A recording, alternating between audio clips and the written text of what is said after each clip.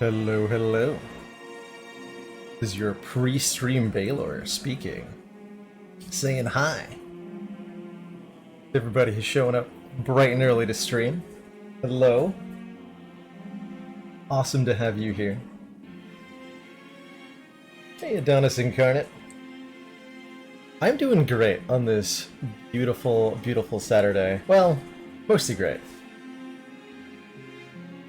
Got a nice workout this morning. Went for a couple-mile jog to the coffee shop near me and got coffee with Chelsea. It was absolutely lovely.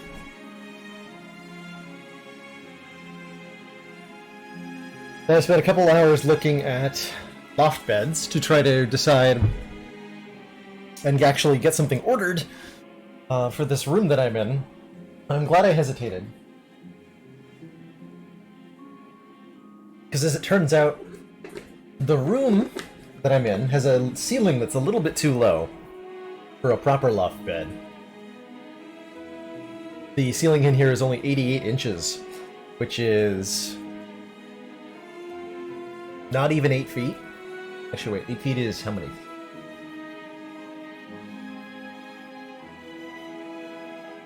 Would be 84.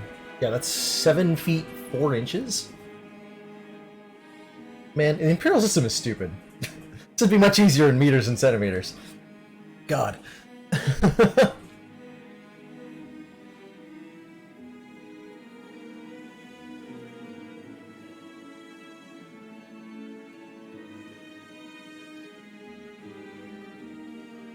So anyway, it's really short. And that means that there wouldn't actually be any room if I got a full loft bed. So I have to shift my ideas for the room around a little bit here.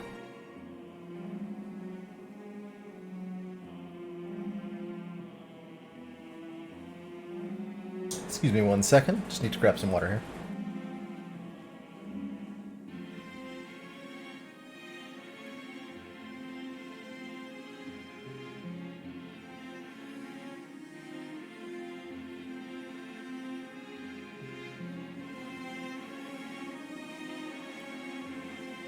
Okay, there we go.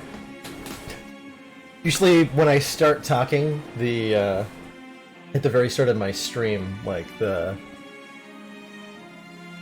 something that my throat needs to do to warm up, so I end up in a coughing fit. Usually like in the first 10 minutes of stream, with some regularity. But it's all good now. So I'm thinking now what I'm going to end up doing with the room setup that I'm in. There should be enough room for not a full loft bed, but like a mini loft that won't fit the stream under it, but I can put basically everything else under it, like my dresser with clothing, storage for computer-related stuff, all that, and then have a separate desk for the stream. And I'm hoping that'll work out.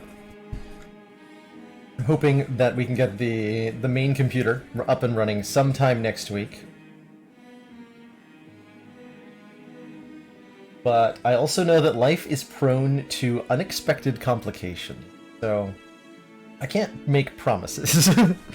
But mostly know that I'm intending to get back to streaming on the regular PC as soon as possible. There's a lot of exciting stuff that I'd like to do, and my capability for doing all that exciting stuff is a bit limited from the laptop. For example, as you in the Discord might know, I was emailed an alpha key for Driftlands yesterday, which I am super excited about. Driftlands is another deck building roguelike being made by the developers of Don't Starve. That looks really, really interesting from the Steam page that I saw. And they're going through a long alpha beta development cycle, but I've got alpha access now, and I'm really looking forward to checking that out on stream. How does it feel going back to regular Spire after the insanity yesterday? It's a pretty regular occurrence that something like that happens and then I jump back into regular Spire. I play Spire in so many different ways. Ascension 15, Ascension 20, daily runs, modded runs, and what it's trained me to do really well, and something that I personally enjoy doing, is like, I think of it as shifting gears in my brain, where I'm asked to transition like entire rule sets of the game from one run to the next, and be able to keep track of all that in my head, be able to use the appropriate muscle memory plays for card picks and stuff like that, which is a really enjoyable thing for me. It's so fun to ask myself on consecutive runs, like, hey, how do you beat the Ascension 20 heart on this run? And then immediately after that, hey, how do you do the Ascension 0 daily and getting as many points as possible? Which is going to involve, like, picking up curses on purpose and playing the fights completely differently, because it's no longer about trading health. It's about making sure you perfect every fight so you can't take a single point of damage. It's chaos, and I love it. I thrive at it. Hey, First Aid. Good to see you.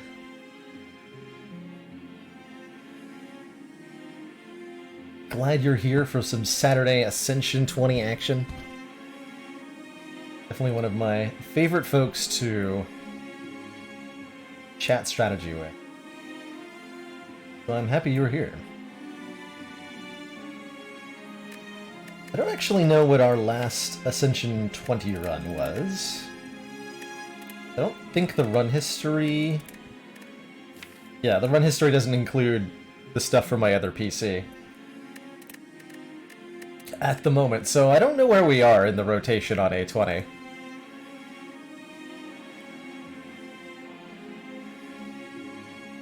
But we had some really wild runs on our last Ascension 20 stream that I'm trying to remember. The 12 strength defect came so close to winning. We had a, I wish I could show the run history for this one, but we just recently had a defect run on Ascension 20. Pick up, at least I think it was on A20, maybe it was on A15. That happened. Can't remember now. We had a defect run that ended up with 12 strength, because it had Duvu Doll with 9 curses, and a 3-lift Gurya. And it almost killed the heart. It was great. Great. Ironclad's my favorite anyway? Sounds good to me. Sounds good to me. Let's jump right on into it. I do enjoy the pre-stream dialogue quite a bit, but I recognize that without a webcam on, a decent number of the viewers actually watch without any volume at all, which is something I find fascinating. I would say, hey, if you're one of the guys who watches without the volume on, raise your hand, but you won't be able to see that or say that.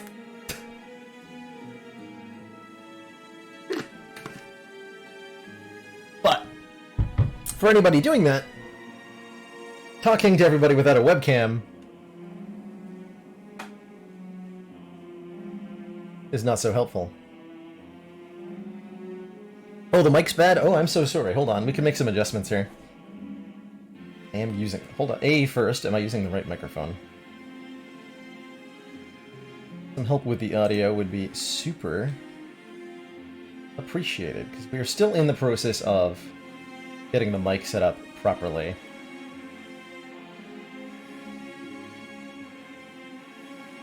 That should be the...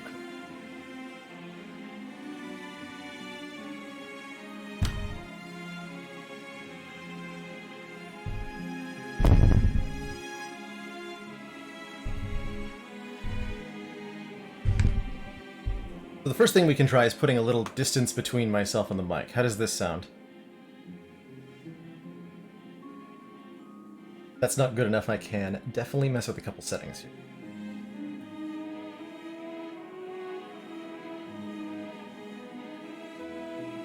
Yeah, exactly, Tom. The microphone now, I I can be assured, no matter how bad it is right now, it's not worse than it was when we first started the stream, that's for sure. That old headset mic was really terrible. I can switch back to using it, actually, if we needed it, if we needed to. I could switch back to that, and we could all enjoy the terror. All enjoy the terror.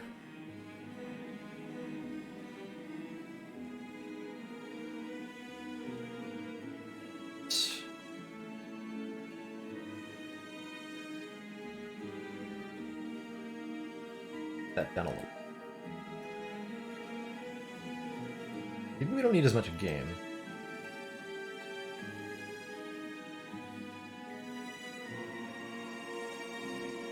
Alright, how do I sound now? Is this better than it was when we started the stream? By a significant capacity? Or is it like the same? Or is it worse? Oh, I did the same thing, Retreat. I often have 2 streams going with 2 monitors, which is truthfully something I should not be doing to myself. I don't have the ability to pay attention to 2 at the same time, really. Sometimes I'll even play both audios at the same time, but usually I don't.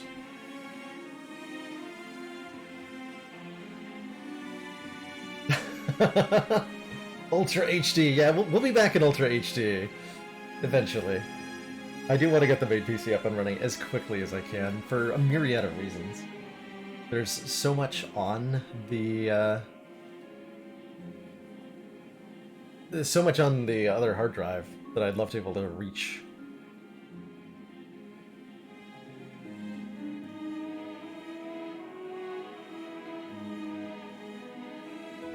Right next to it. Okay. Let's jump on into an Ascension 20 run. And have some fun here today. Slash get our butt kicked today.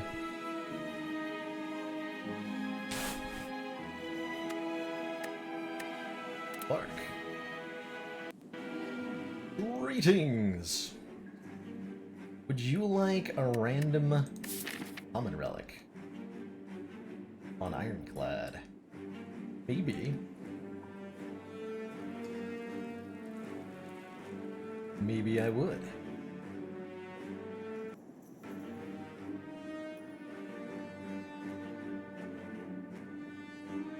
So I can see... Actually, hold on. This route to the right looks better than I thought it was at first glance. So we've got an early elite, followed by Campfire, followed if we want by another elite, followed if we want by the Burning Elite. So if we can get really strong quickly, we can have a really powerful Act 1 here. What does the left side path look like? Do Fire Elite, Double Elite, or and then Fire. Oh, this path on the left side's a lot more flexible. A lot more flexible. So, let's see, this way is going to ultimately get me either 3 fires and 2 elites, or 2 fires and 3 elites, my choice. And we get 3 and 3 if we go up the left, and the Burning Elite. So I guess what we're going to do is take a look at what our start gets, and make our decision making from there. Like if I take a common relic and I get a red skull, I fight the Burning Elite, because that would be a high enough roll. That'd be a powerful enough relic that we could then take the really ambitious path, I think. And if I get something low, we go up the safer path. That could also be used as justification for taking a random boss relic here. If we got something really strong, we would go for the Burning Elite, and if we got something more mediocre, we would take the more defensive path. I think I'm gonna go with a common relic, though. Hey, Mr. Bruno. I am doing great today. Happy to be here slaying some Spire from my new place. Happy to be making progress on transforming my living space at the new place into something really functional. Bronze Scales. Start each combat with 3 thorns. Will not help us a whole lot against Slime Boss.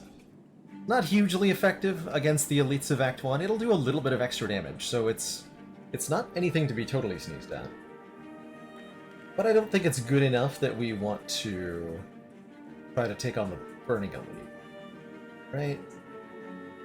I think so. What common relics would I have tried to fight the Burning Elite with? Bag of Marbles? Vajra? Red Skull?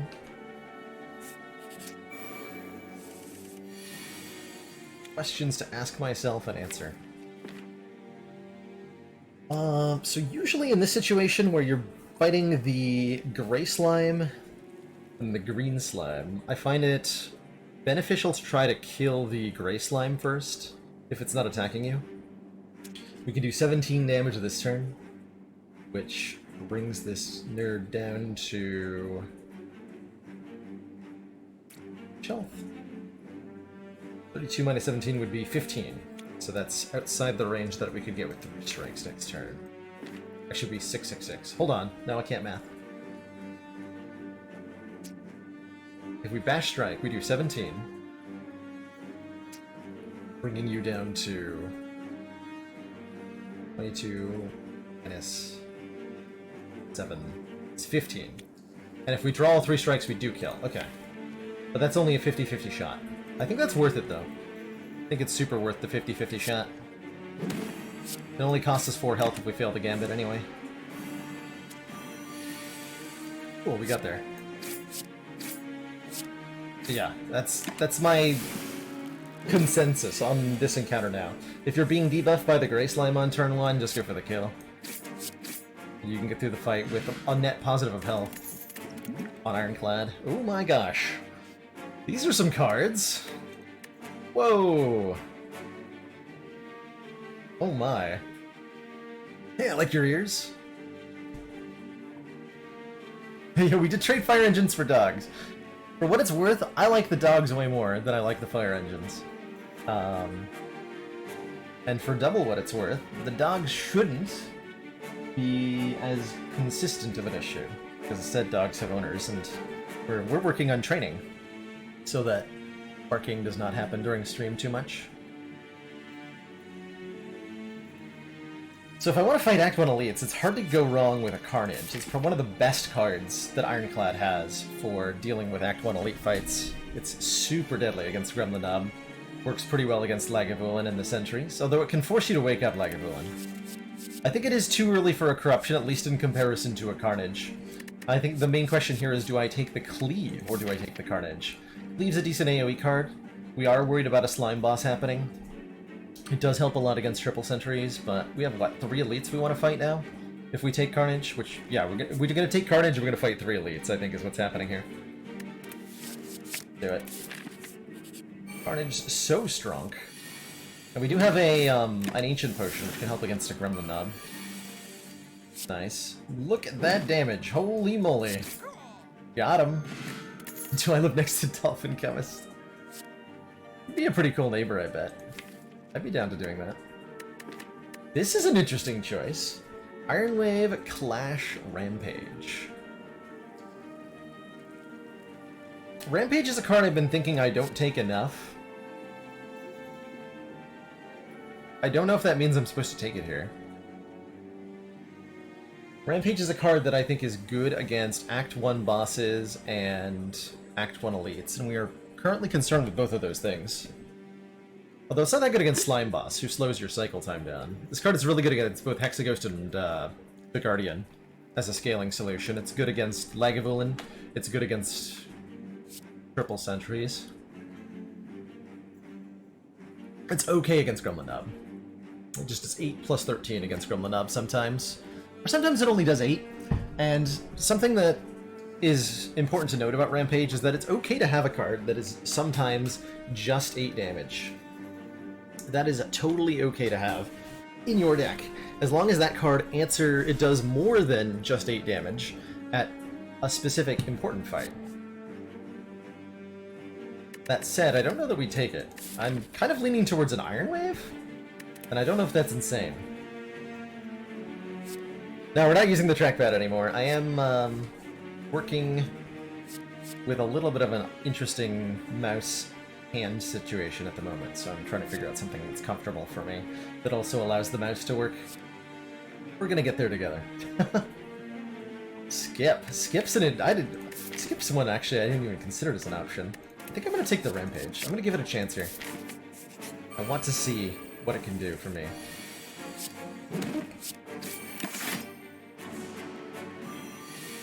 Full health after the first 2 fights. That's not a common thing. Now, this is the one that I skip. Or maybe take an Infernal Blade. Add a random attack into your hand, it costs 0 this turn. Certainly I'm not interested in Wild Strike. Deal 12, shuffle a wind into your draw pile, or Heavy Blades. 14 damage for 2 energy, quote-unquote, deal. Because that's not a deal. Infernal Blade can do really powerful things sometimes, and it's pretty good if you can upgrade it. But we don't have the space to devote to an upgrade. We're upgrading Carnage here, and then we're fighting 3 elites, is what we're doing. So I think this is our skip. I have full health. Hell yeah, I'm gonna take a relic here. Okay, we paid 26 health for an Ancient Tea Set. When you enter a rest site, start the next combat with 2 energy. I am not certain that was worth, but I accept. We do double Carnage? Is that a thing? Doesn't feel like a thing. Does not feel like a thing. How about an Evolve? You draw a status card, draw a card. That would help a lot against Slime Boss. That would help a lot against the 3 sentries. And then allows us to potentially do stuff from there. Yeah, Carnage does get a lot worse if you have 2 of them. That's definitely true. I wonder if this is like Evolve Armaments. And then maybe we add status inflicting cards from there, like a Power Through or something.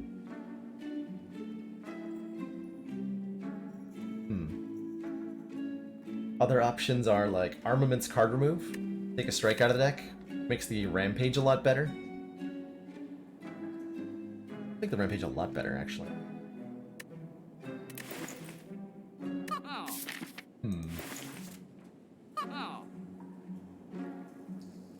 What do we do?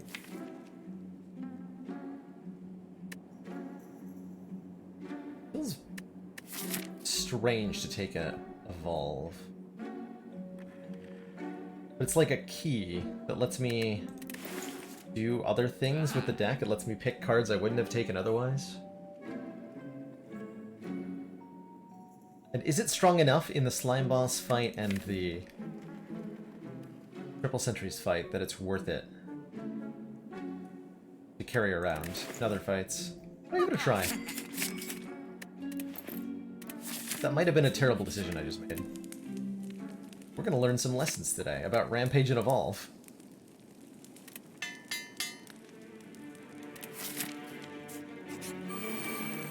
Okay, feeling better about my take suddenly. Feeling a lot better about it. It's definitely worth taking 5 damage to put Evolve into play in this fight. But Carnage must... Oh, I have 5 energy! Oh, Ancient Tea Set! Yes! Haha! Brilliant! Okay, everything's fine. Everything's gonna be good. That was amazing.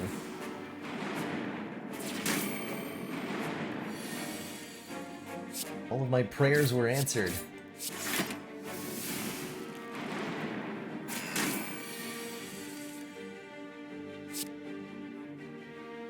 Upgrade a strike and play it? No. We upgrade Rampage and play it. Yeah, okay.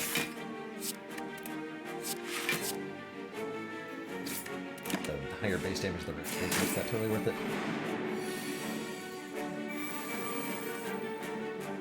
Okay, feeling really good about that Evolve right now. I'm feeling real good about it.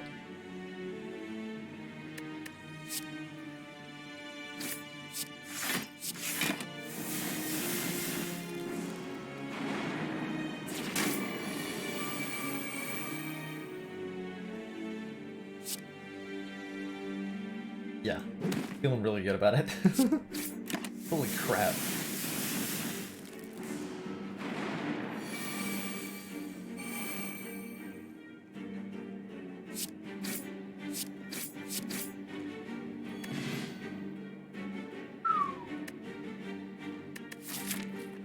That is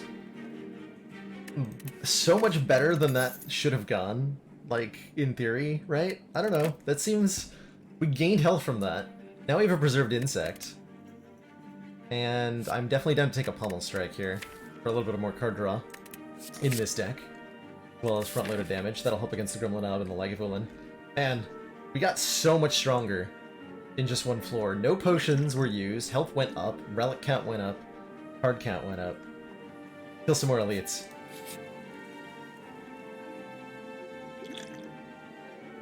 I wish I could afford a removal here.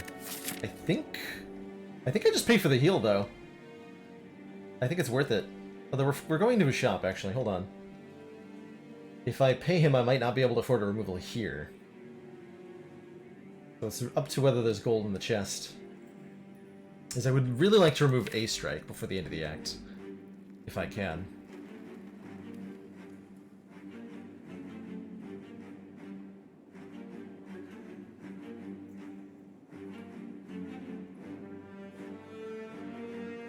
Chat working or just quiet? Guys lurking out there?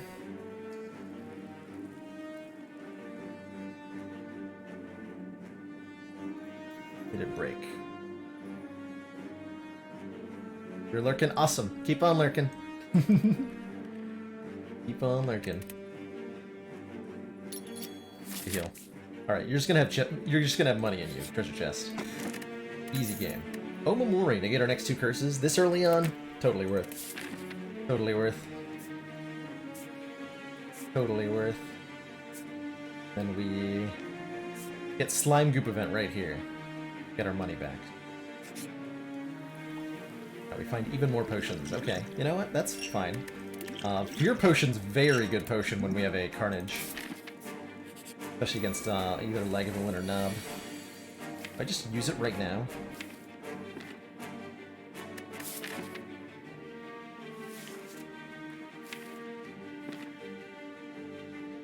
No, we want to hold this for Slime Boss. Right? We actually have too many hit points. If I use this, I'm gonna go to full health after this fight. That's too much health.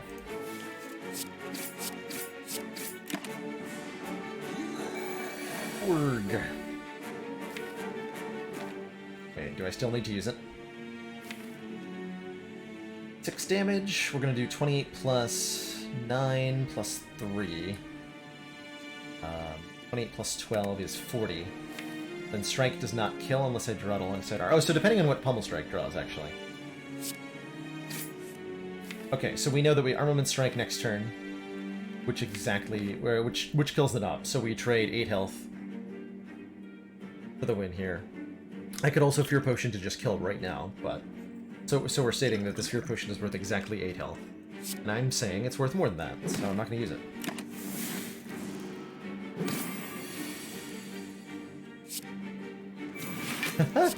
Fair enough, bunny. Those of you playing alongside, tell me about your runs. I'd love to know what kind of in-game experiences people are having in chat. They play alongside. So now that do we take this Wild Strike? Now that we have a Evolve? Not getting a removal, unfortunately, because I paid Cleric. So I think I was supposed to not play Cleric there.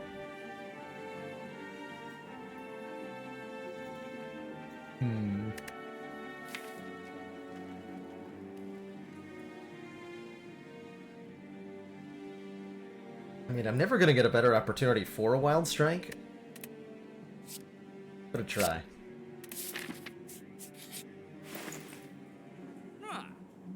Definitely want to shrug it off. That's a card. Okay. Good talk. I really wanted that Impervious, but the shrug it off's fine too.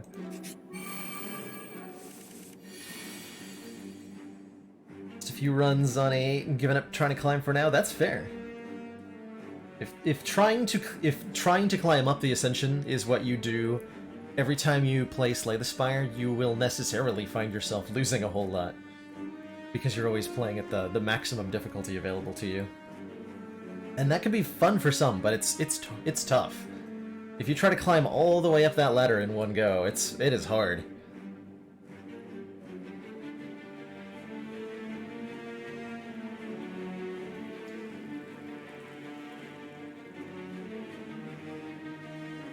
Playing at a variety of difficulty levels, changing up the way you approach the game. At least for me, this has greatly increased the game's longevity for me, and allowed me to get so much enjoyment out of it. Sharknose is like an alternate Impervious. Fair enough. I can take 1 damage here. There's no reason to, there's no reason to block for full 6 here. Actually, I really don't want to, because I have a Centennial Puzzle. But I want to take 1 damage on purpose. Aha! Purposeful damage! This one I don't need to take on purpose, though. Just got your first Ascension 21 with Ironclad earlier? That is awesome, Shurka. Congrats. What? Is that too many attacks?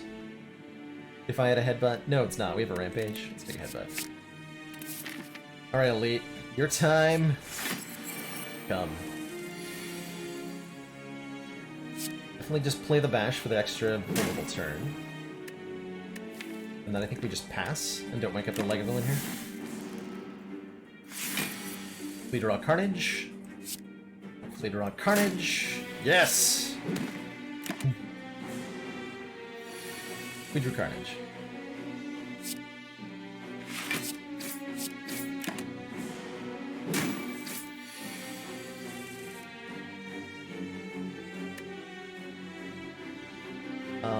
Bash, Wild Strikes. Okay. Singing Bowl. When adding cards to the deck, we can instead skip and gain 2 max hit points. I think it is high time that we do that a lot. We added a whole bunch of cards to the deck very quickly, and the only ones we really need right now are more defensive cards. So when we're not offered them, we'll happily take max health.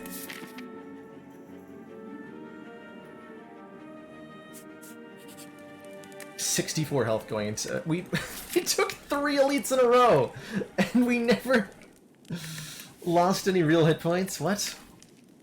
This is madness. Alright, our upgrade deficit means that armaments upgrade is really valuable here. Let's use that. Evolve Plus is not a bad choice here either, but right before Slime Boss, but I think we're handily beating Slime Boss, I think?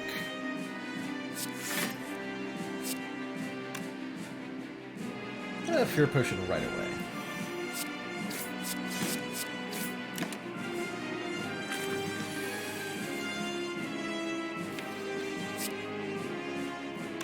So we want to get Slime Boss as close to half this turn as possible.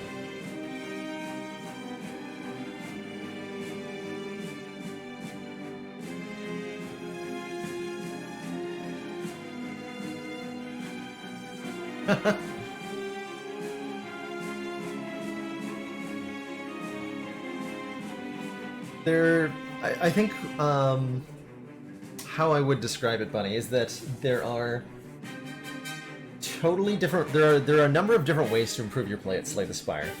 One of those ways is experience. Play the game, find out the hard way, what works and what doesn't work. And you can definitely beat the Ascension 20 Heart, like, a lot, just by doing that. You can also take an approach of game knowledge, where you learn as much as you can about every single circumstance that the game can create. And... big math in my head there.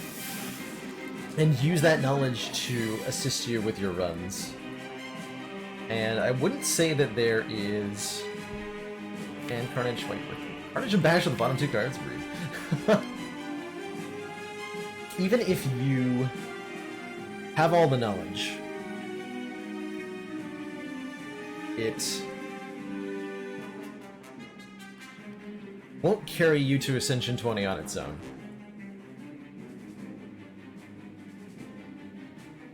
But it's so incredibly helpful, and it can help you identify situations where there's something to be learned.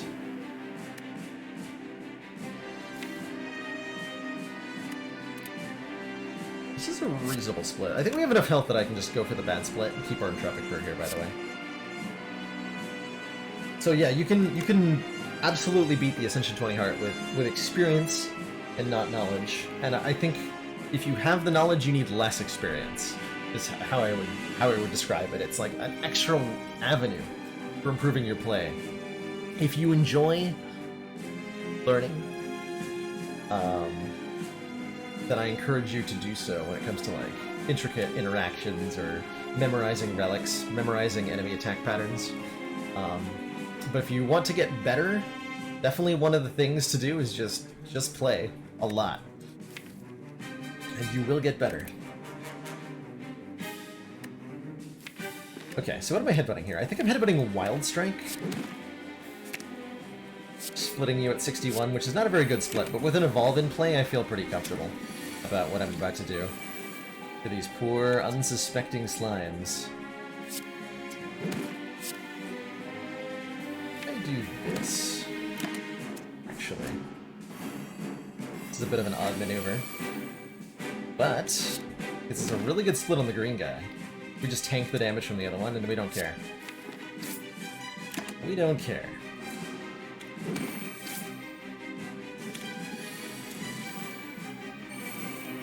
Let's go ahead and upgrade the entirety of our deck. Sound good to me?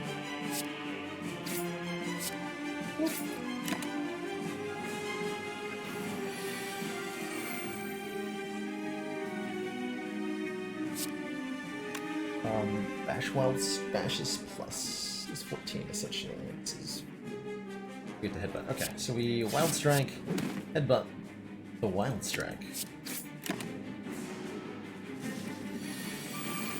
And get him.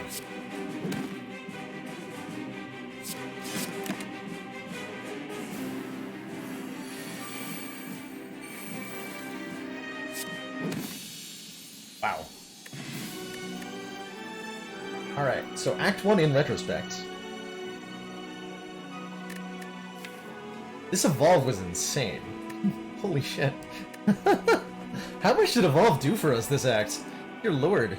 That Sentries fight was free, that Slime Boss fight was free. And we were able to take a Wild Strike and feel okay about it. This does not mean, by the way, that we are an Evolve deck or anything of the sort. Just because we have taken this card, and what it has done is allowed us to leave Act 1 with a whole bunch of good relics. And a reasonable set of card additions, and good potion resource. And if this card never does anything again, that's okay.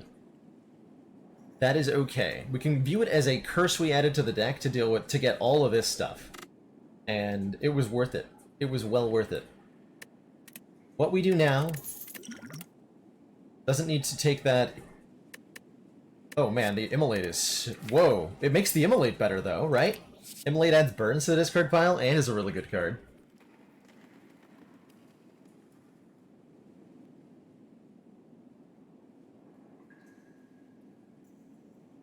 That's interesting.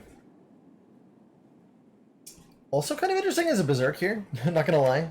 I could see taking Berserk. Because this deck definitely wants more energy. So if we don't get an energy relic, I'll be very sad. I'm taking the Immolate though. It's too good. Yeah, I'm gonna be very... Wait, no, this is an energy relic. There is a Sozu here. Gain an energy at the start of a turn, but we can no longer obtain potions. Other option is Black Star.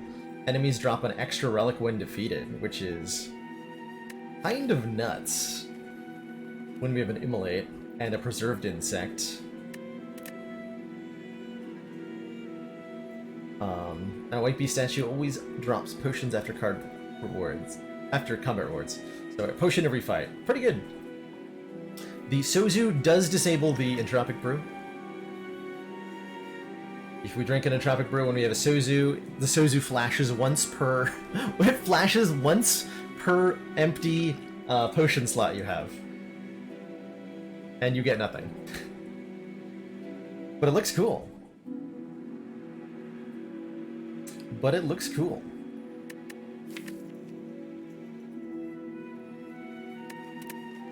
I'm really tempted to take Black Star. I think we're very capable of beating elites in Act 2.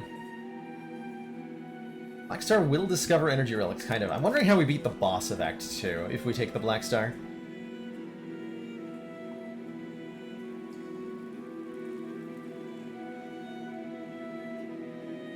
I guess one of the several relics we get will determine that. We're gonna need a corruption.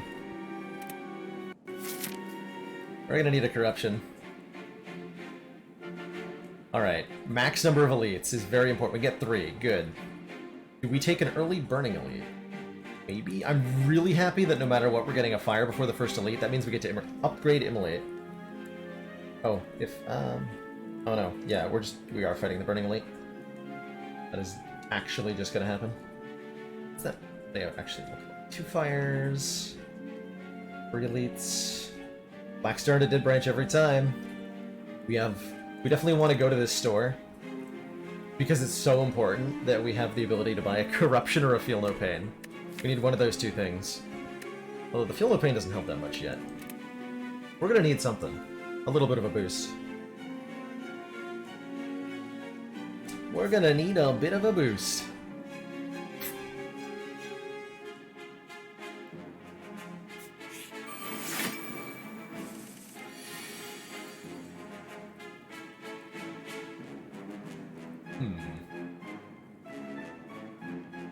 This fight's gonna hurt.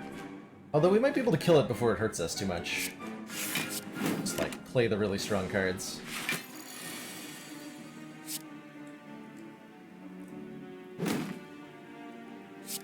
30, yeah, we just kill it next turn. No way to block, so no worries about that. And Immolate does more damage than... No, Immolate and Carnage do the same damage? Huh. Neat. Neat!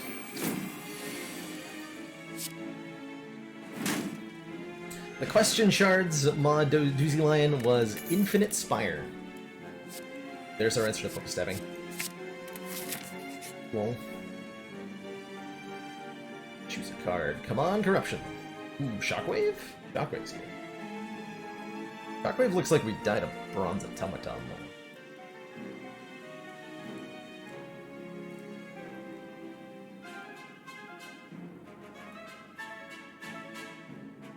Yeah, one of the reasons I try to stream like a wide variety of different ways to play Spire is not only like it's so that I can how do I describe it? I want to show people that there are a bunch of different ways to play Spire, and I want to reach out to people who play Spire in different ways, welcome them into the Spire community, and I want to have fun. Maybe I'm supposed to take Anger here. And because I'm an entertainer and people like variety. Like, there's so many reasons. There's so many reasons. Could take another Shrug. I think we might actually need an Anger, TBH. The more I think about it. It's like the only way I currently see us beating Bronze Automaton is if we start playing a lot of Angers. We need Strength Scaling at some point. Oh, that'll do. Haha! Ask and ye shall receive. That'll do. That is the strength scaling. It's not like the best strength scaling. It's good enough. Do I want a Whirlwind on 3 energy with an Immolate already in the deck? No, I really don't. I do want another Pummel Strike, though. But I also actually more want a Strike Removal. Is there anything else I can buy here? Nope? Okay, good talk. Good talk. Upgrade all your strikes and defends? Okay. That helps. A lot. Yes, please. Yes, please. We are now strong enough to fight the Burning Elite pretty comfortably, I think. Those upgraded defends are huge. And we get to upgrade our Immolate. Excellent. Excellent. And then our after Elite upgrade will be determined by what we fought. If this isn't the Book of Stabbing, we'll upgrade Disarm at this fire. Or maybe we have to rest, depending on how this went. And if it was the Book of Stabbing, we'd probably upgrade something else, like Inflame. Hiya!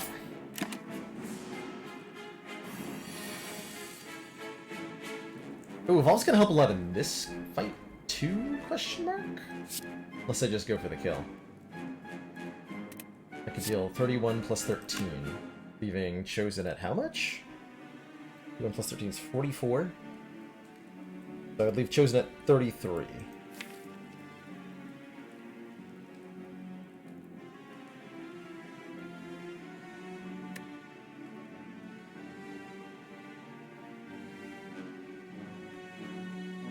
Oh, I'm glad that helps, Bunny. Yeah, there's so many things in Spire that are, like, context-sensitive. I think it's really easy to look at cards and see how they can be...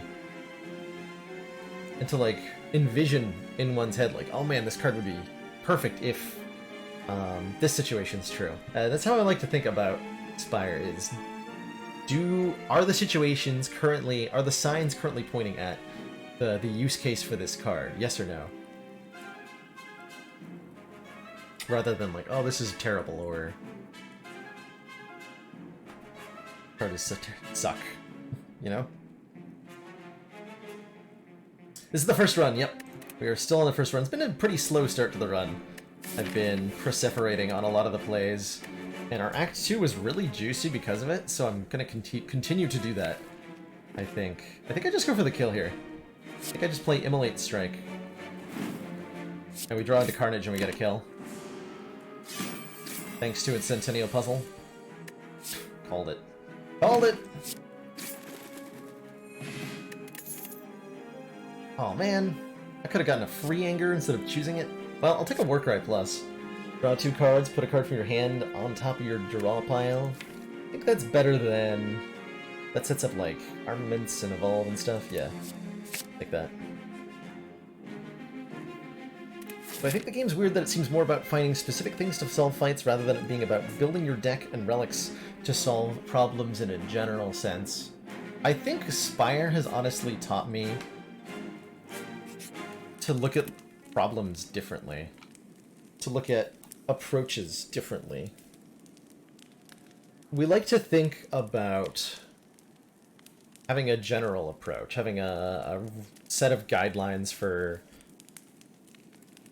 I don't know, your tactics in a fight. Let's say you're... I want to draw comparisons to another game. Let's go XCOM, because I know that one. You want to build your squad to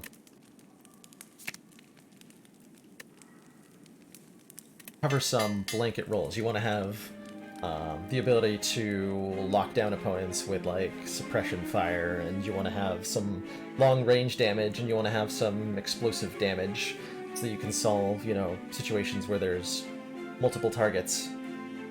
And I think if I were to go back and play XCOM, I wouldn't think so much about, like, how is my squad at doing AoE, how is my squad at, you know,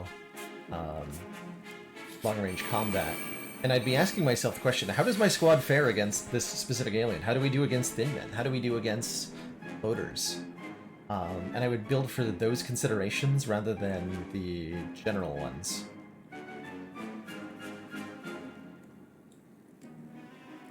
I think it's what it's taught me is that context matters a lot.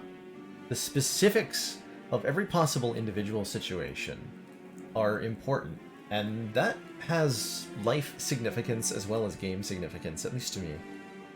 There's a repeating pattern to be seen there. It's like you can reflect that onto the way that you treat people. You know, like we have rules for politeness, like say hello, and you should care about others and be polite and stuff like that. But knowing the specifics, knowing what an individual truly needs is far more important, far more significant to that person than following some sort of general set of guidelines. So I don't know. I think it's a game that has forced a total evolution of my thinking. And I don't know if that says something about the game, or if it says something about me, or if it's the interaction between the two.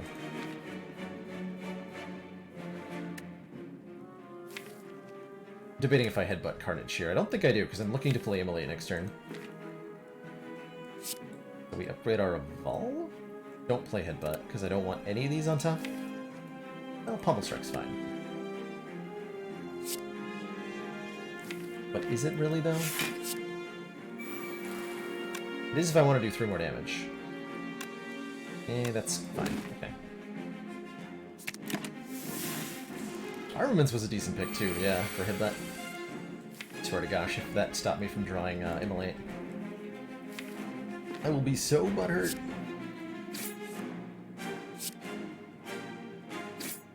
No. So we're just giving Grim Leader a chance to not attack me this turn. Good. Do I actually want to put Immolate? No, I don't want to put Immolate on top, because... So here's an interesting thought. Here's a improve your Spire in battle card playing lesson 101 here. Not even 101. This is like advanced shit, actually. So, I've got a couple options.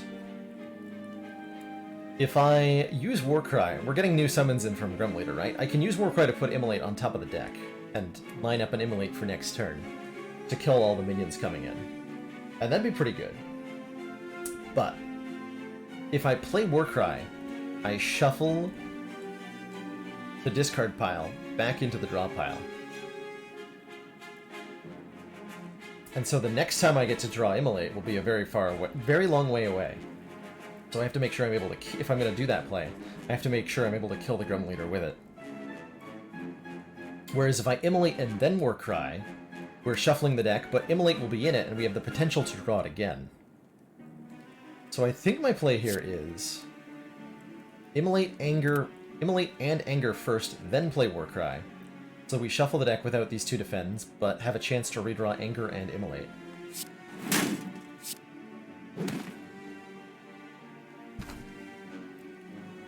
If we redraw the Immolate, we can put it back on top. Just do the damage.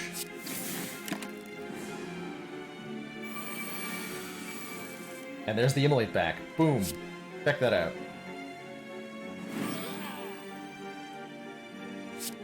Check that out. Beautiful.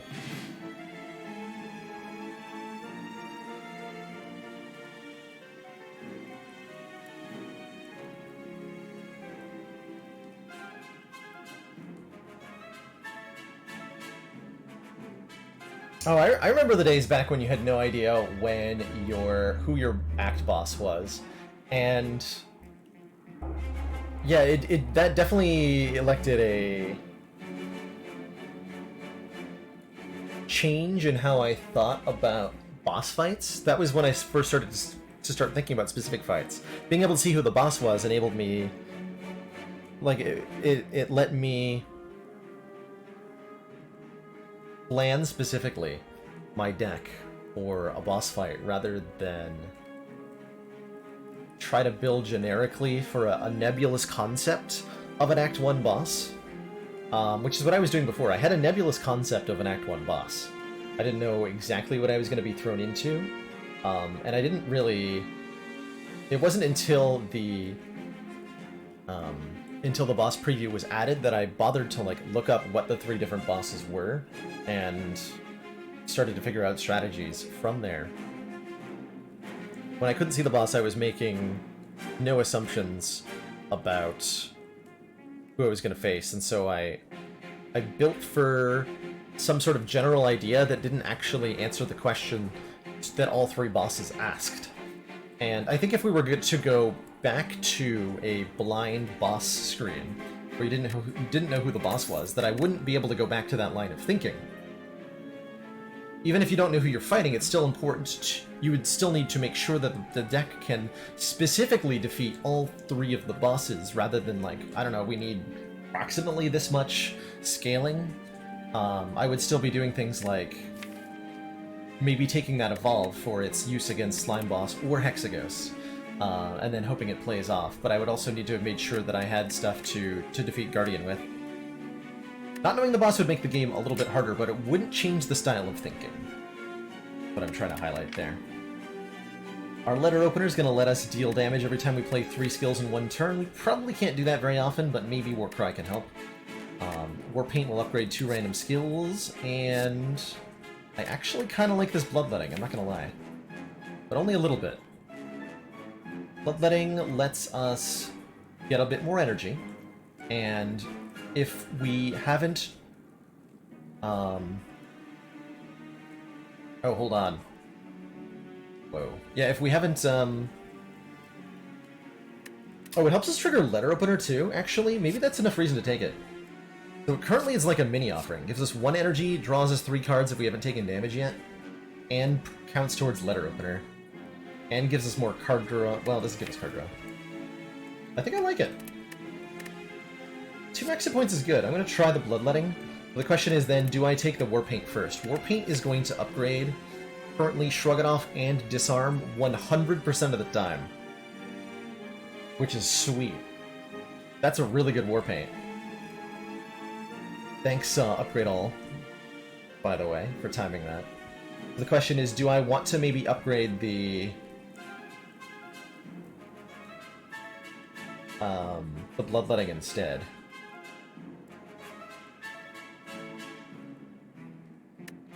I think I do. Alright, we've got Shrug It Off, Bloodletting, so I'm going to upgrade Disarm here. Because we did not fight Book of Stabbing. Frozen Egg says, any powers we add from now on will be upgraded. I think we're looking for quite a few powers still, so I would like to take that. I would like to take that.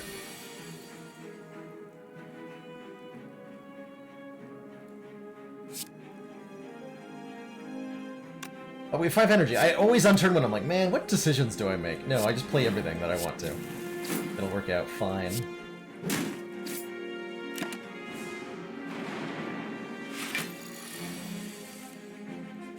Mini offering, go! Yeah, that was pretty good. I'm trying to bash through the Spirit Guardian for next turn here. What's the best way to do this? Certainly I'm playing Defend, right? If I do Bash, Wild Strike, Strike, that's 30... exactly 35 damage, so they would have 8 left. So that's not enough. In that case, you're a jerk.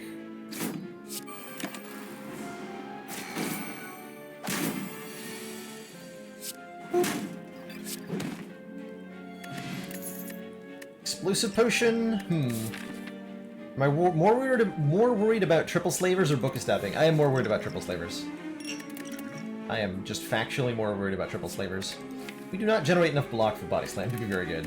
Take max health. Take max health. That's a Book of Stabbing.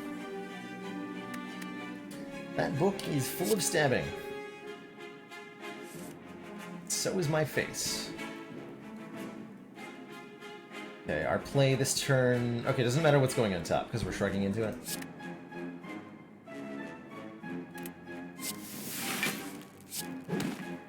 I want to get Evolve played for this fight. And so, because I played Evolve, I actually kind of want to take the 3 damage. I do. Should be fine here. Our main goal is to draw Disarm. Not like that. That's not drawing Disarm. That is not drawing Disarm.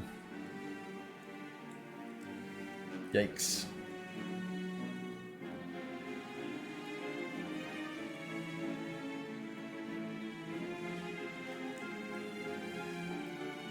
What to do here?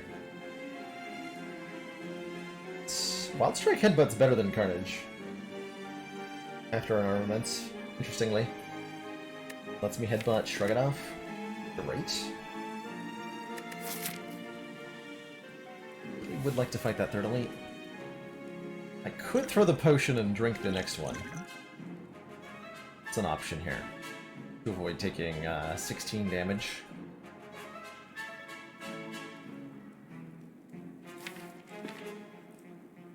I'm just, like, sufficiently worried about Triple Slavers, apparently. I'm really worried about that fight. Yeah, this is 29. I can also bash. Bashing better.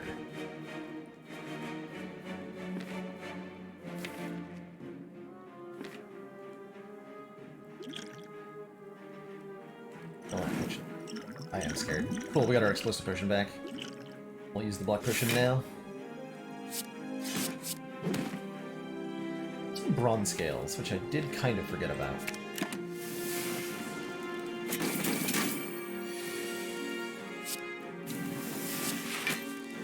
Better opener, go!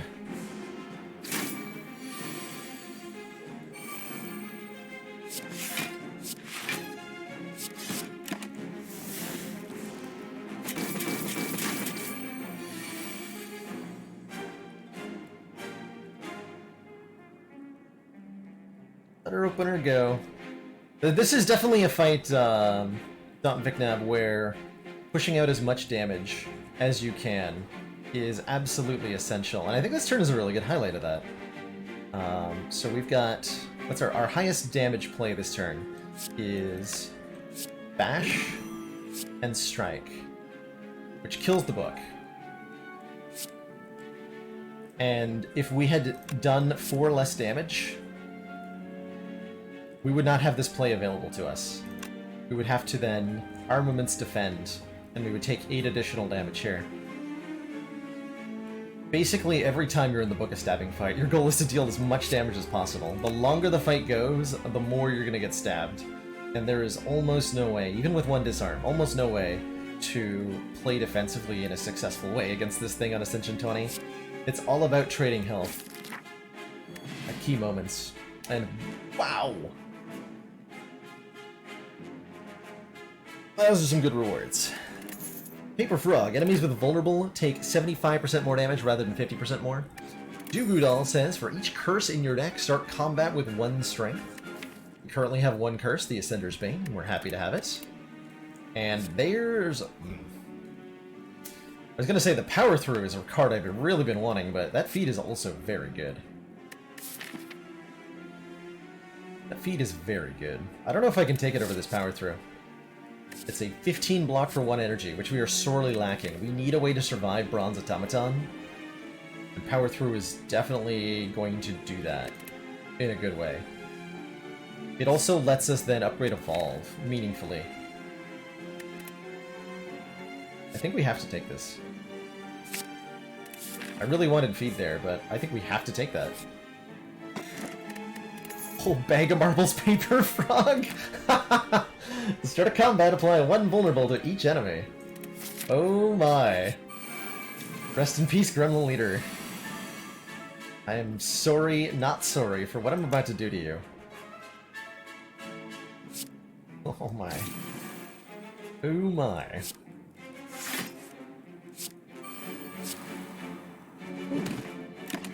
Bad horns. Rude. Can't do that. Oh, that's illegal. Aw. Fine.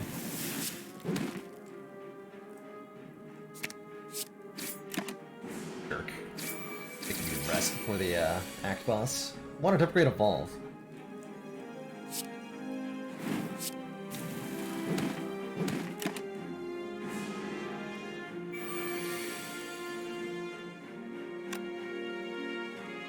So we just... That seems pretty effective. I could bloodletting to get a kill now, but there's no reason to. There's no reason. Oh, Regal Pillow. Okay, so when we rest, heal 15 more. And if we play 3 attacks in a single turn, gain 1 dex. And one of these cards, if we would like them. Well, I don't think that Rupture's very good.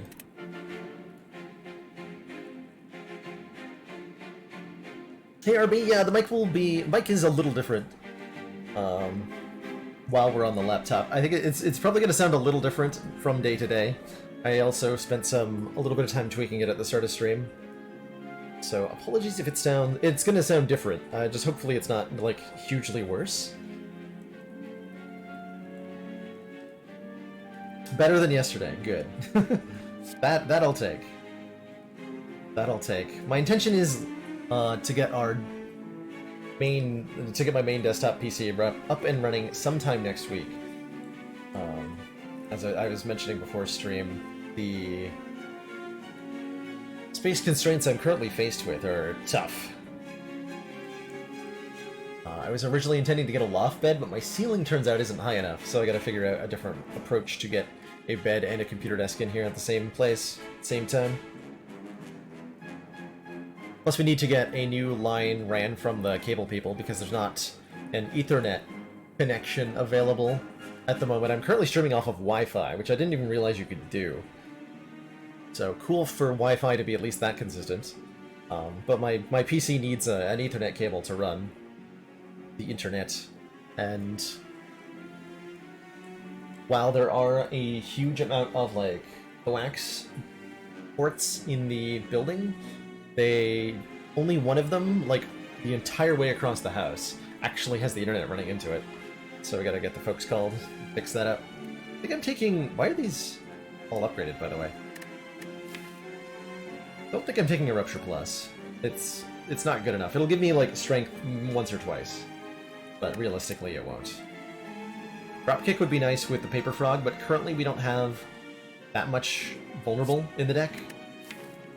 We have Bash. It's not even Bash Plus. We have Bash Plus, Bash Not Plus, and Bag of Marbles. And another Headbutt. I'm going to take 2 hit points here. Do I take an event? Yes, I have a worry. Ooh. Ooh, is this a Jax deck?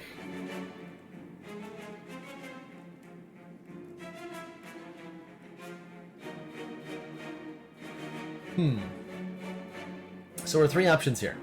Test the Jax. Become Jaxed. Lose 3 health, gain 2 strength. Become a test subject and transform 2 cards. Any powers we get will be upgraded. So I wouldn't be opposed to transforming some stuff here. Or we can get the mutagenic strength. Start each combat with 3 strength. At the end of your first turn, lose that 3 strength. Goes really well with our Bag of Marbles, right? We do massive damage turn 1 if we take the mutagens. But I think we're desperate enough. We need more strength scaling. And I think Jax is going to help a lot with that. Especially with Centennial Puzzle and Letter Opener. It interacts positively with both of those. We said we were resting, and we are definitely doing that. Jax and Puzzle. All the energy in the world. I want to strip the artifacts off this nerd. Basically as quickly as I can. We're buffing Rampage, or do I just want a Letter Opener here? And am I full blocking? This is, what, 32 damage? Do I actually need to block more? 8 times 4, yeah, that's 32. A lot of damage on turn 2, Mr. Bronze Dematon. That is a lot of damage. Okay, if I was going to headbutt something, probably be Power Through. We're being attacked for quite a bit of damage next turn. Immolate is being stolen alongside Bloodletting. This one's taking Immolate, this one's taking Bloodletting. Let's weaken the one taking Immolate. Guys, when they do their big debuff, they're always taking the rarest card out of the draw pile, and since they act left to right... Oh, since I headbutt Power Through, that I actually might get stolen now. Whoops. So we know this one's taking the rarest card available, Immolate. And then this one will take one of our 2 uncommons, either Power Through or Bloodletting.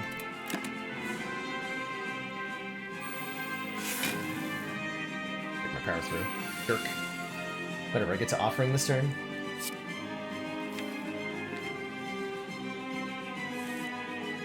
I'll take it.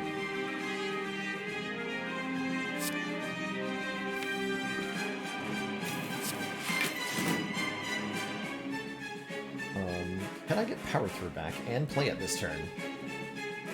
14. Yes, I can. There's gonna be so many wounds in this deck. Oh, we have Kunai! Oh, man. Okay, yeah. We got the defensive scaling necessary here. It's gonna be great.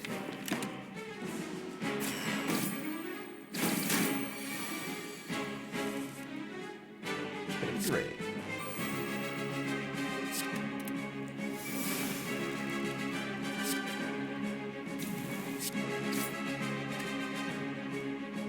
Yeah, we need to push damage. even if it means even more statuses in this deck. It's gonna get out of control pretty quickly. Oh, hi there, Hyper Beam. Fancy meeting you here. Hoping you'd wait another dozen turns or so before you did that in my face.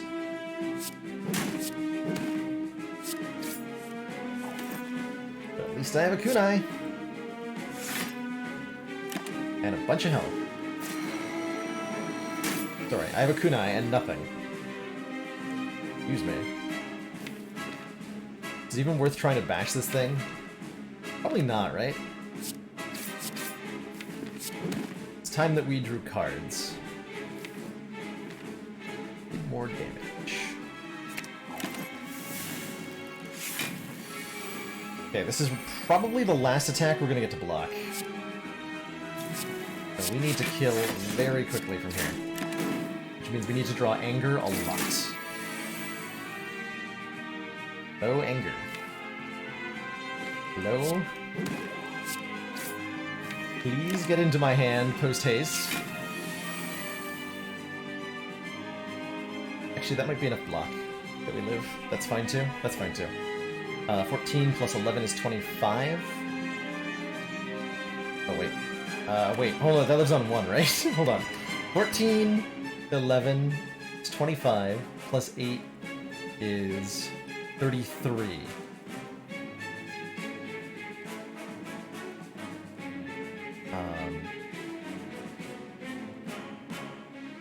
What do you mean by this? So we lose 15 health. We live on 1 health if we play all 3 of those block cards. And then we win. Okay. There might be a route, there might be a way to escape the fight with more than 1 hit point. But the idea of trying to figure that out makes my head hurt, and it might be a gamble. So I'm probably just going to block as hard as I can. And survive.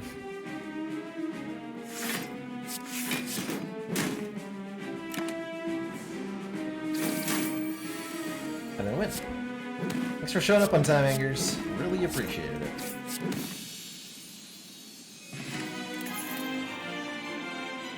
Glad we rested. That was a close call. And this sure looks like a demon form deck to me, right? Wants strength scaling? We need more of it if we're gonna beat later bosses, and demon form's a fine way to get that. Certainly, I think Juggernaut's very helpful. Juggernaut's not very helpful, excuse me. And double tap doesn't do a whole lot either. Take a demon form. Aha! I see. Are we a Snecko deck now?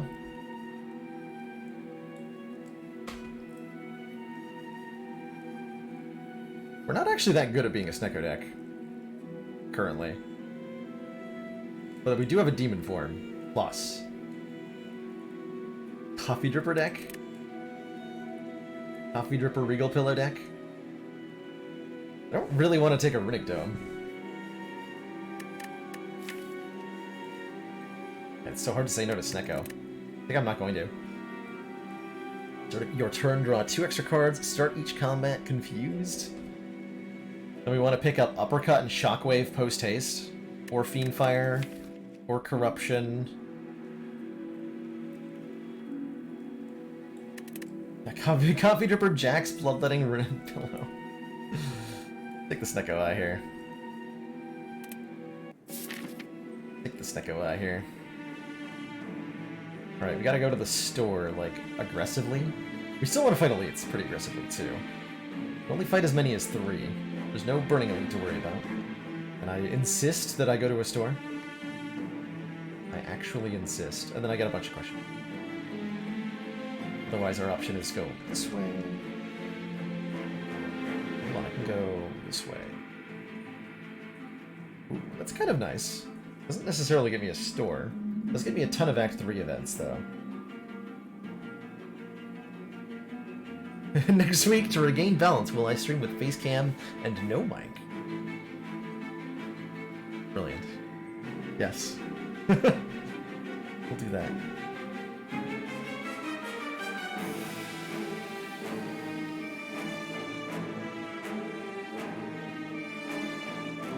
Kind of like that. We're not guaranteed a store, though. We just kind of have to hope that one of these question marks is a store. I'm digging it. They're doing it.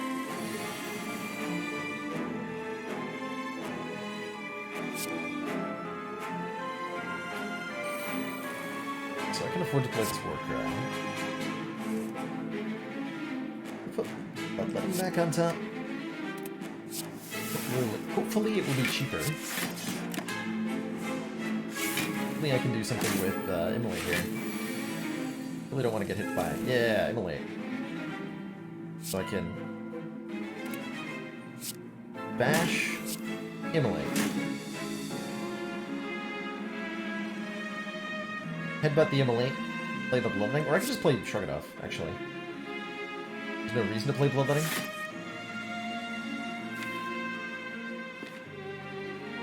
Well, the reason... yeah, just play now. We have Demon Form in play, we'll kill them all pretty quickly. It'll be fine. Nothing bad could possibly happen.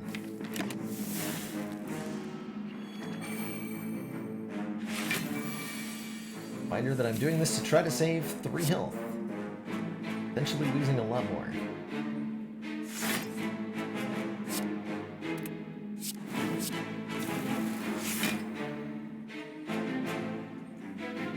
If I disarm you, you go down to 10 times 2. What is this? 26. Yeah, we got full block. Okay. Want every hit point I can get. After that Bronze Automaton fight. Feel the need.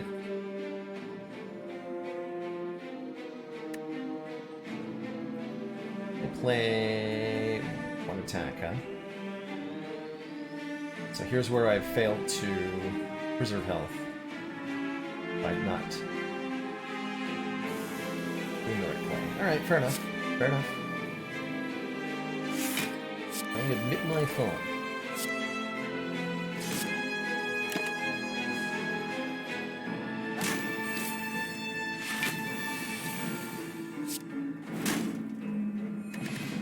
Got a block potion though, and I would really like a Trigret, quite frankly. Well, would I? Now that I have Snecko Eye.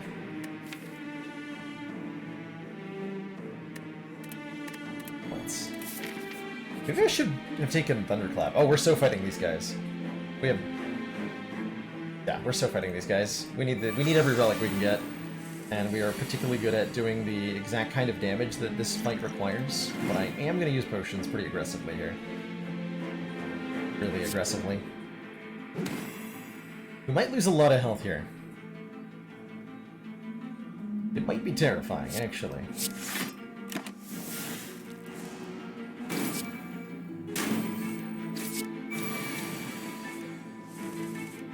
Oh good, it wasn't terrifying. It was fine.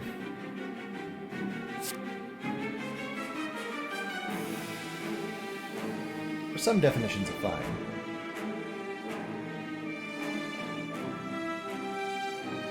How much is this? 29 plus 10. It's 29 again.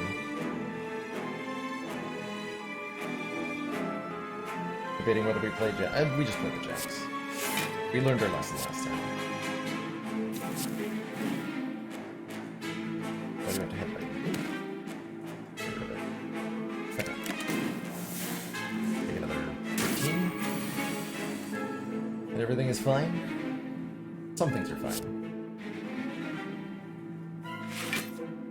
In fact, everything is not fine.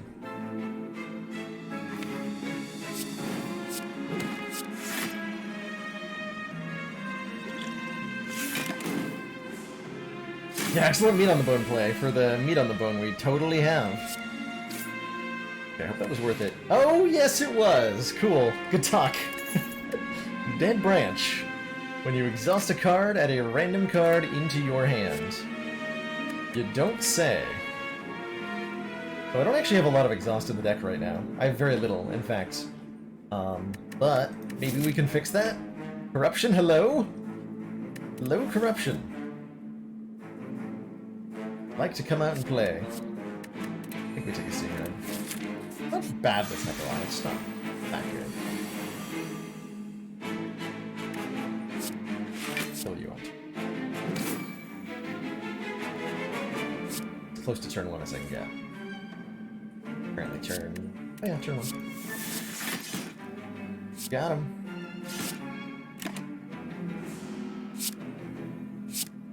Is the new card from the branch affected by the Sekoi? It is not. No, Confusion will not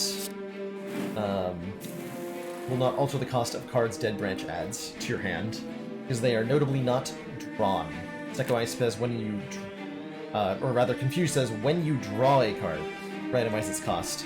And anything that bypasses the mechanism of drawing from your deck and doesn't use the phrasing draw, so add a random card into your hand, anything along those lines will not be affected by Snekoi. And that includes cards like Hologram, put a card from your discard pile into your draw pile, Seek, put a card from your draw pile into your hand. Anything along those lines also bypasses Snekoi.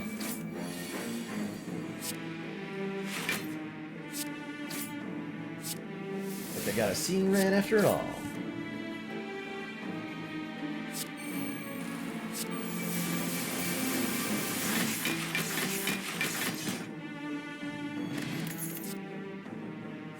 Then we have Snekoi and Dead Branch. A second Carnage seems pretty reasonable. Alright, we need a shop. I'm definitely gonna look at cards here. There's a lot of cards. Yeah, that one's pretty good. Plus we have a Singing Bowl, so we want to just gain max health. We just want to gain max health. Chrysalis is shuffle through random skills. They cost 0. This gets overridden by Snekoi, so we don't want it, even though it's a nice 2-cost skill. I'll super take an Apotheosis. Ooh, is it time for Evolve to leave the deck? I wonder. We have a lot of wounds and stuff. So maybe we just take out a strike. But strikes are good because of Kunai? This deck is weird. This deck's really weird.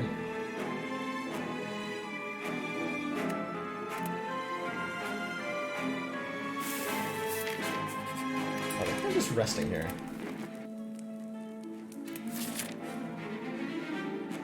Did not find the store we were looking for. We still have 2 more events.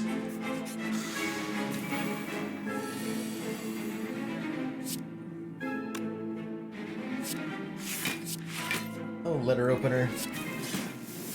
I like you so much. You be my waifu.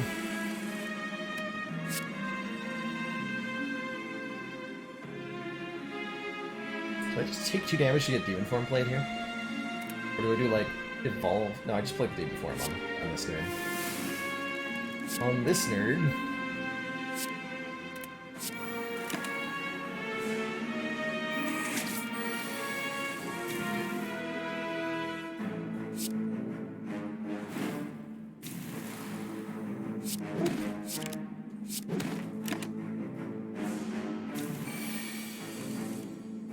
That's a lot of damage.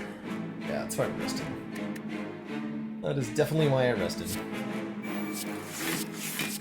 Thanks.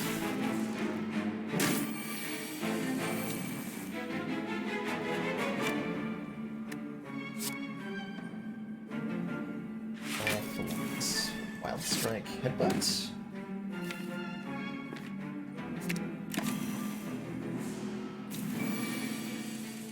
Then it would be really nice if I could somehow kill this thing right now. Oh, that helps a lot, actually. Got him.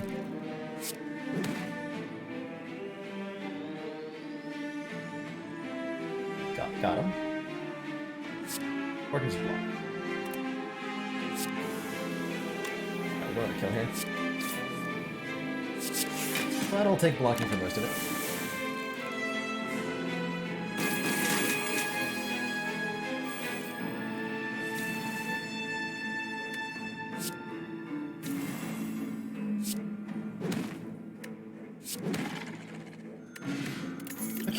Potion Restored. Is Entrench a good card? In this deck, not really. Looking for something to use as a way to maybe win from here. We need to get a lot stronger very quickly than we are right now if we're going to survive Act 4.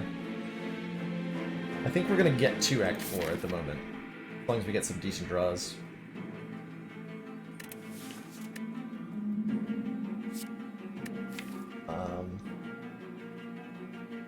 Rough.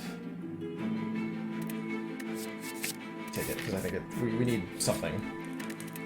It might not end up being the thing. We need something. Bottled Tornado. Man, we could have had Bottled Demon Form, huh? Oof.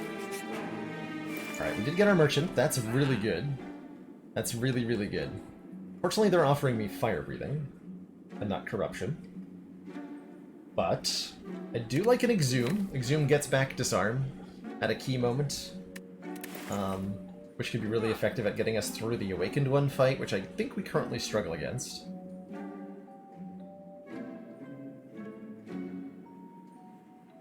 And I maybe pick up an Ancient Potion for the Heart to block the Vulnerable.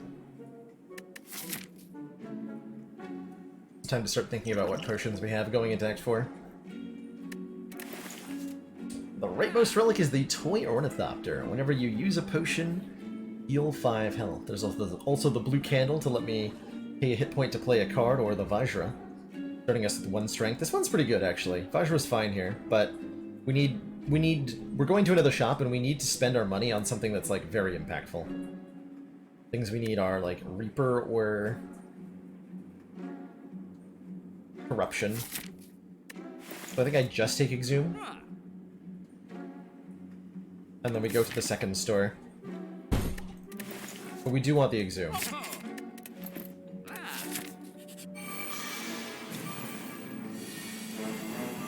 Very much do want the Exhume. Fight, by the way.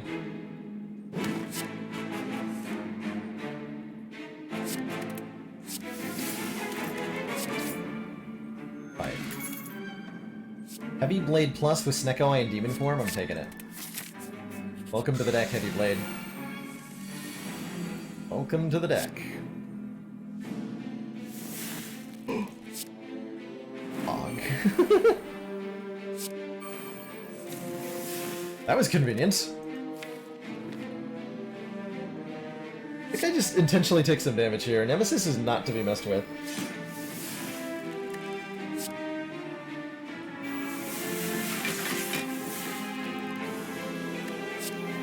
There we go.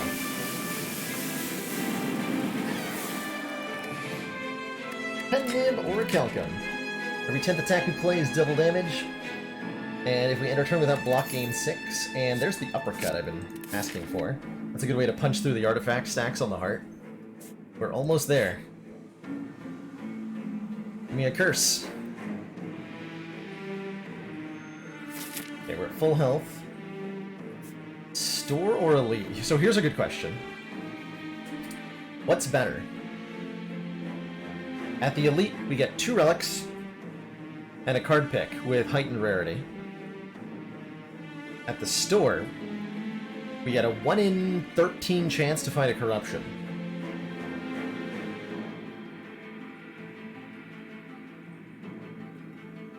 Which one's better?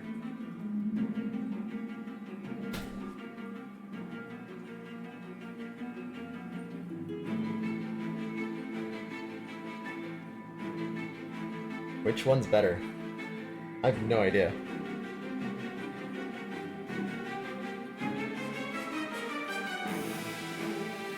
One in 13 chance that we just pretty much immediately win if we get a Corruption or a Reaper in this store. We just want to look at as many stores as possible. But we do get something if we fight the Elite.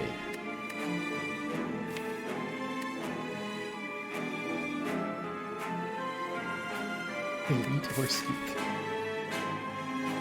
Alright, let's go for the Elite. Take a Reptomancer on. We might lose a lot of health here. Fortunately, we drew our Immolate on turn 1, so that's nice.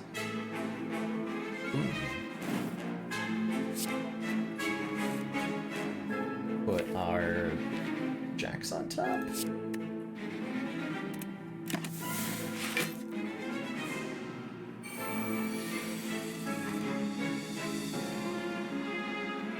Lose some health here.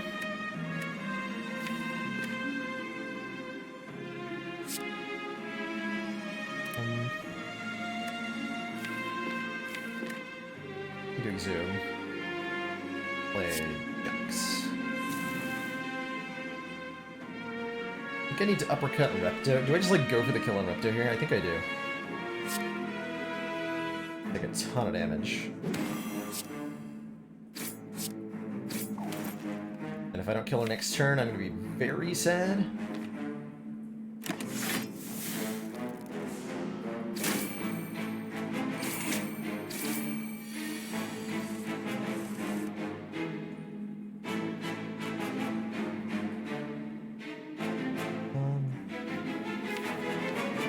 Yeah, very sad.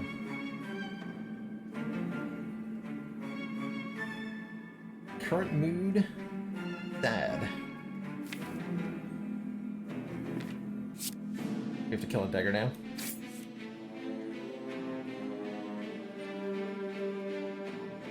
Can't even play that. Damn it. It's so rude.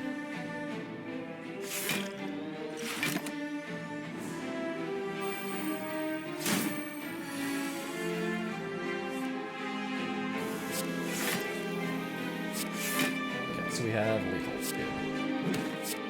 Took a lot out of us. But we got ourselves an anchor, start combat with 10 block. Red skull, if we're at or below half, we have 3 extra strength. Regen potion to get more health, and a corruption!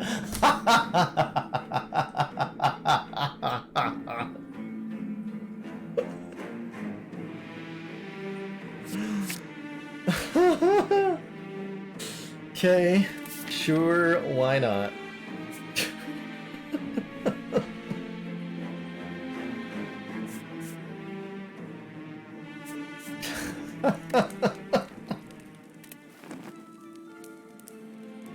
Oh man.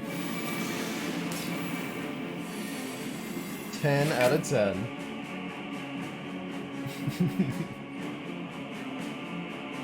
Wow. That's one of my favorite things that's ever happened. Yeah, just install open broadcaster software and you too can be this good at Spire.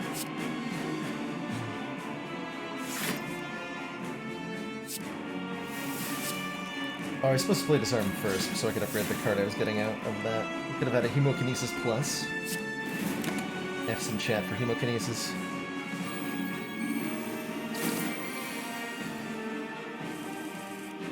Yeah, we're just playing that, right? Is it too... Not many skills. Disarm Plus, though. Fine. This time I do actually play the other stuff first. Oh, we got another disarm too. Easy game. Easiest game. So what's the optimal strat here? And I start exhausting other stuff before I play Demon Form, just in case I get a dual wheel or something? Okay. Complicated, I like it. I like it. Get out of my hand. Zoom. Disarm. Disarm. Armaments. Bit of disarm. I spot to weakness. Oh, I shouldn't be playing all of these. Okay, we're using neither Entrench here. I should have used one of them. That's okay. We have Hennib. Means that Pummel will just kill a bird. Pretty hard here. If we're getting played now? Not yet. I'm not ready.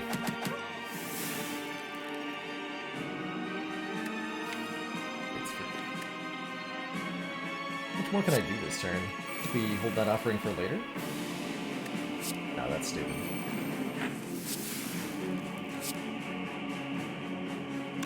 That's ridiculous.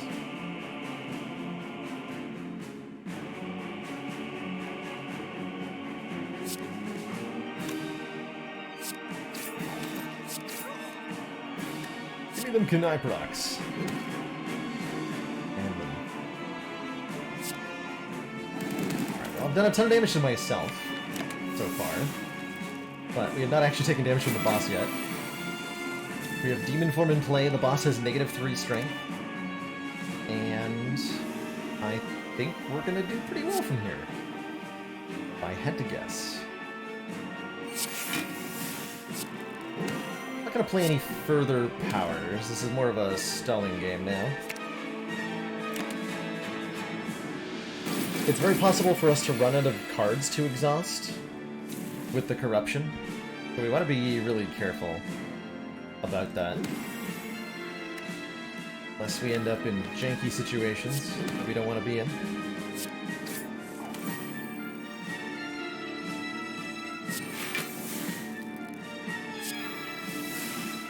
Nice. This one I have to play. Yeah, Beam Fire in the deck is really nice to have for phase 2.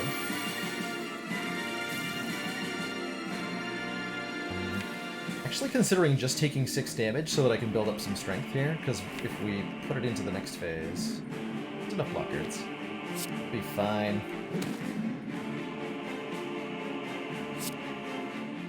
I am gonna play that. Custom play, lose 1 health every turn but deal 7. Okay, good.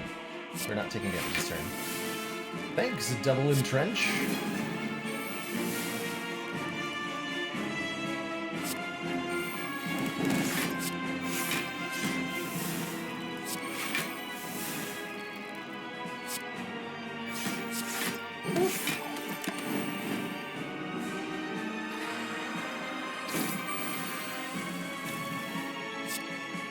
Oh boy, a free corruption.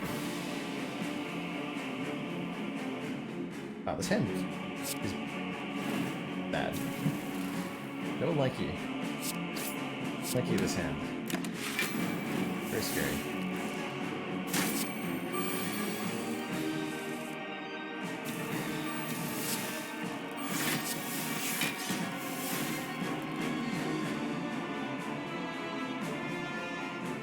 Can draw for turn.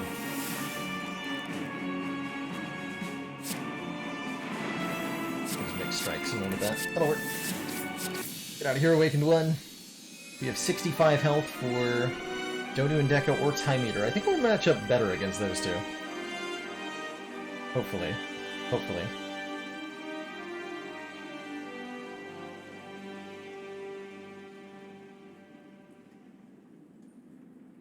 Oh yeah, so to address the discussion going on in chat about upgraded corruption versus not upgraded corruption, I don't know. They changed something about upgrading Snecko-costed cards that have cost reductions recently, and I haven't played around with it enough to get a definitive answer to the question. So I actually don't know what happens if corruption is cost 1 and you play armaments, for example. Okay, Demon Form turn 1 is really nice here. Hello. Hand deliver me this fight on a platter, why don't you? To me. Build Donu first, I think. I have in the past, I have seen armaments increase the cost of a card. I don't know if it can do that anymore, but I have seen that occur at some point in the game's development. Is that a good thing? Is that a bad thing? I don't know. We don't want to exhume yet. Do we want to exhume ever? No, we just want to turn it into Dead Branch cards? That on top turn. Upgrade the Demon Form.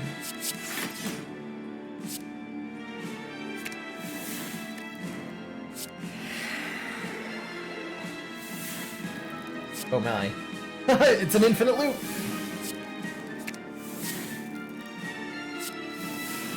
Yeah, we got a whole bunch of upgraded cards added thanks to the triple apotheosis play. Obviously. obviously the smartest play in the Spire. Which is weak and then vulnerable. I think I can get a kill this turn, but I can sure get close to it.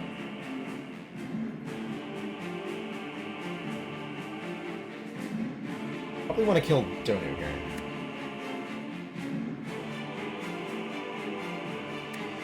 We go uppercut. Dash. Offering.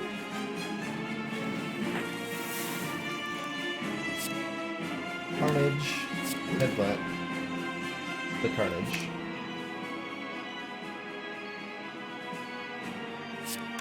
Armaments Shred.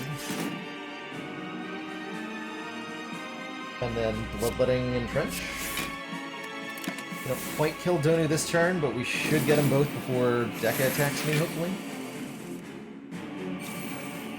Okay, that went pretty well. It's okay to do a bunch of self-damage here, because we're just going to heal the full anyway, so let's just play everything. Which is apparently a whole bunch of demon forms. That's what I'm playing right now. Demon forms!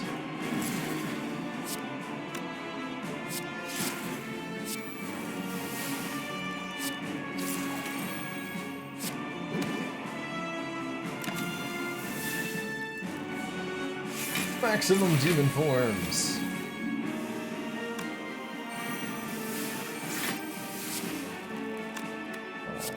This many blocks in card, blocks in hand. I'm gonna go with that Juggernaut. Thanks.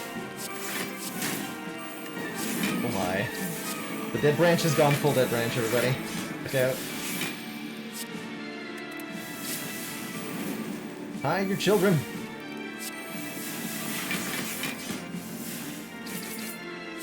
Gone full dead branch. GG, Donu and Dekka. On to Act 4. Did we get stronger enough in Act 3? Looking at the last 8 cards of the deck, I'm gonna say probably? Probably we did. To thump, a deep pulsing dread. Belt. Throughout the room. This the heart of the Spire. Have I ever streamed Infinite Mode? Yes, I did that yesterday.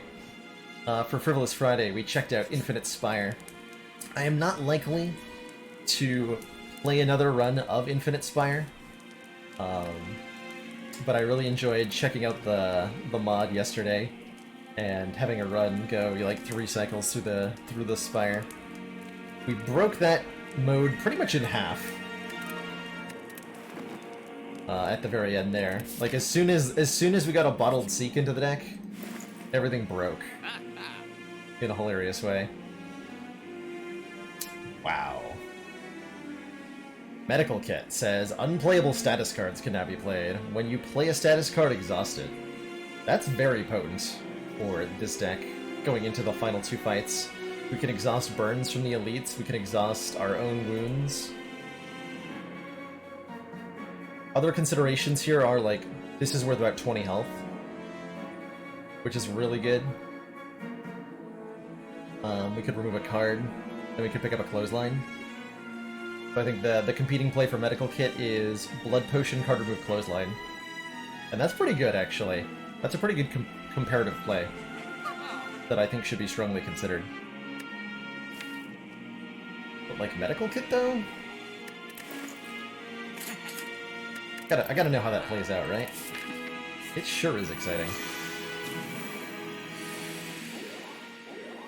Sure is. Alright, convenient turn 1 demon form, like you do.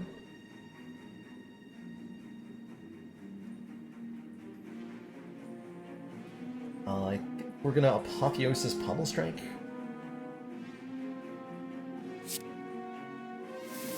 And I'm gonna try to kill... I think we can take out Spire Shield? Quickly? I don't know that we can get the Spear.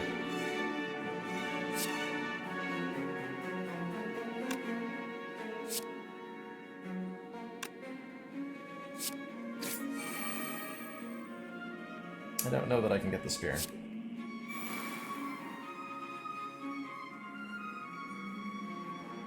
So we're gonna play Carnage, Heavy Blade, Anchor. Do I turn around, or do I just accept the minor amounts of damage?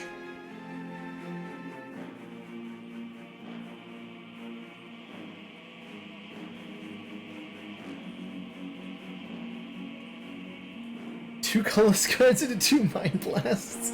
That sounds amazing, I only lag, bro. How did that run end up happening? Or how did that run end up playing out? I'd love to know. That sounds incredible.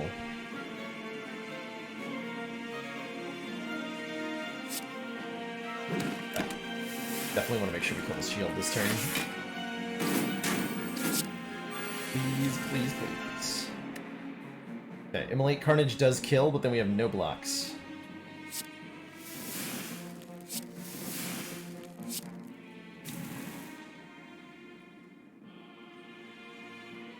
Then we have no blocks.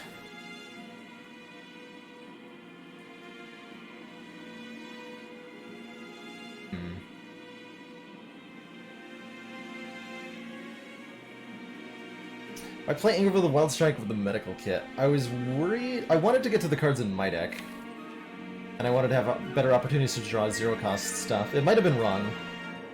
Might have been totally wrong if the 9 damage ends up mattering. Doesn't look like it's going to, though.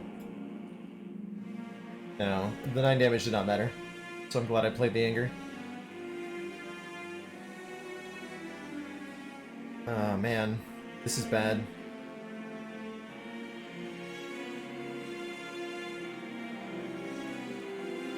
The only way to avoid a horrible fate here is to do, like, power through and get good cards off the... Wait, I can exhume something.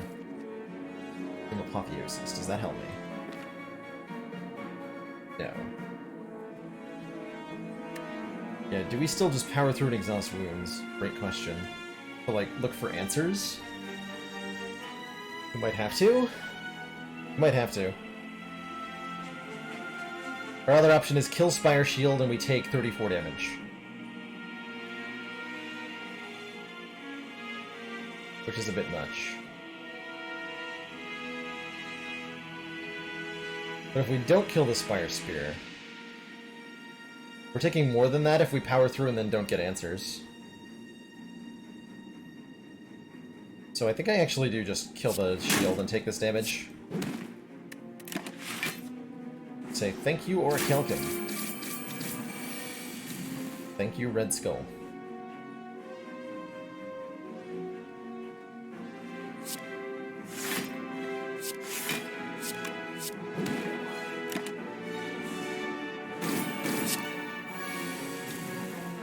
There you are. Sneaking out after curfew. Magic Flower? Oh wait! Our regen potion! We should have bought the, the blood potion. Anyway, healing is 50% more effective, versus during combat, and that means our regen potion's gonna heal us for more, which is hilarious. I think I'm just gonna take 2 hit points here, and we're gonna bottle our... Batch?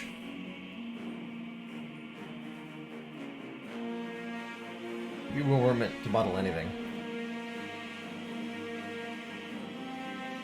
Yeah, bottle Puddle Strike? Sure. It's approximately fine. Bottle our demon form. Obviously.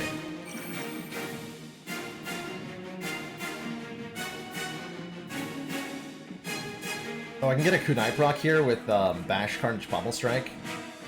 Pommel Strike first. Beautiful. It's so beautiful.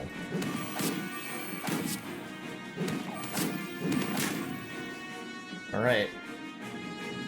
Here's hoping that we do not die. Please, corruption. Not a corruption. Or is it? So playing these cards is a card play. So every time I play a status card, I'm going to take 2 damage. This could just be Shrug. Shrug into Shockwave. Yeah, that's fine, actually. Then we get rid of all our block, and then Orichalcum blocks a little bit more. Ooh, that blocks a lot more. That is 1, 2, 4, 5. 20 block. Shockwave is 15 block, and there's a lot of block next turn. So this is actually more block still. Then we play the strike so that we can trigger our Orichalcum here. Oh shoot! I didn't realize we hadn't triggered that yet. That was a huge display. I could have blocked all of that with disarm. That might have killed me. We'll see.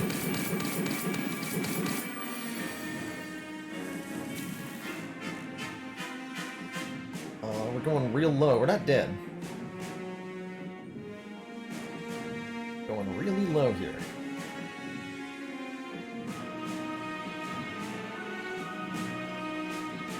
This block. If I keep playing free cards again.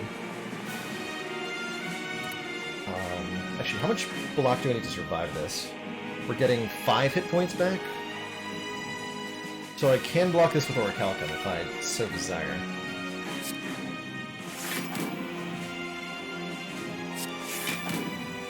Might as well, really. No.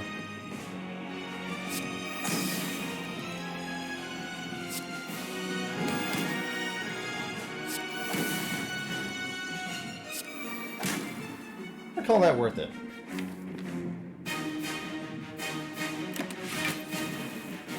Thank you, Magic Flower.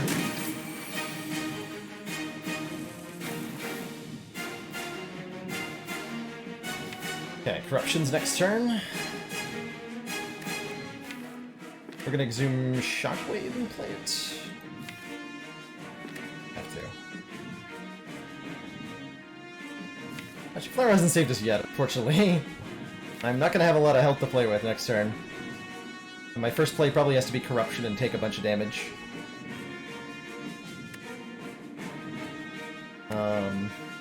Exhuming Jax. Yeah, we can't play certain cards now.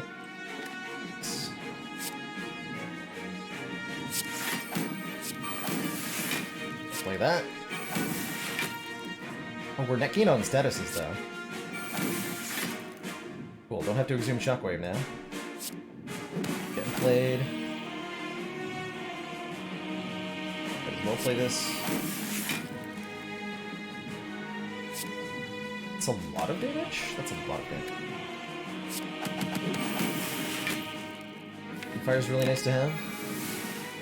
Could have been a life-saving Film of Pain.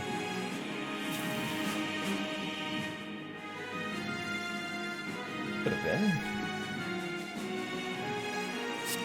We need to get lucky on Dead Branch several times in a row. But I think we're dead. Man, we got close. I think that Centennial Puzzle misplay did cost the fight here. Power through first? But I think we need the power through to exhaust. So I think we do Corruption first, right? Or do we get it all back by playing like Bloodletting?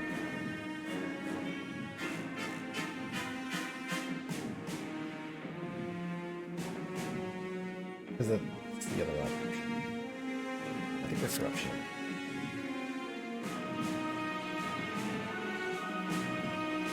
I just gotta entrench. Easy game.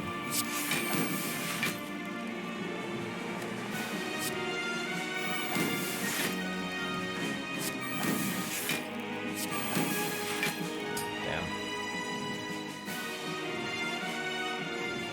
Well, that's unfortunate. We got really close here. We got really close. But alas, our time has come to an end on this run. Well, rather die of a drug addiction than a heart attack. I think. GG. Really good run. Really good run. Happy to have gotten this far on our first run back from taking a few days A20 break. Drugs kill, it's confirmed. It is confirmed. OD'd at the top of the Spire.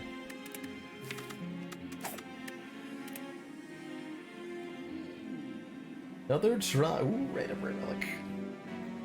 Do I ever say no to a random rare relic? I mean, yes, objectively yes sometimes, but in this case, we've got a relatively store-free Act 1 layout available before us. Got a lot of campfires, holy crap. Don't want a common card. 100 gold start's fine too. Always fine to have 100 gold, but it would require us to want an early store, and the path that goes to an early store is pretty risky. Let's take a random rare relic. Ooh, tough bandages. Whenever you discard a card during your turn, gain 3 block. Having this in the early game is a really cool enabler for Silent, as it makes certain pickups like way better. Suddenly a Prepared is pretty good. Dagger Throw is way better. There's a lot of cards we're going to want to be keeping an eye out for. And I'm very excited. Yeah, that's a huge find on floor 1. Already it makes our Survivor block for 11 instead of 3, so it's almost as good as a free upgrade already. Bad cultist fight, I think. Oh, never mind, because tough bandages.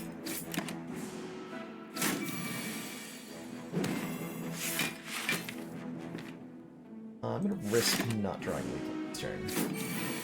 I'm dumb.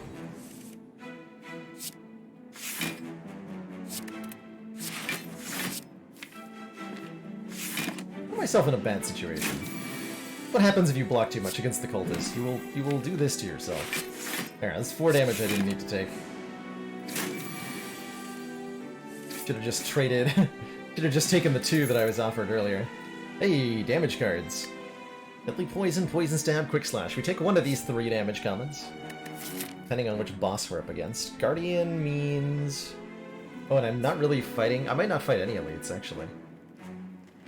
Just take 5 fires and no elites. Let's take a Deadly Poison. In that case. Let's take a Deadly Poison. How's it going, Hey People guy? Hit any people lately? How do I rate the option 3 enemy encounters at 1 hit point? If there's an enemy nearby, totally valid. If you can get a free elite, and even if you can't, it's actually not bad. But if you can get a free elite, it is super worth it a lot of the time, and I would rate it in the top 50% of starts you could take for sure. I usually prefer like a rare relic over almost anything else, actually. I love rare relic starts. Like, Acrobatics is better now. We discard a card. Yeah, so we draw 3, discard 1. If we want a defensive card, we can take a Piercing Wail. If we want a little bit of front-loaded damage, we take a Flying Knee. I think we do want some front-load, just in case we do end up in a knob fight. We might go here if things go really well. Potentially. Or, like, we'll probably try to fight 1 or something, right? The Flying Knee. I like Piercing Wail so much. Trust that player. Oh, what? Can't these have happened in the other order? Damn it. 2 dead events in a row is ouch.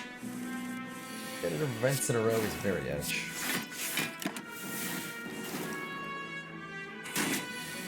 Would have liked an upgrade or something.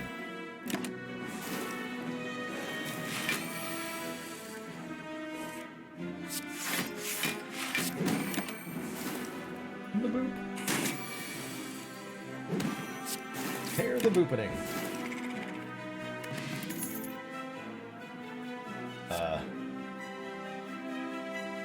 Random third fight corpse explosion. Seems pretty good. TBH.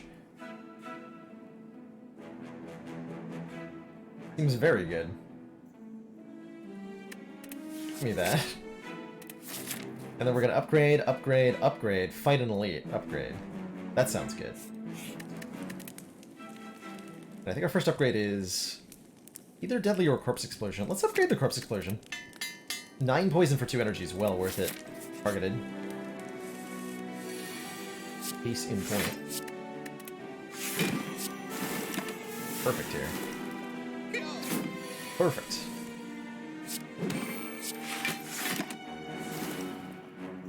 You want to be prepared, even if it's objectively wrong. That sounds like your style, Chrono.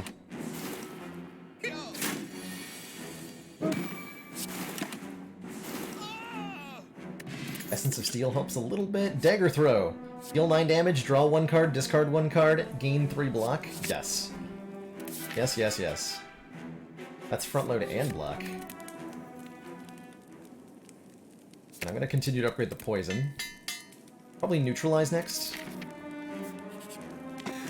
Ooh, War Paint. Upgrade 2 random skills. Please hit... Oh, well you can literally only hit block cards. Well, that's unfortunate, but it's still worth it. We got Survivor. Survivor now blocks for 14. That is a chunky block card. That's the chunkiest.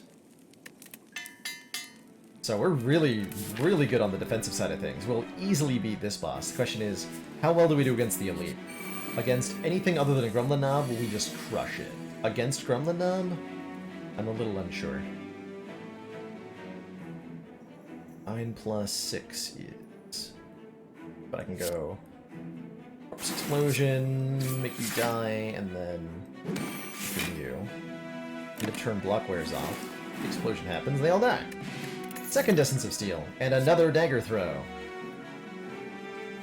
I think we're taking the Dagger Throw over fighting... Because of the risk we fight a Knob? Yeah, we need more damage. And then the next time we see it prepared, we will take it. Alright. Not...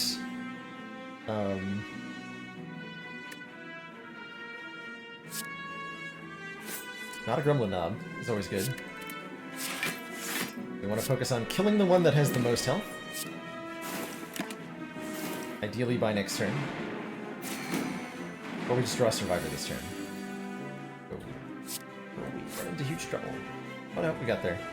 If I got there, you mean we were... Yeah, we got there. Cool. Nice, that worked out perfectly. Green Catcher. When we rest, we can add a card to the...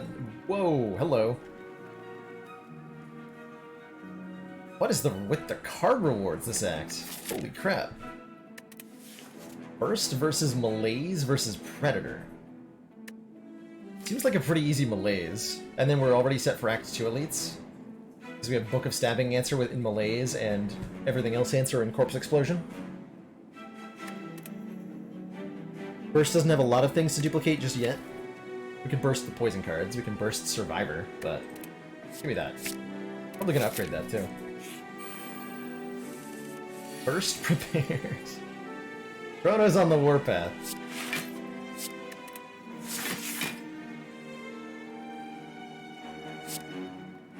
Chrono's on the warpath.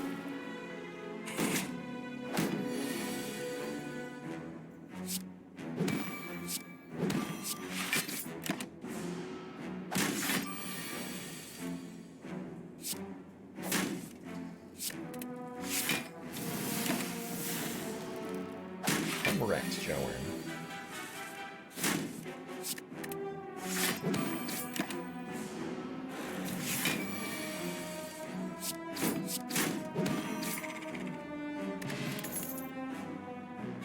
Shuts, Quick Slash, Slice. This one looks like a skip to me. Our card quality is so high that adding one of these feels like a dilution. Mostly I just want to remove strikes really aggressively now.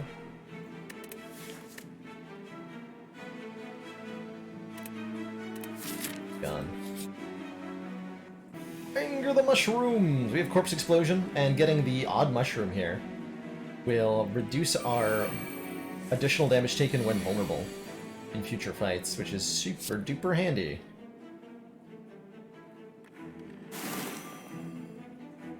It's full block. That's not too greedy. Yeah, Quick Slash is definitely a worse dagger throw. Most certainly. Everything is a worse dagger throw. This is a better Essence of Steel.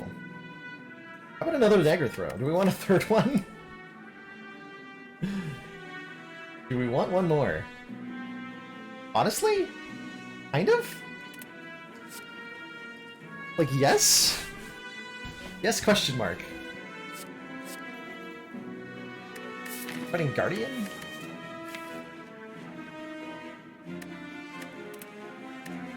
I would take a Dagger Throw plus. I don't know if I want a regular one. It's a close call. This is like almost better than Skip. Yeah, exactly. What we want is more Dagger Throws and less strikes. Let's take the Dagger Throw first. We're not really worried about Guardian here with a Malaise plus. Do I use it on turn 1 or do I try to transform him? Let me try to transform him.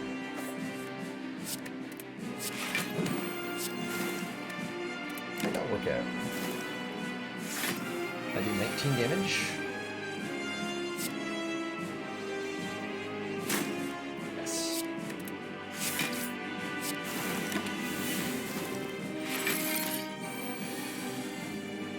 The answer was yes.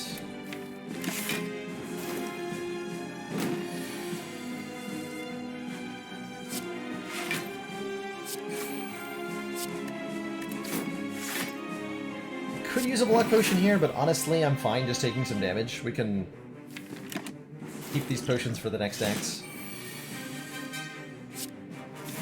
Got him.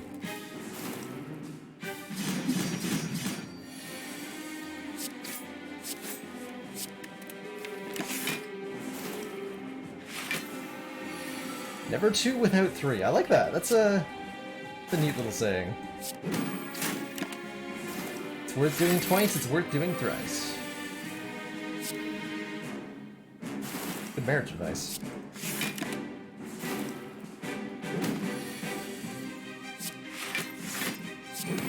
My dad got married 3 times.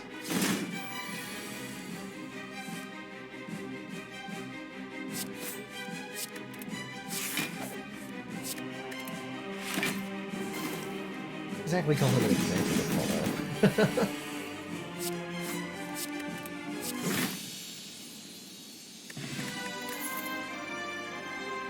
Second corpse explosion, unload, with tough bandages.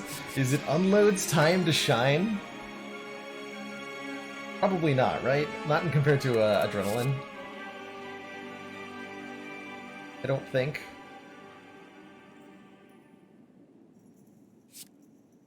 Adrenaline just feels better here for a myriad of reasons, not necessarily excluding malaise. Including but not limited to malaise. There we go, that's the one. Draws us into corpse explosion faster, which will make Act 2 elites a lot safer.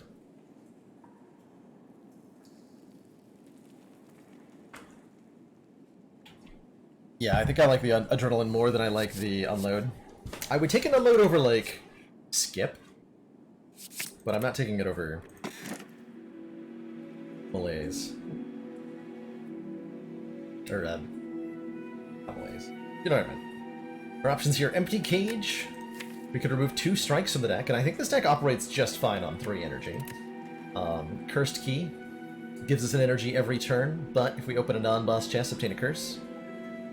And Tiny House ain't a bunch of stuff, including 5 max health and a growing sense of disappointment and crushing debt.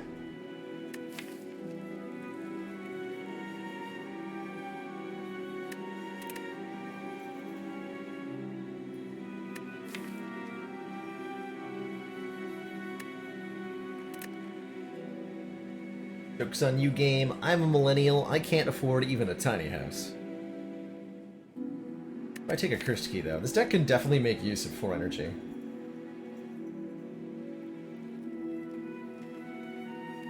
Yeah, let's take the energy that we're offered. I don't like what it's going to do to our deck, but because we have so much discard, actually, the curses aren't going to be bad.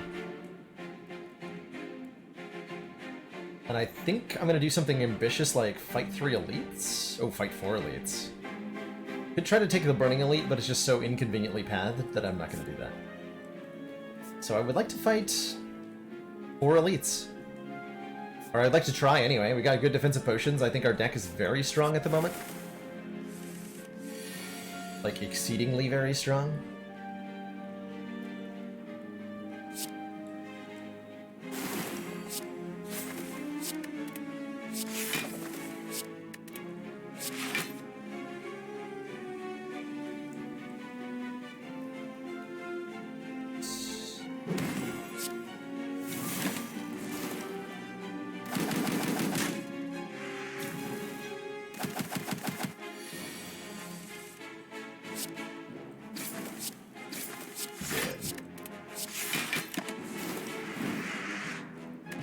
Flawless Birds Fight. Upgraded Deadly? Yes. Yes. Don't even need to, like, look too hard. What is this store? Excuse me, what? Excuse me, what?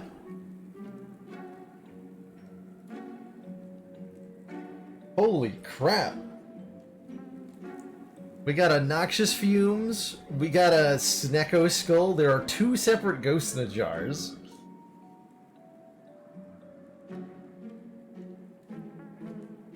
There's Tactician, I guess. Not what I'm talking out at, certainly. There's consideration for it. A little bit? But not enough. I think I would be, if we had taken the... If in a world where we take an Empty Cage, this would be a serious consideration. Because we would need the extra energy more. Yeah, I think if we taken... Had we taken Empty Cage, this would be the real deal. As it stands, I don't think I'm allowed to say no to Snecko Skull with these poison cards. And I think I need a Ghost in a Jar so that we can safely beat 4 elites without dying. Doesn't mean saying no to Fumes if I do that. Right, I can only afford 1 of Ghost in a Jar or Fumes or card removal. And I think my choice here is unfortunately Ghost in a Jar.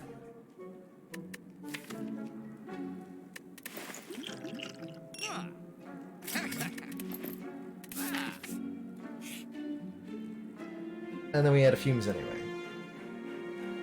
Oh no, we had a Piercing Whale. Yeah. We had a Piercing Whale for the deck. And then we fight these nerds because the red mask is going to be free, pretty much. Easy peasy. Every time. Got him.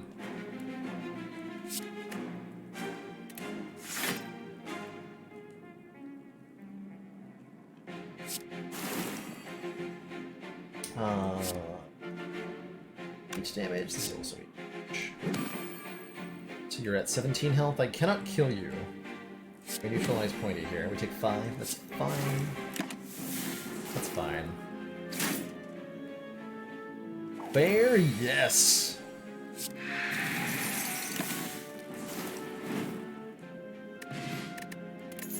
Red Mask. Start of each combat, apply 1 week to all enemies. And there's the prepared. Draw 1, discard 1. Do we take it? Do we take it? Silly Baylor. Prioritizing winning over having a meme deck. What a fool. It's time. Is it also time to take an attack potion for triple slavers? Yes.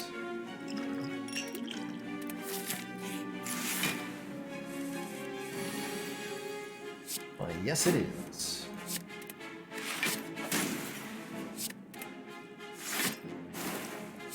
I like the satisfying way the deck sounds, like the clinks and clangs, and it's just very enjoyable. In the good ways. I should have played Corpse Explosion instead of the Flying Knee. Or should I?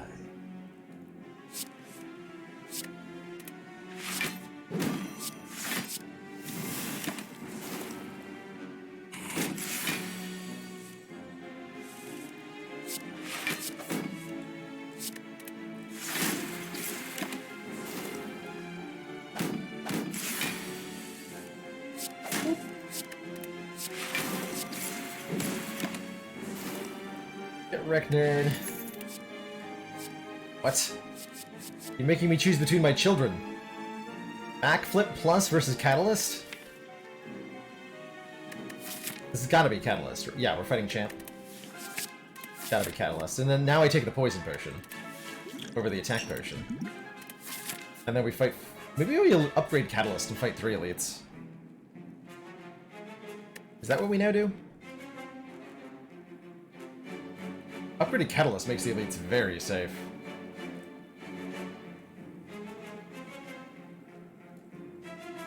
So safe.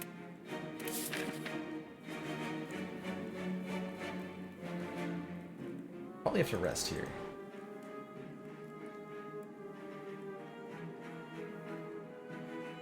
And look at the Corpse Explosion beta art. Yes, I can. I like it. Rigged to blow. I like that upgrade so much. Gotta. Poke the you gotta clause.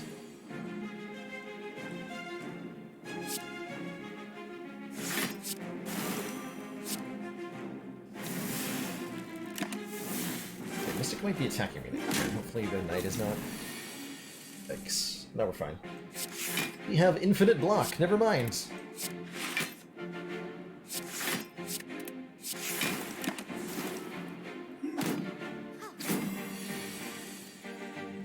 Yeah, never mind. We're very powerful. Fight. Bouncing Flask is probably one poison card too many. I think we're fine, actually.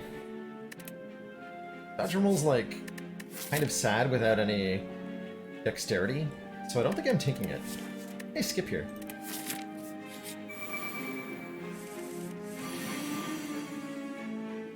That's a nice turn 1. Corpse Explosion, the Fat Gremlin.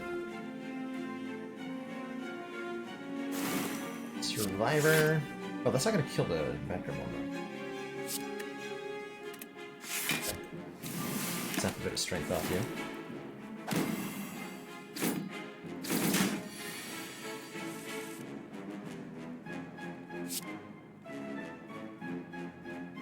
Need to get the poison going on the leader so I can catalyst him.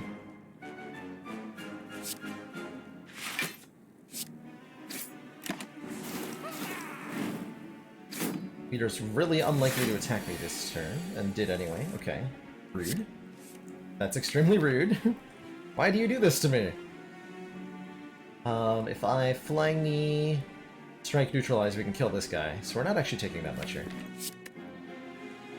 But I do have to discard a Cinder's Bane.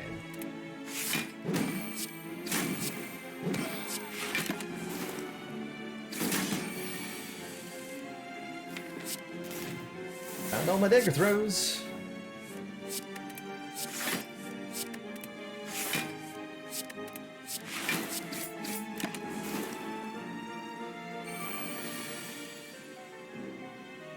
I need to do 17 damage, 8, 10, yeah, that's it.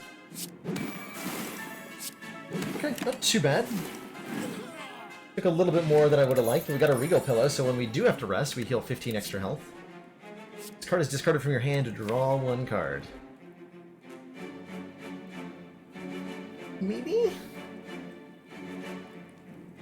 Yeah, I think we have enough discard that we probably want this, right?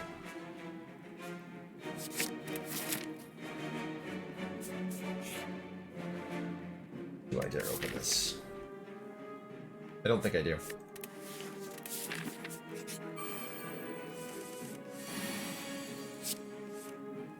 Alright, it's the book. It's the one we've all been warned about. The one they say... stab.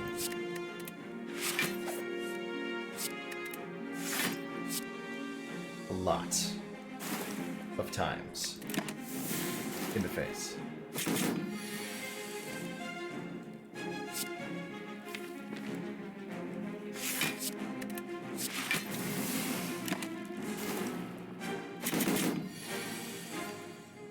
At least that's what I heard.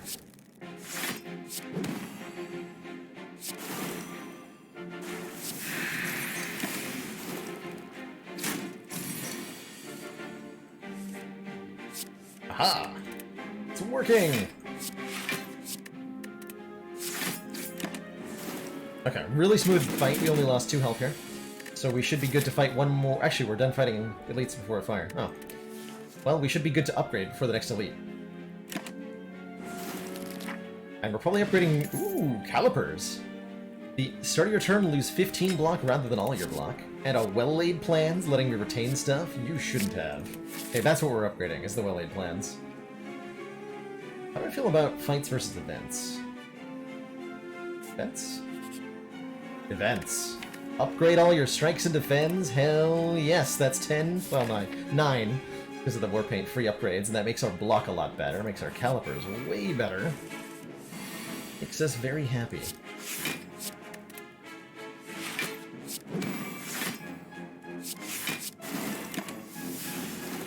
Easy act.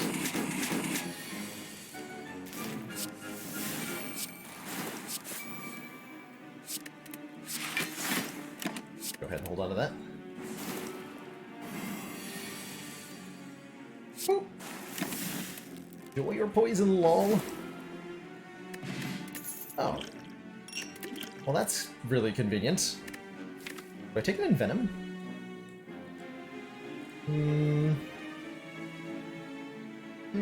Maybe? With the Snecko Skull, this is 2 poison per attack. Yeah, can we just go straight to the heart? Actually, could this deck, if we were just to go straight to the heart fight specifically, would this deck win? I think it could. I think we would need a lucky draw. But I think we could actually beat the heart right now, if we got lucky. We would use our Malaise and our Piercing Wail to stop the first 2 multi-attacks, use our Ghosted Jars to stop the first 2 big hits, and then just stack as much poison as possible, and hopefully that's enough. That might work. I would love to see that happen in a world. Venom's fine.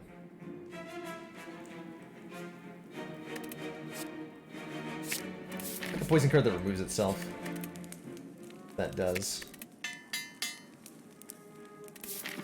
Will make us worse against triple slavers, but we didn't have to fight triple slavers, lol. Game.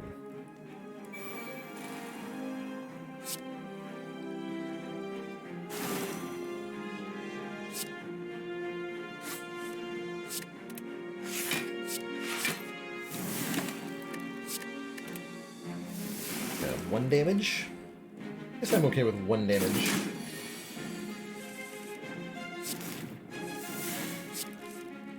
Probably. Keeping. Why am I not keeping?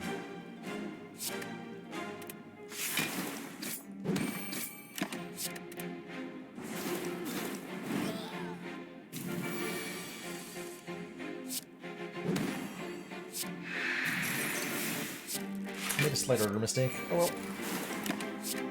Could have applied the Venom with the Neutralize. Get another 1 damage.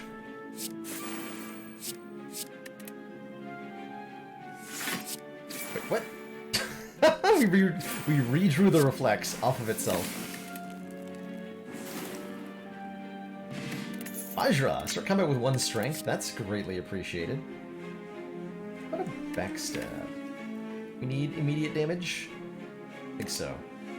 We need another well-aid plans? Maybe?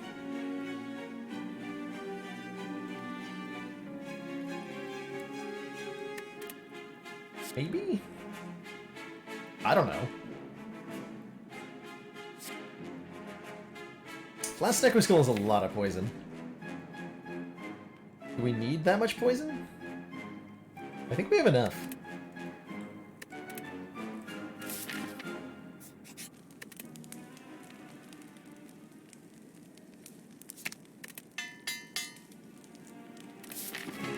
Champ. I brought only my strongest potions to battle.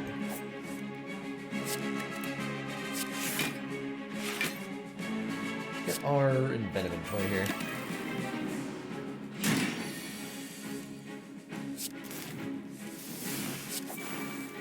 Put it to good use, apparently.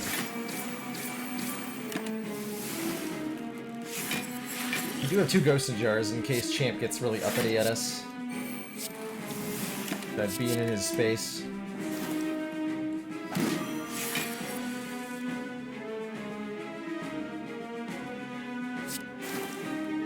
Alright, so we're holding on to Catalyst until it does more attractive things.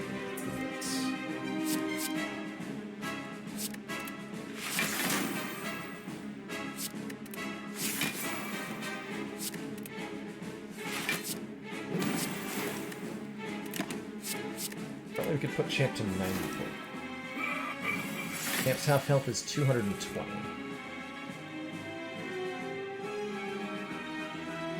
I put him to 90. Well, technically he'd be at...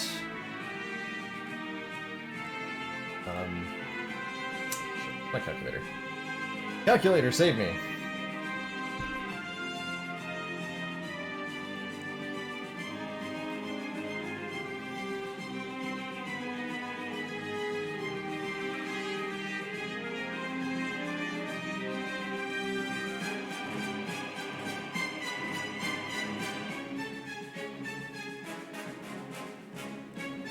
With this deck, would we take the card that replaces our hand with Shivs? Storm of Steel? Probably not. I can't think of a good reason we would want it. Although, I see the Envenom. The Envenom thing would be the logic, right? 13 minus... what is that, 87? 88. 225, so he barely doesn't split if I play Catalyst here. And that gives us a 3-turn reliable lethal. So yes, we just play that, and don't play the other poison cards. And then this will line up perfectly such that Champ will become Die. Oh yeah, and the discard, actually, yeah. Maybe we do want one. Maybe we do.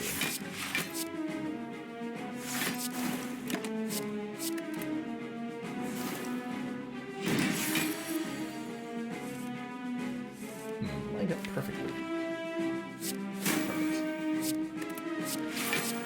Cards in the deck. Get got, Champ.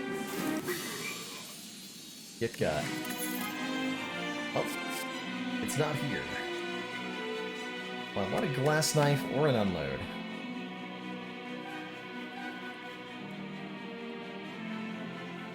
What world would I have to live in for me to want this unload? Pretty close to being in that world.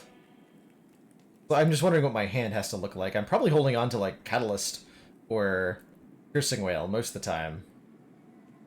So I don't know that I want to discard all the non-attack cards in my hand very often.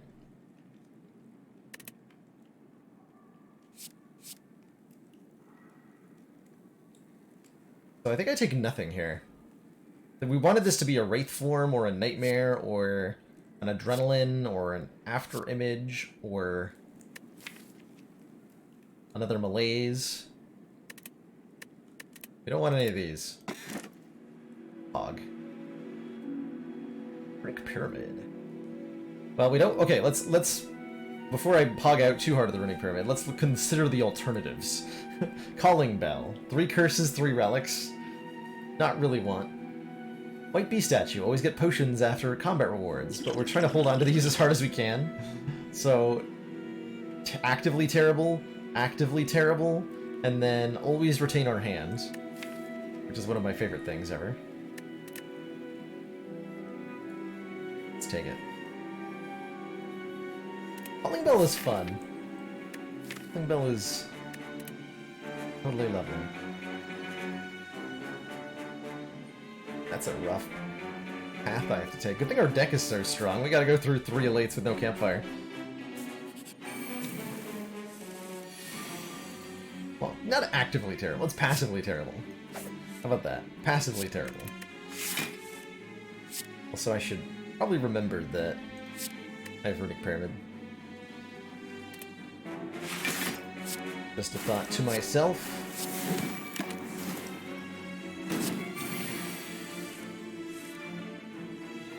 Just thought I'd let myself know.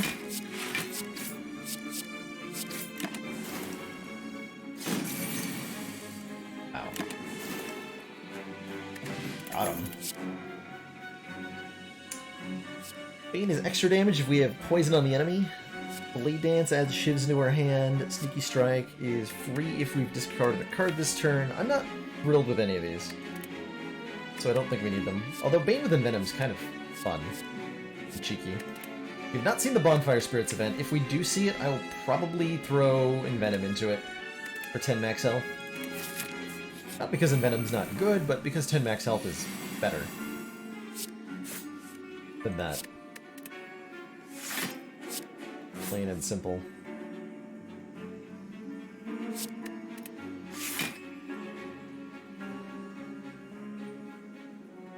Really want to pick it? No.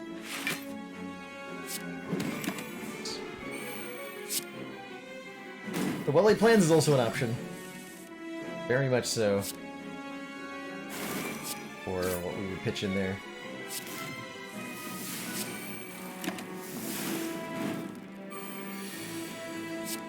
So.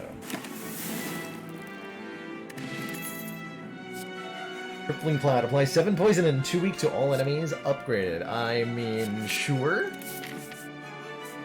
I don't think I'm legally allowed to say no to that. Designer Inspire is here. Upgrade 2 random cards. Transform 2 random cards. Or remove 1 and upgrade a random card. I'm down to transform some stuff here. We could transform our well-laid plans into something else. Because they no longer really do anything. And we could transform one of our strikes. The 2 random upgrades would hit mostly the attacks. Might hit Adrenaline, Reflexor, and Venom, but probably won't. And these are not upgrades we need, merely upgrades we would like. Better to transform 2 strikes than strike and well-laid plans, I think. Because the strikes are upgraded and we have Vajra and we have Envenom, like strikes are 10 damage at the worst. And they can be much better than that, so I think we do want them to some extent. Not as much as we want dagger throws, but... Get rid of 1 strike, 1 well-laid plans. Sucker Punch Phantasmal Killer. That is arguably worse. In some ways than what we had. Certainly I'm not thrilled by that.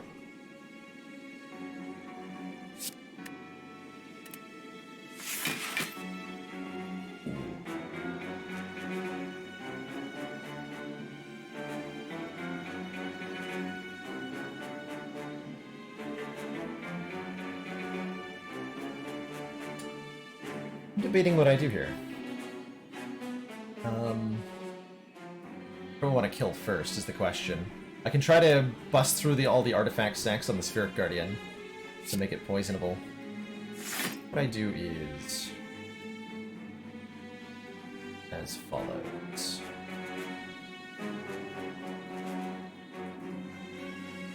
I want this guy to die.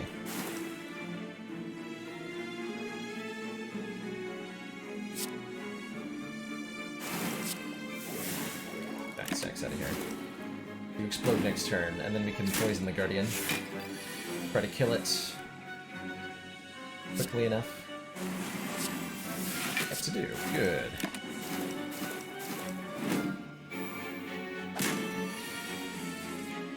Excellent. Man, this deck's strong. Here's some Commander, regrettably, our briefs have recently been contaminated with alien cum. Obviously, we are extremely impressed. Games, thank you so much for that 10 gift sub bomb. Hitting on up so many folks. Welcome to the council, each and every one of you. IRC Harep, Aina Beta, Jan Gofit, Pakori85, Ace Krana, Worst Bend, Stop the Foot, Shmoo, Crazy Ox, and Bekji of War. Welcome, each and every one of you, to the council. Enjoy your new 4 months of support. We are extremely impressed. Your newfound smug sense of contaminated briefs. And following it up, the 6 Ninja. Thank you so much for that Twitch Prime sub. Greatly appreciate the 4 months of support. Only a few more short months until that delicious Red Ironclad Energy Badge, thank you so much for being a longtime supporter of the channel, and thanks for hanging out today. Great to have you all for this lovely, lovely Ascension 20 Spire today. Right, I would like to not be debuffed. This is the perfect move. Well, that one right there, I wanted to see. So the Writhing Mass is an enemy that changes their intent every time we get hit. Or they get hit, excuse me. They change their intent every time they're hit. And that usually means, for me, my stratagem is hit them until they're doing something that's no longer threatening, and stop hitting them immediately.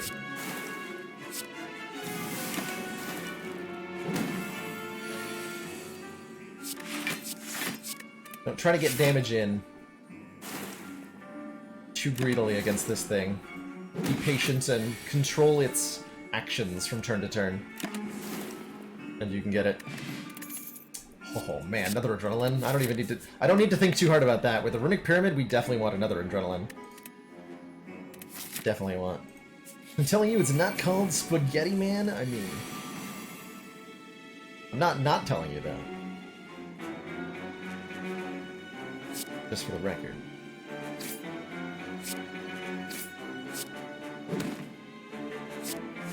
Okay, next turn could be particularly nightmarish for us. We might end up having to use a Ghost Jar in this fight. Thanks.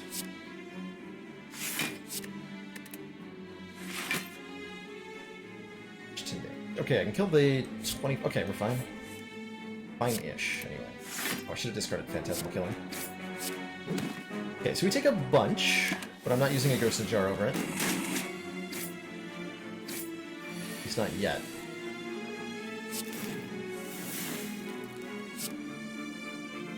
Everything is fine.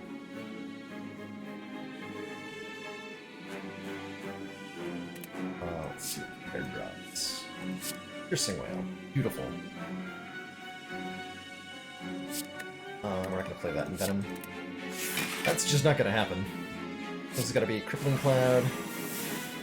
Then Corpse Explosion on the 25 health one. It has 7 health remaining, so I need to Deadly Poison.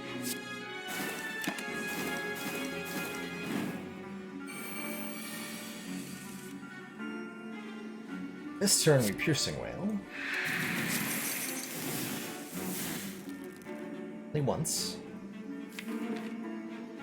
We need to start doing damage to Reptomancer here. I like to do this as quickly as I can.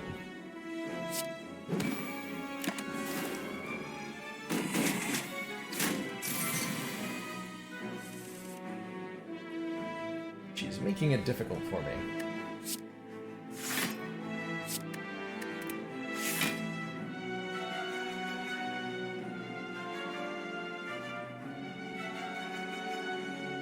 Yeah, these wounds will eventually become a problem. I wonder if I just block this and don't dedicate damage to it. I think I do. Yeah, we go like this, and then next time Reptomancer summons, we can kill her. I said... Next time the Reptomancer summons, try to kill her.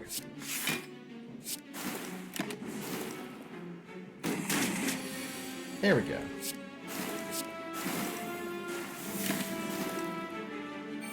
Whew.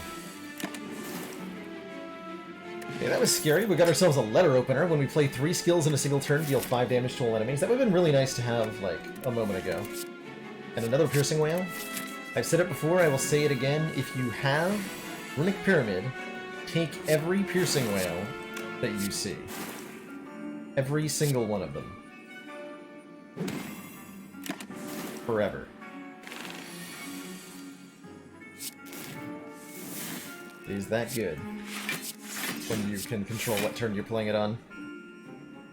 Block for 30, so Dagger Throw. Dagger Throw does the job.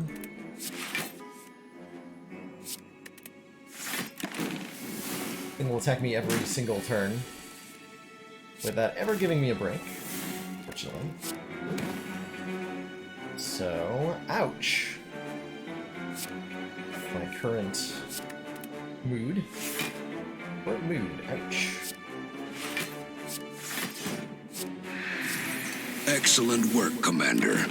This council is pleased to see our continued support of this project has been worthwhile. Games, thank you so much for that tier 1 gift sub to Crit Error. Welcome to the council. Enjoy your new emotes and your newfound sense of mutual film appreciation. Thanks for that incredible show of generosity today, Orin Games, as always. Good to see you. Prepared Plus, our blocking. We've found a way to block. Okay, and Venom on turn 1 is actually a huge deal here. Against the giant head. I want to get piercing whales out of my hands. Pretty aggressively. Our goal is to get off a good catalyst as quickly as we can. If you can't do that, you're gonna be becoming die. Faster than we would like to. May end up using a ghost in a jar here. Yeah, probably going to, given how our draws went.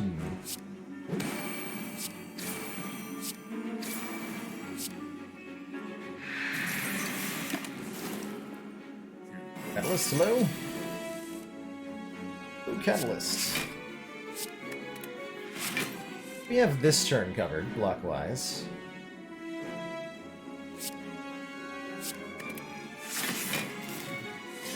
Yeah, we do. Super do.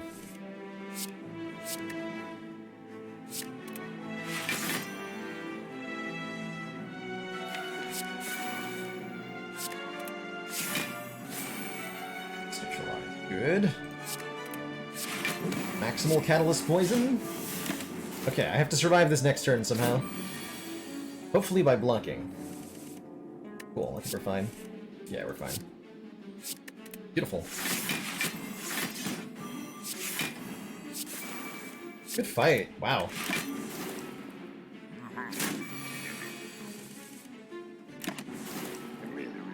Very good fight. It's here! The gambling chip is here! At the start of each combat, discard any number of cards, draw that many, and gain 3 block for each one you discarded. And here's a burst for our catalyst. This is the missing piece, puzzle piece that we needed, is the burst. A nice anchor. That ain't no anchor. The after image looks tempting at first, but this is 100% burst. Burst catalyst, burst malaise, burst piercing whale. Burst does so many things of such import in this run right now. Oh man, calipers. Thank you for the reminder, Mathematician. I actually forgot I had calipers. Entirely. Oh, I have one less strike of the deck, and one more curse. And we're up against Reptomancer Part 2. But this time, we have a letter opener, and that is going to make a huge difference in how this fight goes.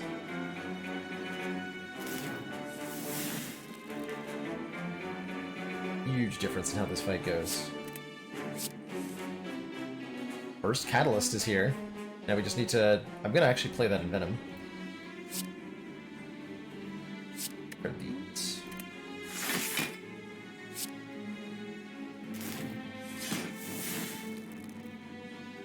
Poison. If I burst this Catalyst off 7 poison, we'll go to 21, 63 poison. A lot of poison.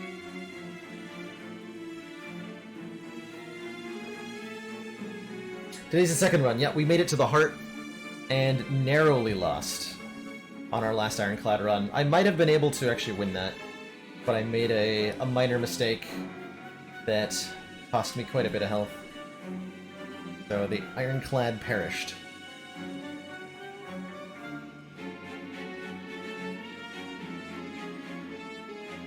Unceremoniously.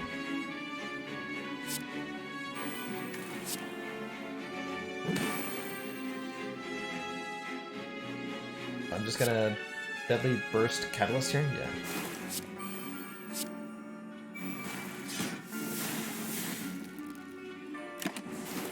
Yeah, that just kills her. Wow. Okay, good fight.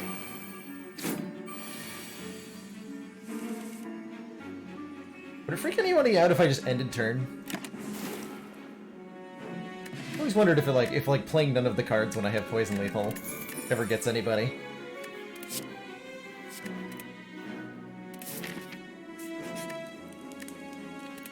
Wait, I was meant to rest there. It's fine. It won't cost me a Ghost and Jar later. Right?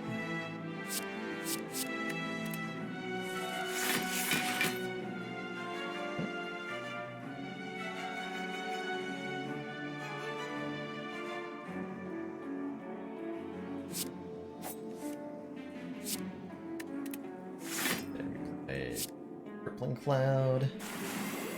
Poison on you. Don't play anything.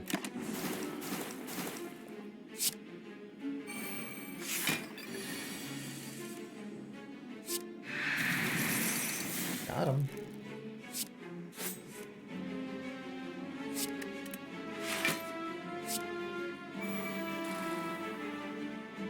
Put him in hand.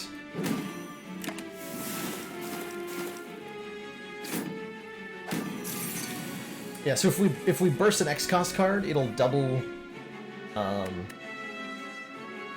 Glitchiness points out in chat. Thank you for that, by the way. If we burst and then malaise at X equals 4, then we'll get 2 malaises at 4. It's very powerful. He's very strong. Did I burst more in the drop pile? I'd like to demonstrate that, actually. If I can.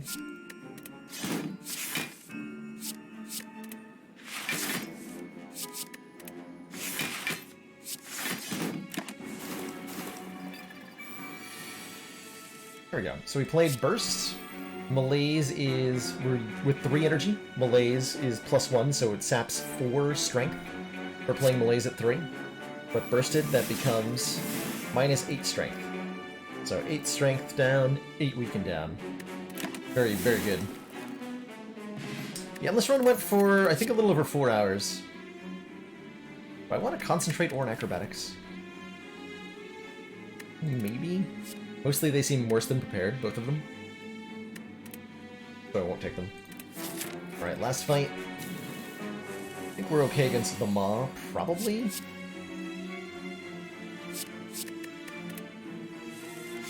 If I can get the poison cards up and running quickly anyway. Get the candle. Get rid of the shame. But I needed to.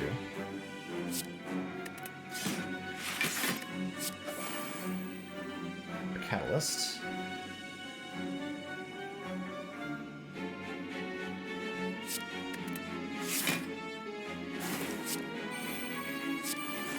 Enjoy your 94 poison. Have fun! Have fun! And don't forget your calipers at home!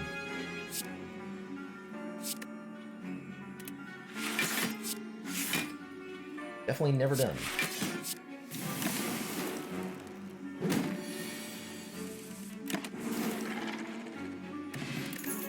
Potions we left on the ground. Backlamp doesn't discard anything, so it's not actually that good block. We're just trying to keep this deck nice and compact right now. It does what it does really well. It does not want useless junk thrown into it. Alright, first matchup, Time Eater. Our goal, Burst Catalyst. That's basically all we need to do. Turn 1 Envenom is excellent. We're gonna be hurt a lot next turn by this. Whatever he's doing to me. Very bad, very sad, very unwelcome. All around unacceptable. Hopefully it's the multi-attack. Good. So Piercing Wail will solve this. We can also just, like... Malaise? Oh, I have Malaise. Ball, Tiny Eater. Okay. Well, in that case, this is very easy.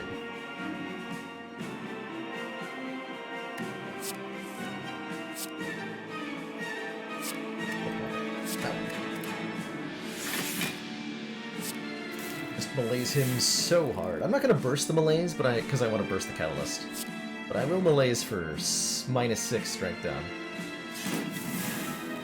Seems fair and balanced to Time Eater.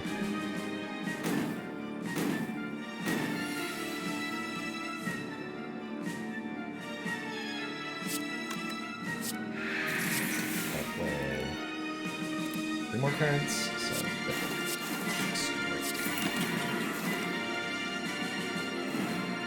every time we play 12 cards, Time Eater forcibly ends our turn because he's a giant jerk.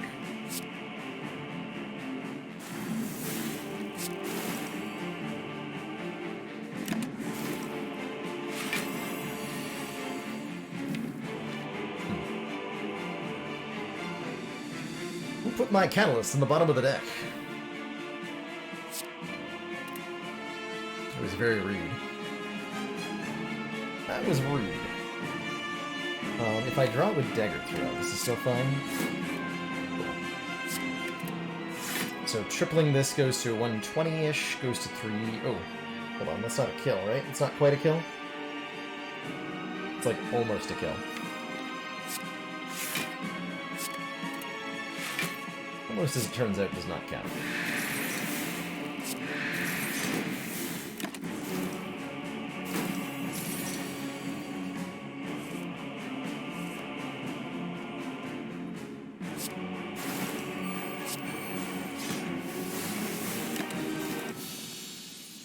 Got him.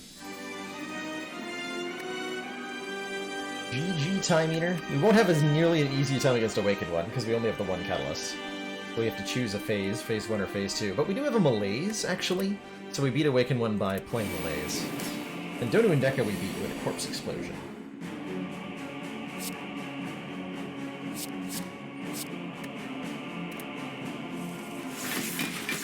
Man, I like this. I like the curses have been totally not impactful, thanks to all the discard stuff. Really nice. It doesn't matter who I target first here. I want to get poison built up on somebody. Don't care who.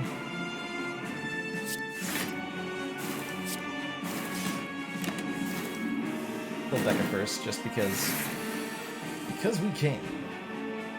Because hasn't Donu suffered enough?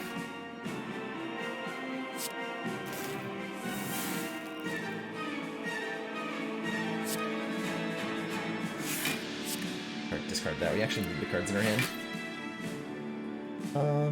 Applies poison and weak, so this is actually perfect.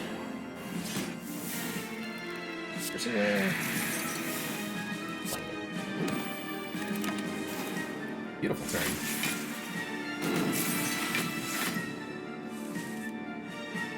Hello, Catalyst. Are you there?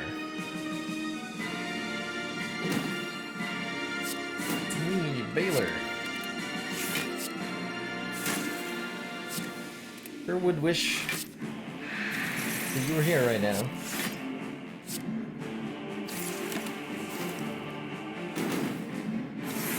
Like, help me out. Here we are. So, Corpse Explosion goes to like one, then yeah, that's super duper lethal. First Catalyst. GG. Both Ghost and Jar still intact. I'm okay using one of these on the Elites Before the Heart and one on the Heart. But if we're lucky, we get both of them for the Heart. To thump, a deep pulsing dread can be felt throughout the room. Is this the Heart of the Spire? Is this the source of this evil? Is this an upgrade on Burst? Yeah, it is.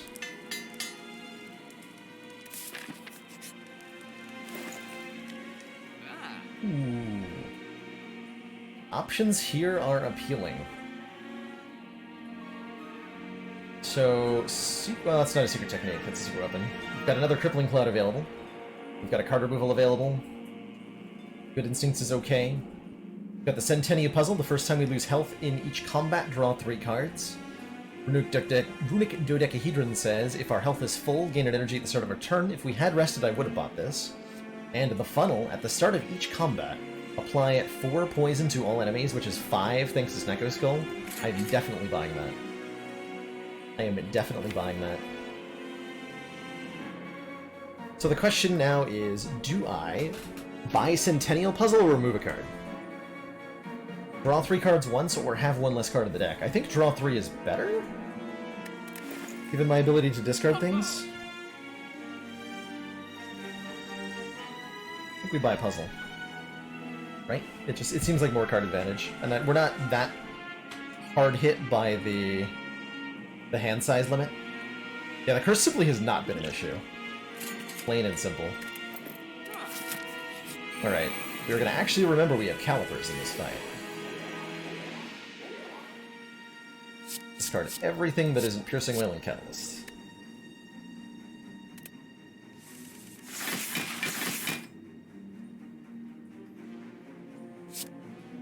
They have no artifact stacks. That seems really bad for them. I would have recommended that they get artifact stacks. I think they would have a much better time not dying if they chose to do that. There's no shame in overblocking, so let's do that.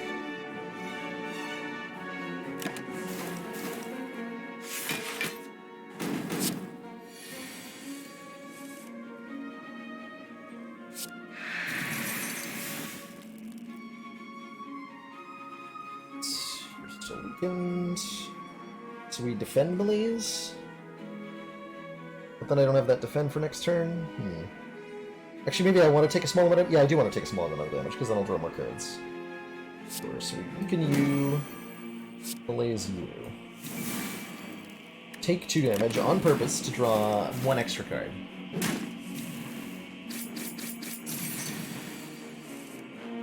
Hello, Burst. Are you there?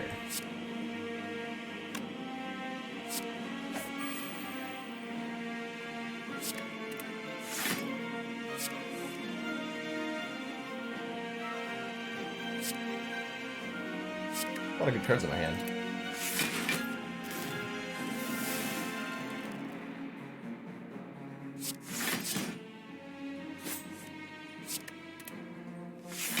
Hey, Survivor. Cool. I think we're Corpse Exploding Spire Shield? Yeah, we can just double Corpse Explosion him.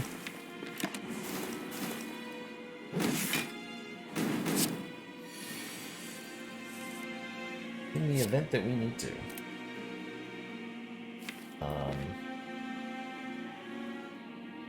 Currently 10 cards in hand, so prefer to only draw 1 card.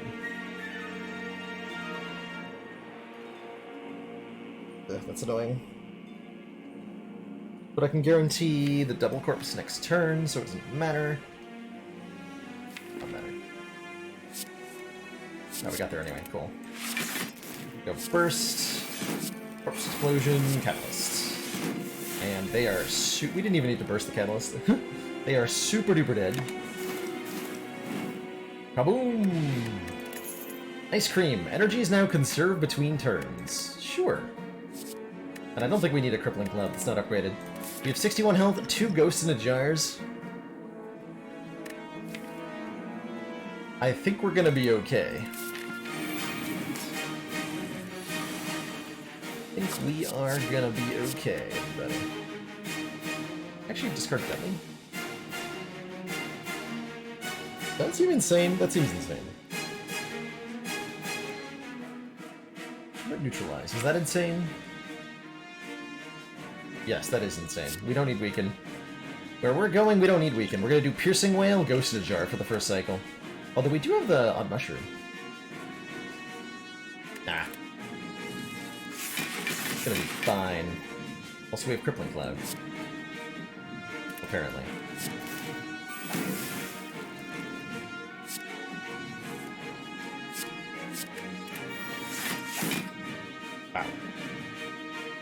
Wow.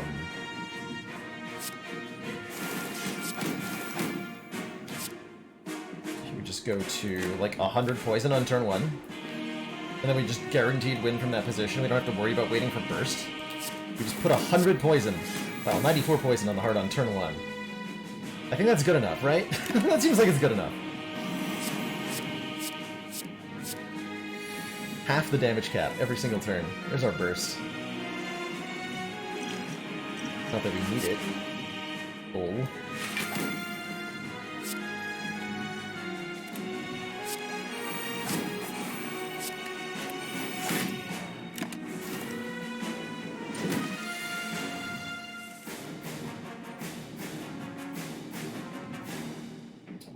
Rest in peace is my chance of perfecting this, though. There's no way to avoid beat of death here. No! Collect energy for a burst malaise. Brilliant.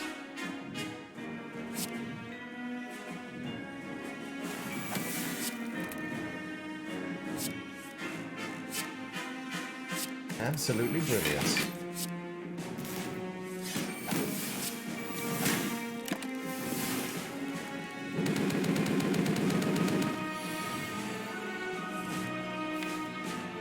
How to burst Phantasmal Kick? That a thing?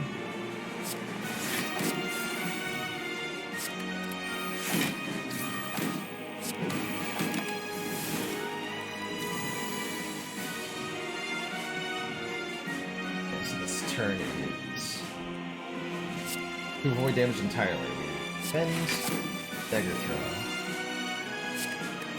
Take down one artifact. Strike. Thanks, Venom. Getting rid of my artifact stacks in the heart. We can Ghost in a Jar this, or we can just, like, I don't know, block it? Also seems totally fine and fair.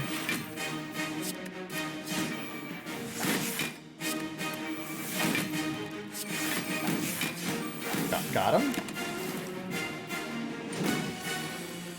Easy game. Man, this silent run was strong from start to finish. Didn't even use both Ghost in Jars against the heart. GG.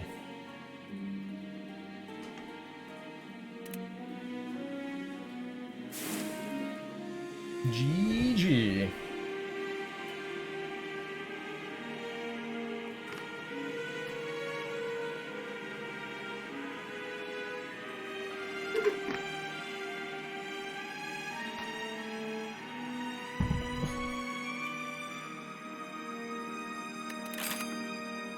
At long last, the beta art. 2 perfect bosses. That was the Act 3 bosses, both of them. It's pretty funny. We really pulled it together once the catalyst came into that picture, huh? My word.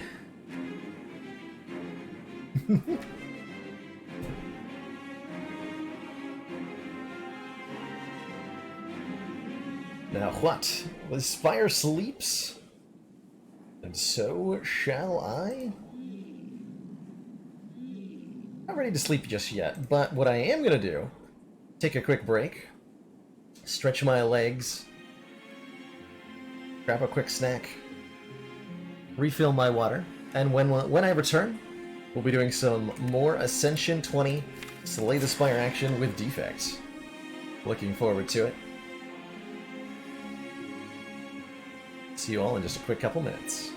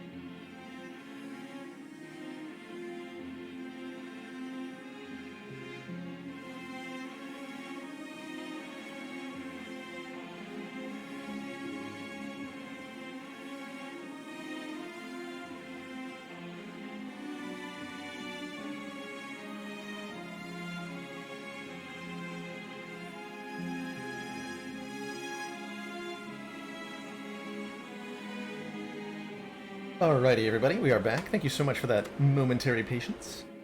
It really means a lot to me to be able to take care of myself in those small moments. Truth is, breaks make it way easier to stream for much longer periods of time. So they are heckin' important. Don't forget to take care of yourselves, too. Viewing or streaming, both are taxing activities. The defect was a vampire all along. I mean, it makes sense, right? How else would the vampires in the Spire be able to turn a robot into one of them? I think he was actually already a vampire robot. And he's just fooling everybody. Let's embark on our vampire robot journey through the Spire. Okay, I did say that I like random rare relic starts, but I like them a lot less. Well, this could be okay. I like them a lot less when they involve taking a curse. I think Defect could get away with it. Holy moly, what is this X1? Hold on, what? Excuse me, what? Hold the heck up. Elite, fire, elite, elite, fire, elite, shop, elite, fire. That is 5 elites and 3 campfires. What? That's insane.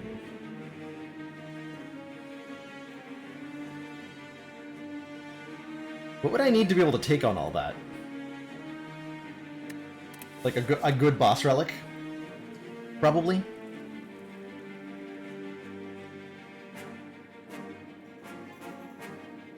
What would be good enough? Fusion Hammer? Yeah, all I need is a ball lightning, quite frankly. Like, maybe potions would help? I don't know if they'd actually be good enough. We could take a random rare relic, and if it's a good enough random rare, like a pocket watch or a fossilized helix, that would work.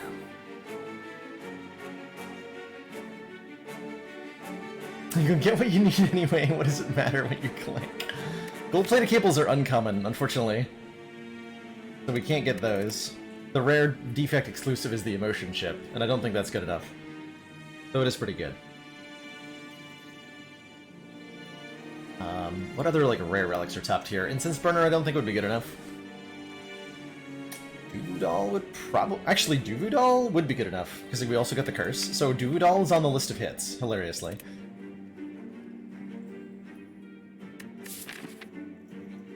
But mostly we're whiffing, right?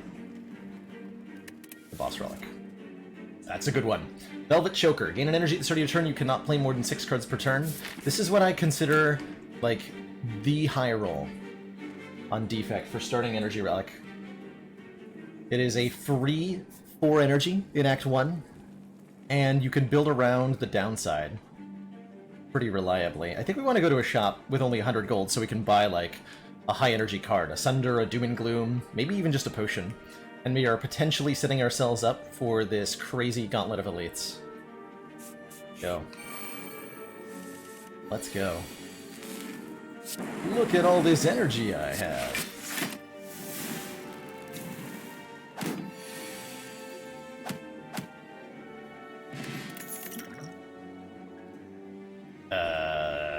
Self-repair? Heard certain quite what I wanted. Just more energy, or more energy, or a card that doesn't block ordeal damage. I mean, it's fine, right? It lets us keep our health high as we try to fight a bunch of elites.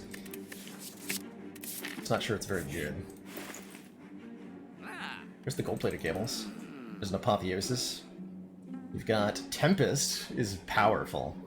Channel X Lightning Exhaust. Elf Repair. For when Santa's elves need medical attention. No further than Elf Repair.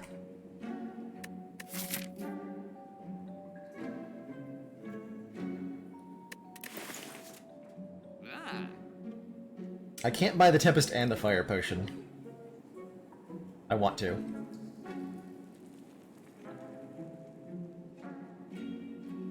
but I'm definitely down for like Cool-Headed Tempest. Get those orb slots filled immediately. Start doing stuff with that. Let's go that way. And hopefully you'll drop a fire potion.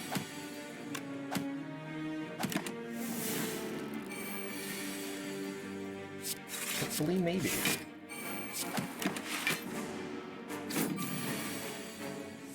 Definitely, hopefully.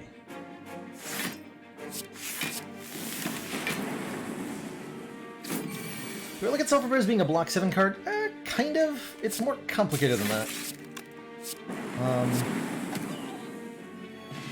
I try to look at Self Repair as a card that doesn't do anything on the fight that you... like, doesn't do anything during the fight that you played in. Which means it's like a resource gain advantage card. I kind of look at it in a similar way to Alchemize, as a result. Equilibrium. Could be a bit block heavy if we take that.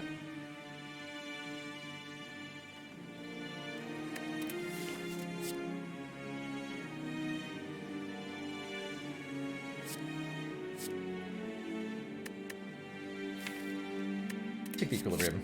13 block and retain is good. On 4 energy for 2. I think we need another card pick before we fight an elite though, so let's take a fight here on purpose. And, in traditional Jawworm style, we will take 12 damage on turn 1. Fortunately, we do get 7 of that back. But I mean, really?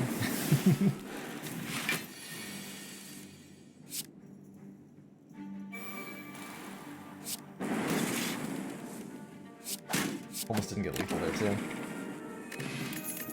Well, potion helps. Powers. I think we'd rather have a loop than a capacitor. Warp slots are nice, but capacitor is a slow card. I tend to think of capacitor as a card you really don't want until the end of Act 2 at the earliest, which is when you could really start to take advantage of those orb slots. But early on, you need to evoke your orbs as much as possible, and that means having less orb slots. So I don't like an early capacitor very much. Let's take a loop. The good orb scaling card. Action Keep could really save our bacon here. That cool-headed buffer. I would love a buffer. Doom and Gloom I would also love. Come on, please, please, please. Oh yes. That's the card we needed. Now, we are ready to fight 5 elites. Let's do it. Nabo Babo is up first. I'm just gonna go ahead and use my skill potion right now. Guess I'll take an extra energy this turn. It was a waste of a potion. Sorry. You want to see me die to 5 elites? You might well get your chance. We're going to take a lot of damage to the Gremlin out here.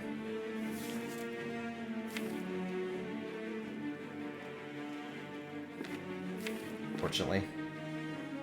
I'm debating whether I use the Liquid Bronze for like the 6 extra damage. Might be relevant, but I assume it's not.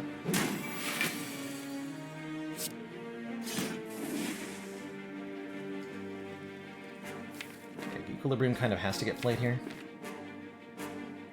Can I kill next turn? Better question. Next turn I'm drawing Tempest. Tempest is going to deal 8 plus 12 plus 8. 28 damage plus 9. 28 plus 9.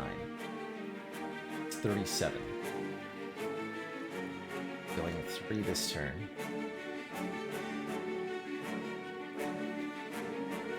37. So I'm 14 short. I need to deal another 14 damage. If I'd used the Liquid Bronze, we'd be there. God damn it. I knew I should have used that.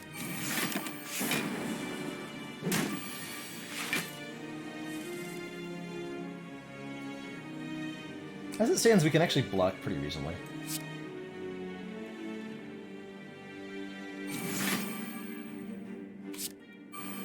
We're not coming out that far behind.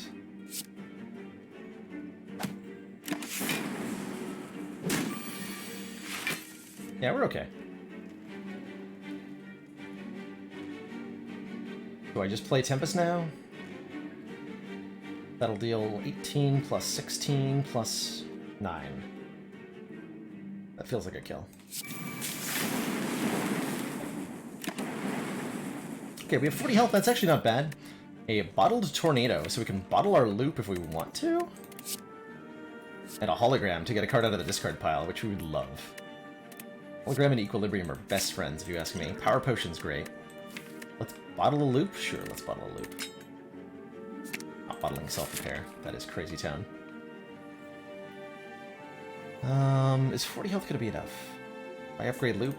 Yeah, let's hope that if I upgrade loop, it will be.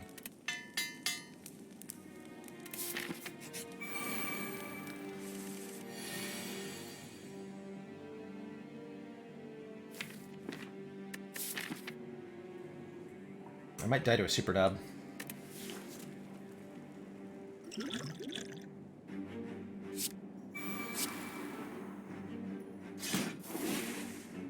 That might happen.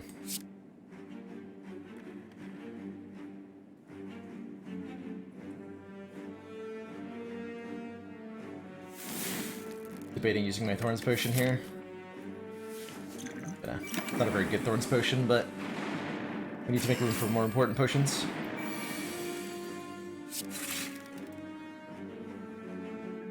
Okay, good. We get to... Hold on. Careful. This guy. Then plays that. There we go. Almost screwed that up. Dark Orb would have hit the middle one otherwise. Everybody wants that right now.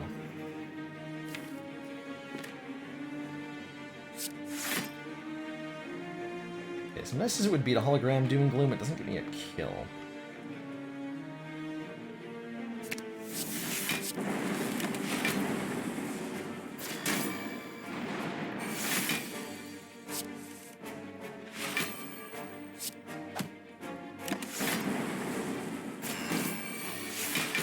Okay, that wasn't too bad.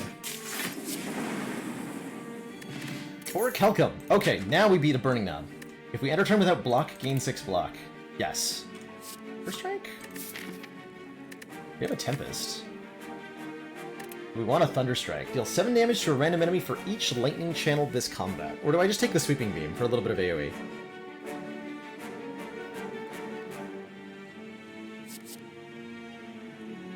Sweeping Beam is probably nicer. Safer.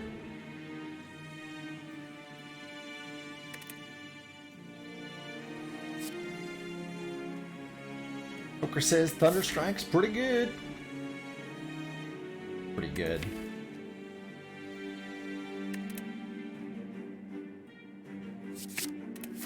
Got Doom and Gloom for AoE. And we got Singing Bowl to raise our health by 2 whenever we skip a card. It is definitely a regenerating knob. I am definitely going to take a Machine Learning, I'm pretty sure. Actually, I want a Hello World in this fight more than I want a Machine Learning. Your random card... Yeah, random common cards are better than the average card in my deck. Hilariously. Hilariously. Generating knob. We should win this, though. As long as we get a Frost Orb into the front slot. Everything will be okay. Man, that was a rough couple draws. I guess we don't actually have any non-pack cards in the deck. Wait, I didn't want a Frost Orb in front. Oh, I'm a dumb. Oh no, I made a terrible mistake. By ruining my own Orichalcum. Whoops. This have been made. It might have just killed me. Also, the draw order definitely just killed me.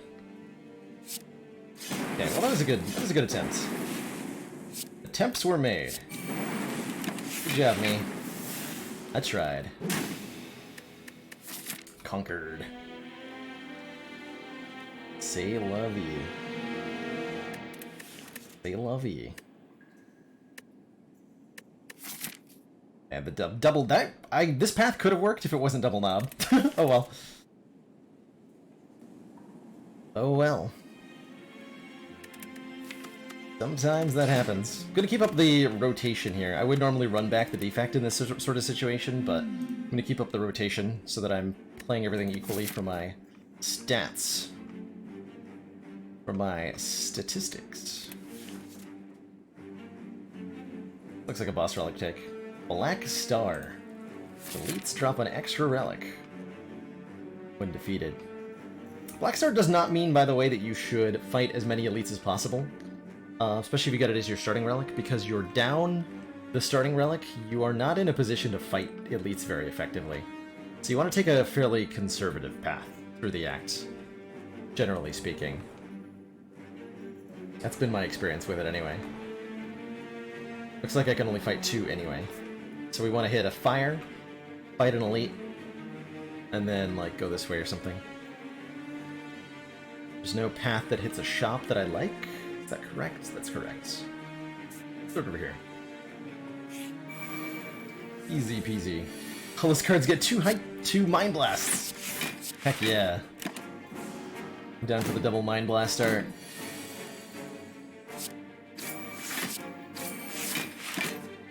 Super down.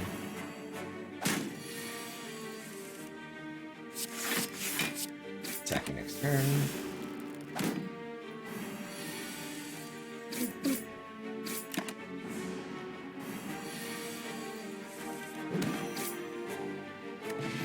Okay, next potion's definitely nice. Wow. What an interesting floor 1 pick.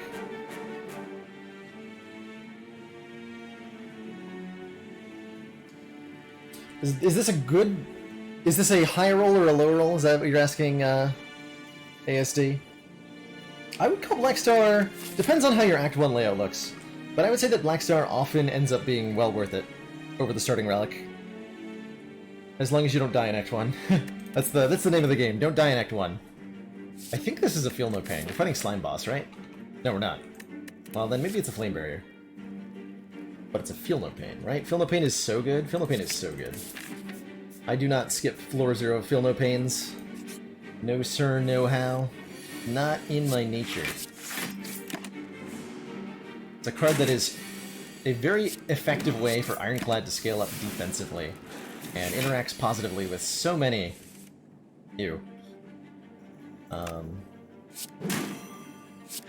so many of Ironclad's cards. An ouch Jowrim fight. Black Star does not work with the Coliseum event, unfortunately, no. And Battle Trance is very strong, but we're gonna need better things than Strikes and Defends pretty shortly here. So I think we might have to take a Clothesline to improve our odds against this elite fight.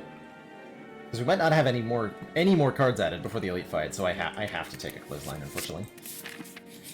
Actually mandatory.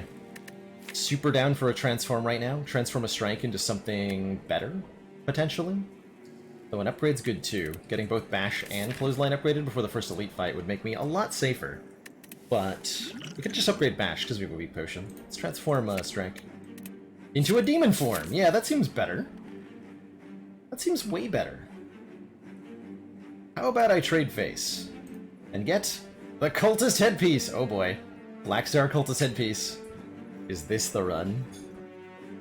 Certainly I feel more talkative. Certainly I do. Ooh. Caca! Brother! My brother! Play damage next turn?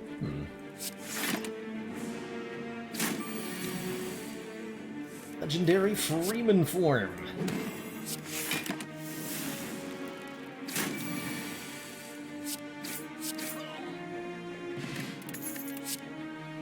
Second Clothesline or a Perfected Strike? Neither feel good to me. Can I transform the Ascension Curse? No. There is no longer any way to get this out of your deck. There have been a number of glitches, unintended interactions, etc. in the past that have allowed you to remove Ascender's Bane, but they're all gone now. So there is no way to remove it. You can get extra copies of it, though. I think we need just a chunky enough damage card to defeat this elite. I'm gonna upgrade Bash, in case we're fighting a Gremlin Knob. Okay, we're fighting a Lagavulin, and we got Demon Form down on turn 1, so that's pretty good. I'll go ahead and call that pretty good. This enemy will stay asleep for up to 3 turns. On the 3rd turn they wake no matter what, so we just give them a boop to say hello, good morning. This is your scheduled wake-up call, and I'ma boop you.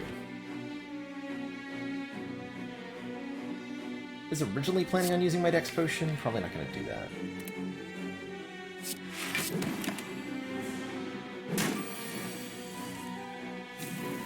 Yeah, I'll use the Weak Potion here for 5. And our goal is to kill before it attacks me again. Should be pretty easy. Yeah. Blackstar says, have a pen nib! Every 10th attack we play is double damage. Have a tiny chest. We're more likely to find treasure in question mark rooms. And would you like to keep finding copies of Clothesline? And I think the answer is actually, with a Feel No Pain, I'm kind of okay with an Intimidate. This deck's really expensive. So having a 0-cost card's not even that bad. Take it. It's very rare that I find myself intentionally picking up an unupgraded Intimidate. Rest here. Let's save me. This is very bad. This is extremely bad.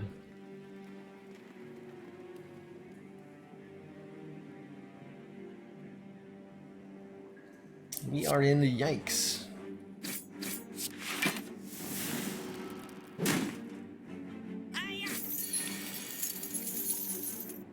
Thank you for not attacking me this turn. Die next turn. Do want to get Feel No Pain in play.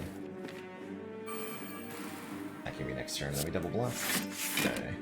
He's probably gonna get away with my money here.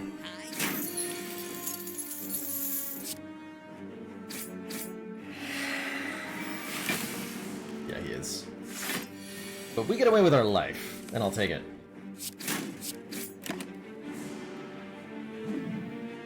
Hey, Kentar. Been messing around with the Perfected Strike? It's always good. We're fighting Guardian. Okay, we probably need to shrug it off. I don't think we have enough block right now. No, we don't. We do not have enough block right now. So we'll take a shrug it off. We're gonna go rest at this fire. We're gonna... Actually, wait. We're gonna rest at this fire. Because then I get 3 more fires and 1 more elite, whereas... I don't know what other option I was considering, but that's not as good. Yeah, this is just better. Yeah. War Paint. Upgrade 2 random skills. Could be Intimidate, Shrug, but probably just some defense, but that's fine. That's totally fine.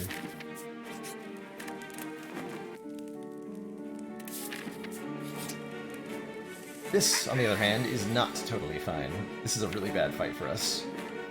Unfortunately. 5 slides.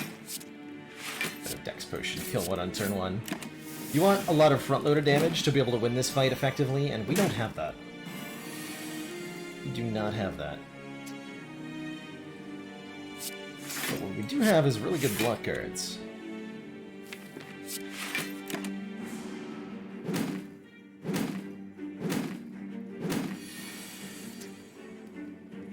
What? That's only 12?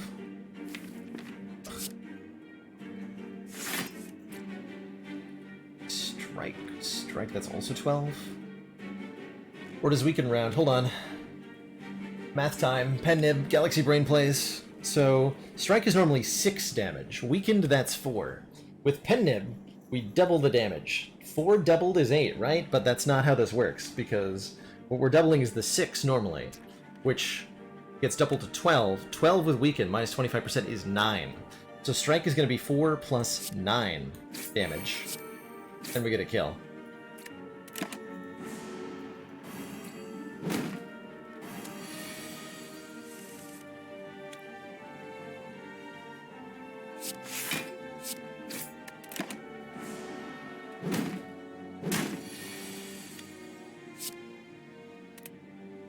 Huzzah.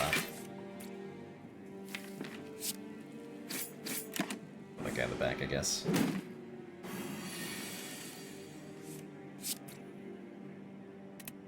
Easy game.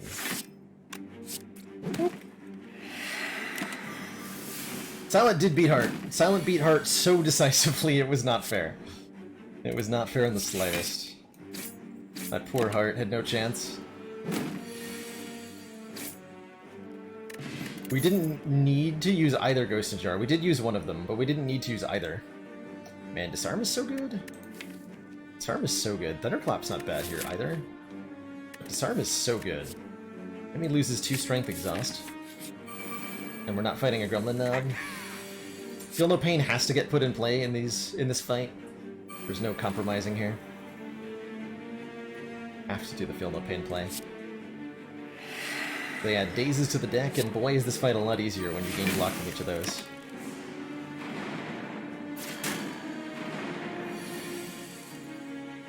Just so much easier. Okay, we do have a kill here. Thanks, Ben Nib.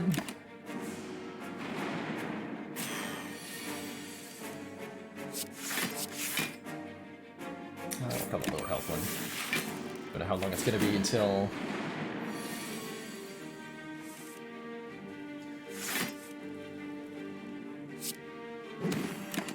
Probably get a kill. We should be pretty safe, despite that bad draw, thanks to the Feel No Pain, which mitigates the downside of all the rough draws we can have. Any of these full of dazed hands is just block, waiting to happen. These dazed exhausts and triggers the Feel No Pain. It's beautiful.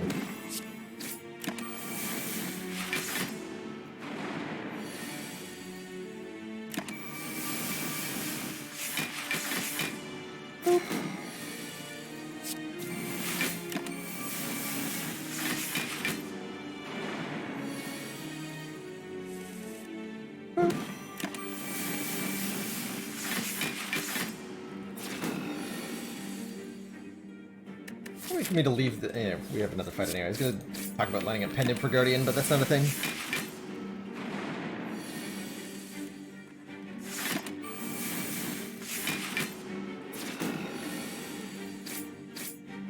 Alright, 2 more relics. Really? The Darkstone Periap. When he obtained a curse, increase our max health by 6. And the Blue Candle. Unplayable curse cards can now be played, causing us to lose 1 health. I mean, that does kind of interact with our... Oh, hello. Limit Break? Exhume? It looks like we've got our work cut out for us, Commander. Sneaky take! Hitting us up with that 99 viewer host, my gosh. Hello, Sneaky. And the Tiki, which I assume is the collective noun for your community. Welcome on in, everybody. Just had a couple of really good Ascension 20 runs. And now we're working on maybe not dying with Ironclad. As you can see, we have only the best relics in the game. And we're trying to figure out how to beat Guardian. Does it involve Exhume on Disarm? I mean, that makes Act 2 really easy. Does not make Act 1 any really easy. We take Exhume, we upgrade Disarm, and we rest. Limit Break only does stuff after Demon Form is in play, so it's not very helpful. I'm gonna take Exhume. We can get back Intimidate, we can trigger Feel No Pain twice. Does stuff. Hey, immovable object. Bailey. DJ Dragonflame and everybody else who's popping on in. Hey! Hello? Welcome. 820 today, yep. We've had 1 success so far. On Silent, which was a run that started with a tough bandages and then got very silly from there.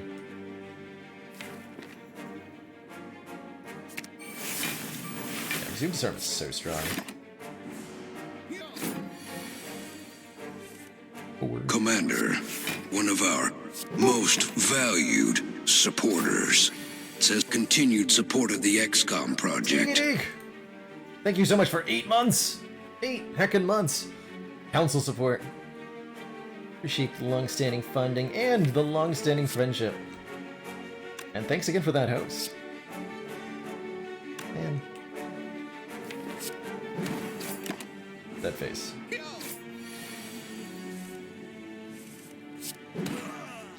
Alright, Alright, hopefully 30 is enough to fight Guardian, because I'm not gonna rest Guardian. We'll take a headbutt, though. We're upgrading our disarm. We're gonna use it twice on Guardian, and we're gonna hope that that's gonna be enough.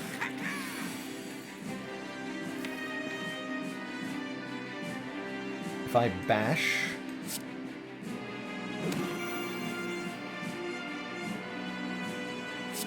Strike is 18. Pendant Clothesline or Pendant Perfected Strike next turn would do the job. And I have a Gambler's Brew? Okay, we're fine.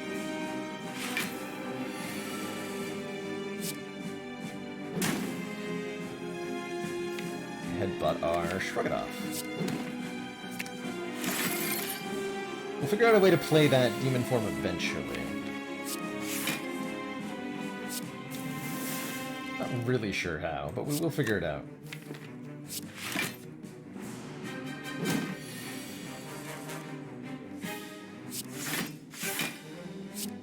I don't really want to take one to deal a minor amount here. This one's not about racing Guardian in any way. Much more about getting Demon Form into play and winning. I may have meant to strike there.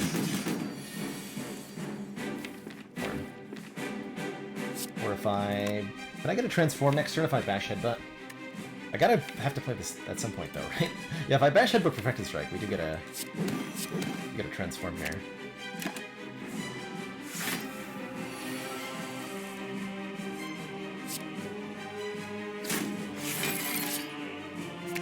Back.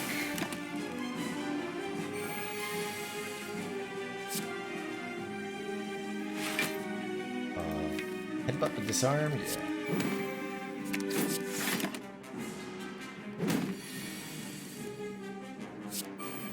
You want your 2x2, nerd?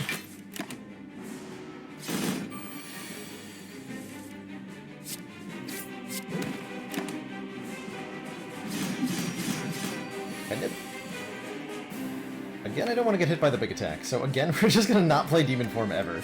Apparently, that's how this run is going. Don't play Demon Form. You'll just win anyway. Poor guy.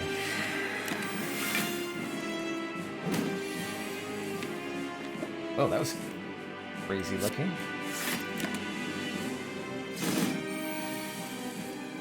Alright, is it time? Or do I just, like, not play it out of principle at this point?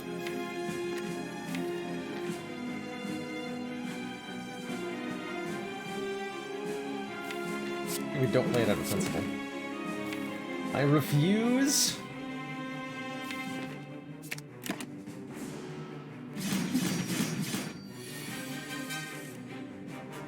And we're gonna fail to kill it.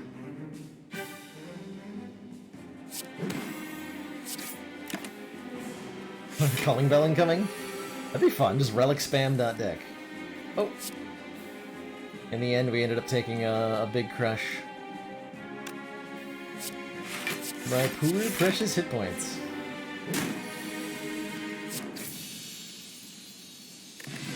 Regen Potion!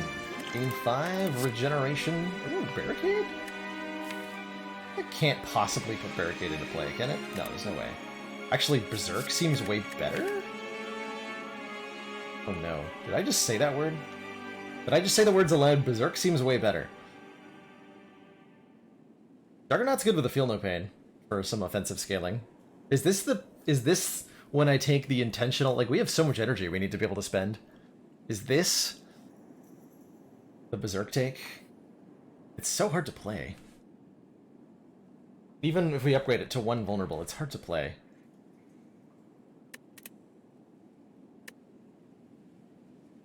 Like, everything else is so slow, I don't see how we possibly get it in play, and then we're about to be offered a Snecko Eye, and I'm gonna be really sad I didn't take the Barricade.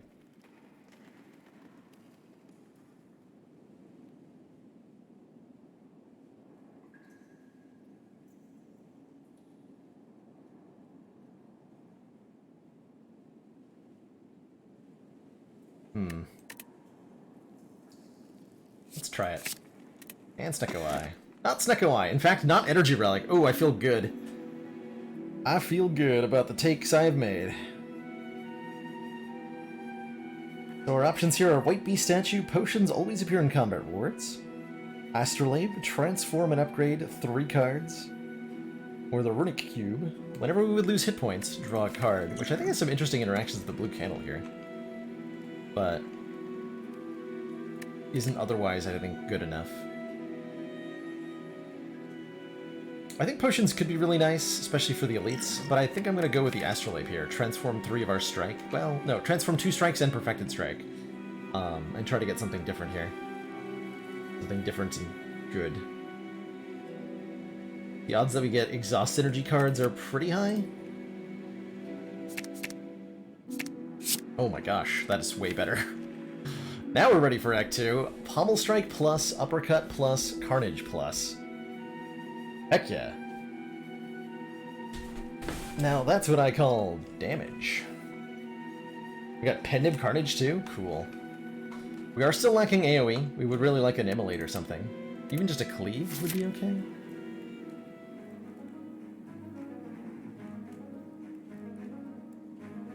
As far as I'm aware, Combust Cube is still working the way that makes you sad.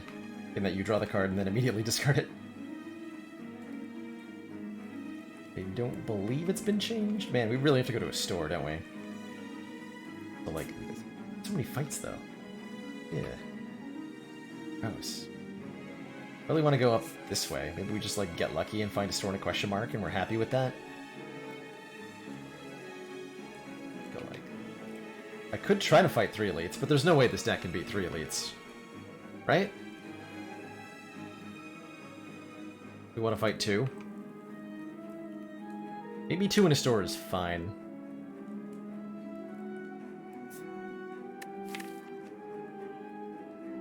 It's fine. So the reason we're taking this Berserk, to be clear, is because we need energy so badly that we're willing to use a roundabout way to get it in Berserk. Berserk did recently get buffed from 3 vulnerable and 2 when upgraded to 2 vulnerable and 1 when upgraded. And we're hoping that that means it's good enough that we can use it. I do want to upgrade it pretty badly, though. Upgrade it here, maybe. Okay.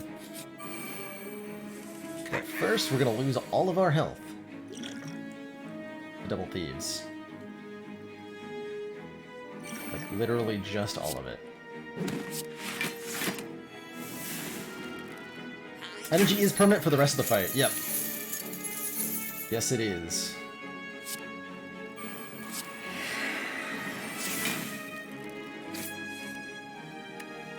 Didn't that intimidate? And get a lot of block? That.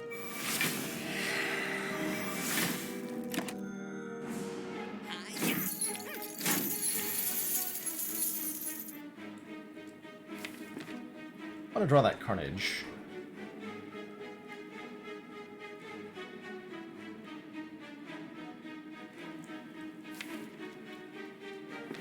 I think I let this guy go and I kill this one. I don't think I'm gonna get them both. Unless I do something fancy. No, I'm not gonna get them both.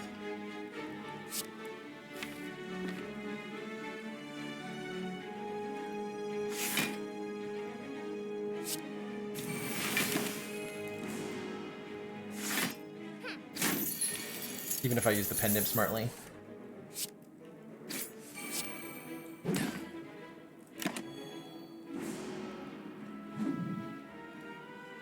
Okay, get them both. Havoc! Play the top card of your draw pile and exhaust it. Oh yes! Oh yes! That is the first step to success here. I think. Randomly playing cards, we can get Demon Form into play for free, we can cheat some of these 2-cost cards into play for free, and we can trigger Feel No Pain. I'm in. You thief! Jerk! No!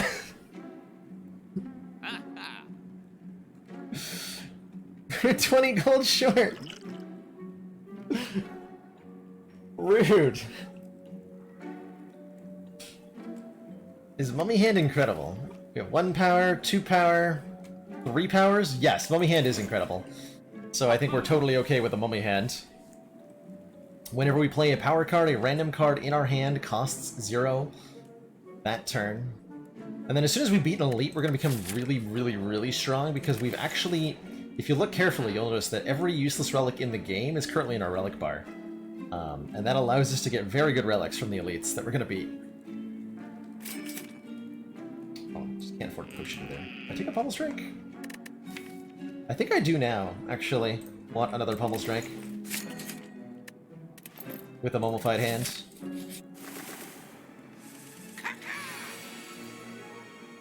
Okay, Berserk doesn't make me take any extra damage this turn, right? That's correct.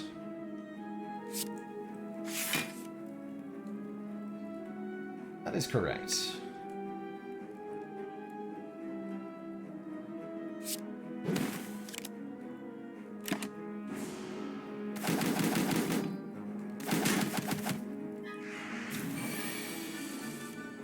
Beautiful. So now I have 4 energy per turn. Is Bash Clothesline, that'll be 5 plus 9? Not a kill. But Clothesline Defend is like enough block anyway, that we're not too badly hurt.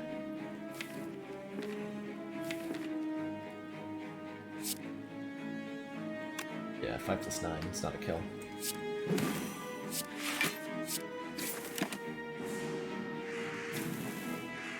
I think a little bit here.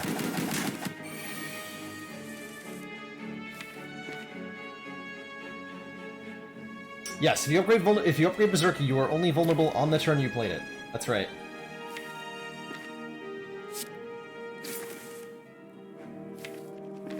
Please hit Feel No Pain.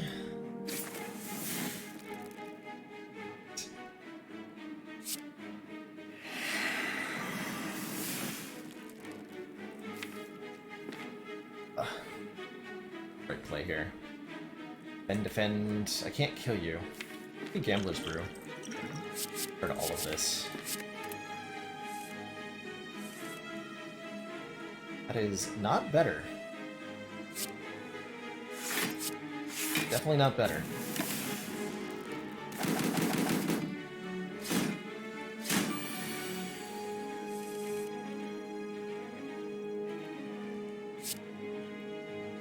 Going to too much strength.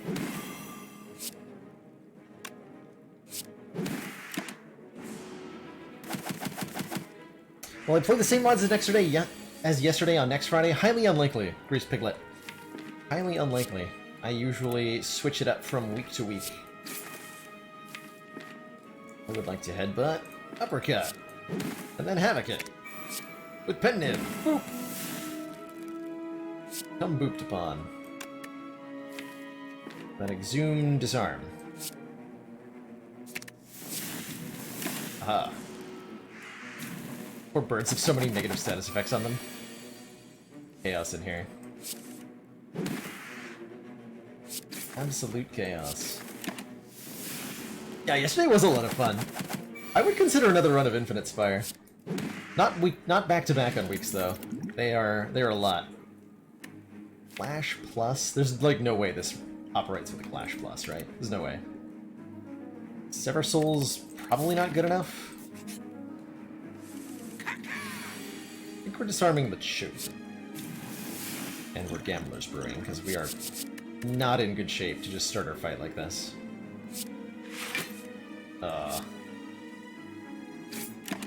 Oh dear. Sad noises. Sad noises.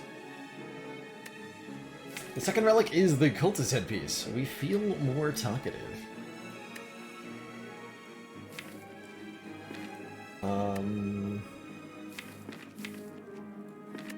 Yikes. We have to Pummel Strike here.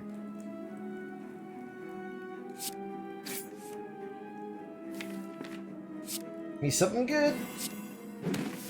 That's okay. Okay.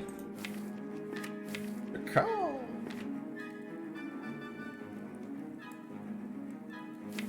A sad face. Sad face. don't think we can play that Berserk without taking too much additional damage, but then also, ow. Oh, we have pinned him. Everything is fine.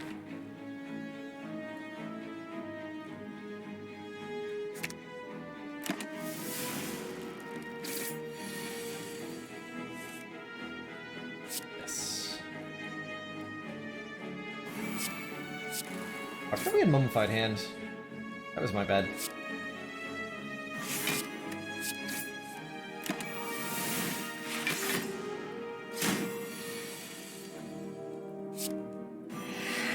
Joke's on you, I'm already vulnerable! Haha! Got him.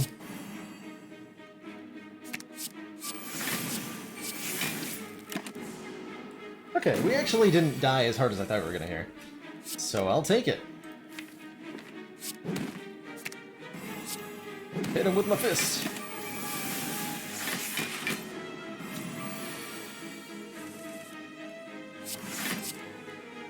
Alright, dude, form. I will play you. The first time in history.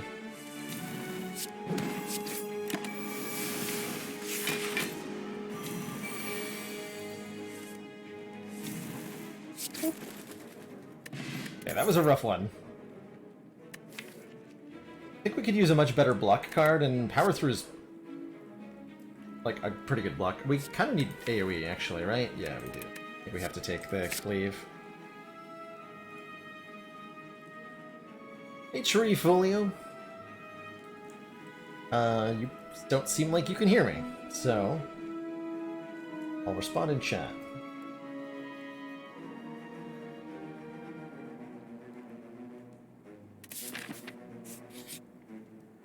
Remove a card from my deck. Strike? Strike seems fine to get rid of.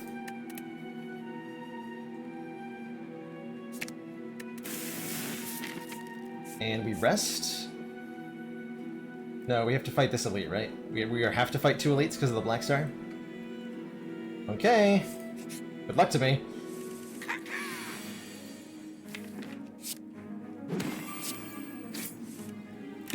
Good luck to me. Hey, no worries.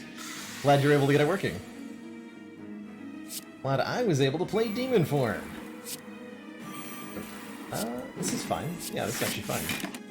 We're gonna be vulnerable anyway, might as well 4 energy, right? Aha!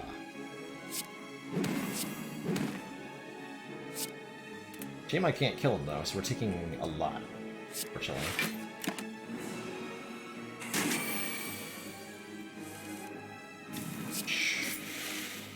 Okay, we need the elites to be like extra gentle to us. At 35 health.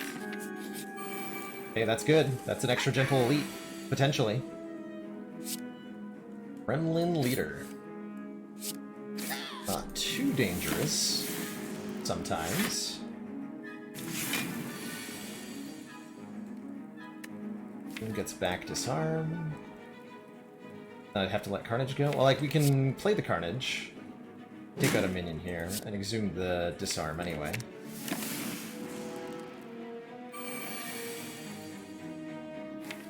Okay. If I play my cards right, I might be able to get Feel No Pain with Mummified Hand to make the Demon Form free, and then we can play the Demon Form for free. That'd be good.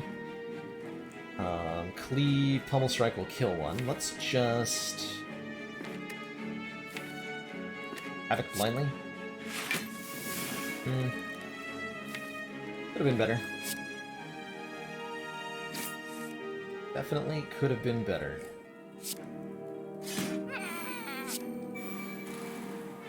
Okay, I'm not wasting that uppercut on a fat gremlin.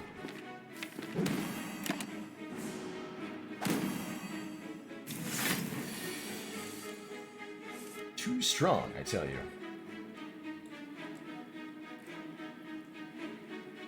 7 plus. Okay, not enough to kill, so I have to use Carnage to kill Fat Gremlin here.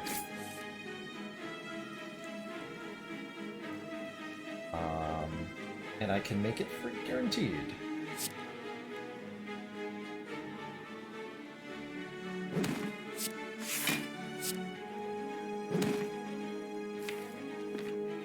So if I play Berserk, Carnage becomes free. I was hoping Demon Form would become free, but oh well. Fine.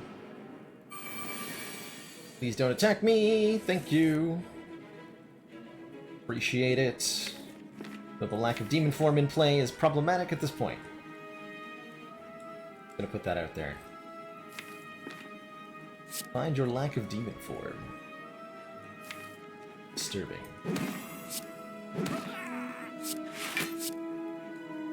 Take a little bit just to disarm the Grim Leader again. Just in case we're attacked here.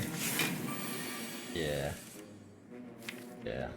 In case of that. That exact thing.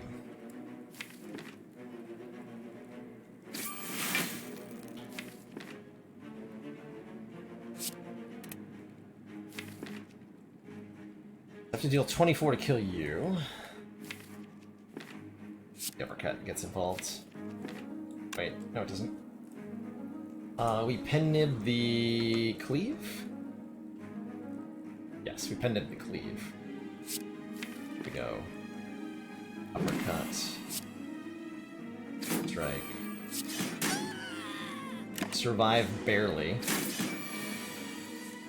Only barely. Right, these better be good relics.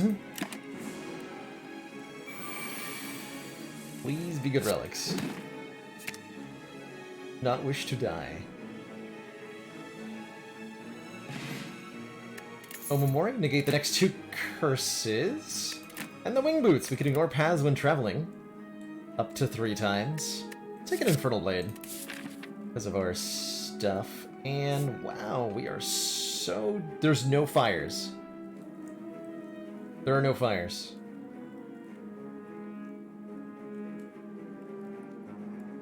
Well, that's not good.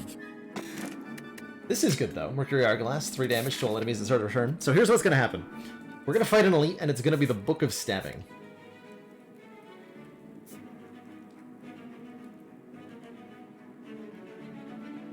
And then we're going to get a full heal.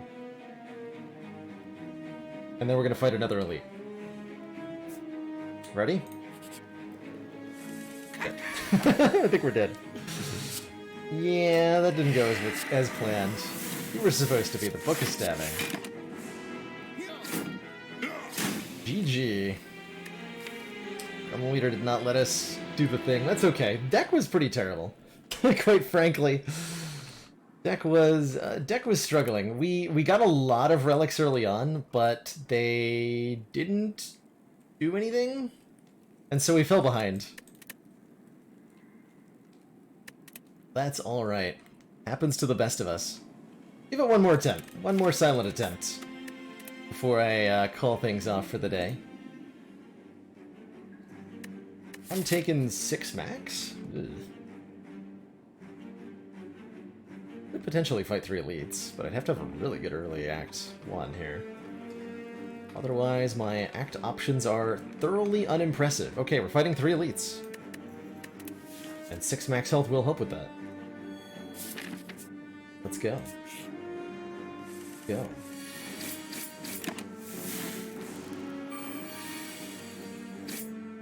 Saying Tiny Chest doesn't do anything? I mean, it gave us 30 gold. And that 30 gold let us afford a Mummified Hand. I think. The one here.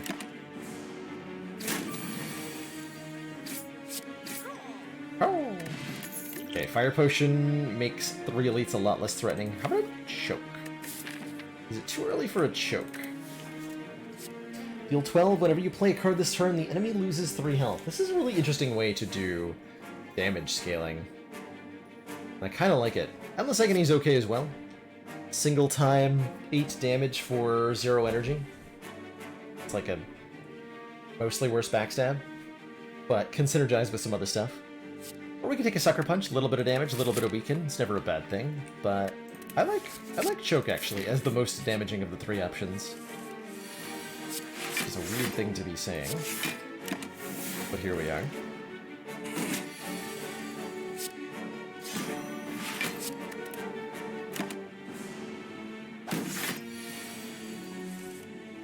Hey, Choke got drawn on consecutive turns. I dig it. choked worm. I think we can do this without a single point of damage. Okay. Going to a 13-hour movie marathon. Oh my gosh, what are you marathoning pretty early? All-out attack, AoE. I like all-out attack pretty early on. You avoid the downside of a discard a random card. It gets bad once you have some retain, but at the start this is huge. And there's another card that will let us defeat 3 elites without too much difficulty. Pick it up. Mostly, I think, better than Dagger Throw. Because of exactly situations like this one. We just dunk this fight. Horror movie marathon. Nice. Afterimage? Afterimage choke is a thing. Both of these encourage us to take a lot of cards that can be spammed. It's our first defensive scaling mechanism that we've been offered. And we don't often see this card. I'm gonna take it. I'm taking it! And I am upgrading probably one of my cards, rather than transforming a strike here. It's true that spamming cards is difficult to make work against the heart. It requires some extra effort. Yeah, since I have a choke and an afterimage, I now want things like a Blade Dance or a Cloak and Dagger. Big time. Big time want those. Maybe this is a transform. What upgrades are important? All-out attack is huge at +4 AoE. Choke is kind of okay. The neutralize upgrade for the extra turn of weaken is nice.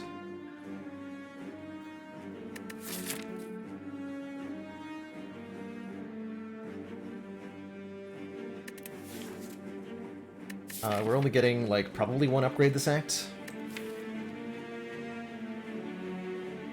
Probably all-out attack. I'm okay with that. I'm not okay with that. I was, in fact, not okay with that. Do I remove that immediately? I might have to remove that immediately. I will take a Dagger Spray. Deal 4 to all enemies twice. What about Trip, actually? Is Trip a thing? Gives us vulnerable for physical damage scaling. It's 0 cost. Let's do it. I want to try this.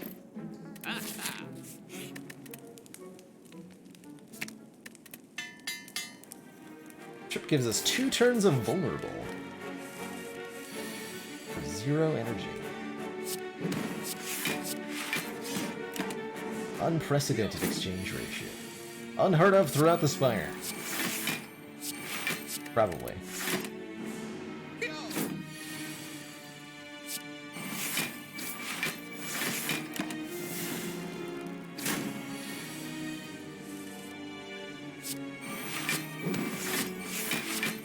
Hey, accuracy got played. Congratulations, accuracy.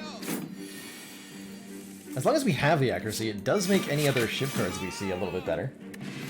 Strength Potion's excellent. There's a Blade... I mean, okay, I'm taking it. We have many reasons to take Blade Dance here. So we will. Alright, elite number 1, Lagavulin.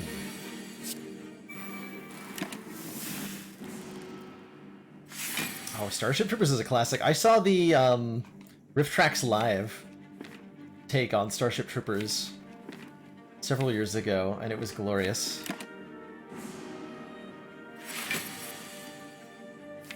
Raw, after image, or choke. Interesting.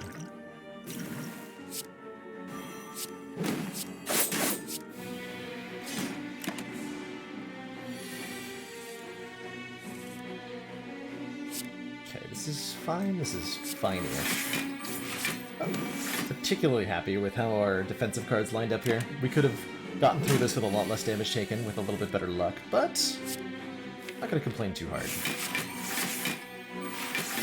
I wonder if I was meant to play the ultimate attack there, actually. I think with the Strength Potion invested... No. All that damage output. Look at it! 10 damage shivs! And an oddly smooth stone, giving us one more dex in combat. An infinite blades. Yeah, actually? Oh no. I found the set of situations where I take an infinite blades in Act 1. I'm retiring from streaming. I'm done. I'm so done. Why? Oh, I despise this card for the most part. I don't know, it just feels so slow and so unimpressive, but it has positive interactions with the trip, with the accuracy, with the choke, with the after image. Got a lot going for it, so we'll give it a chance. We'll give it a chance. And the letter opener, more incentive to card spam. If we play 3 skills in one turn, deal 5 AoE. Let's do it. Let's do it. Definitely a poison potion. From the nub is so terrifying. Get choke with the pawn, nerd.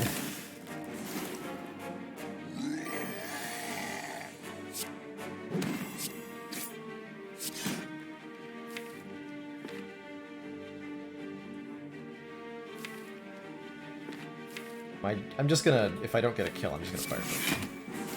I'll take my block. Yeah, it's not acceptable. Meat on the bone, hey, if our hit points are at or below half at the end of combat, heal 12, that's a huge deal. Cloak and Dagger is a card that triggers letter opener, benefits from oddly smooth stone, and interacts positively with everything else going on in the deck. Holy crap. Is this happening? This is happening. I'm taking Cloak and Dagger over a Nightmare. Nightmare would duplicate, like, maybe After Image. This is way too early for a Nightmare. We already have 3 powers.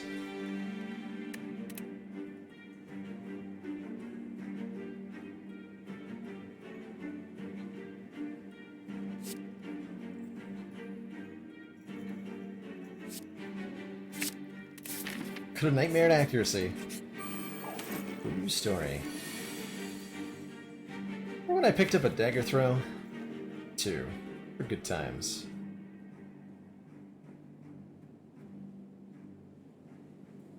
Or dagger spring? Can I also kill the Angry Gremlin? I do like choke. 12 plus 15 plus... Yeah, if I choke, trip, dagger spray, I only take 5 here.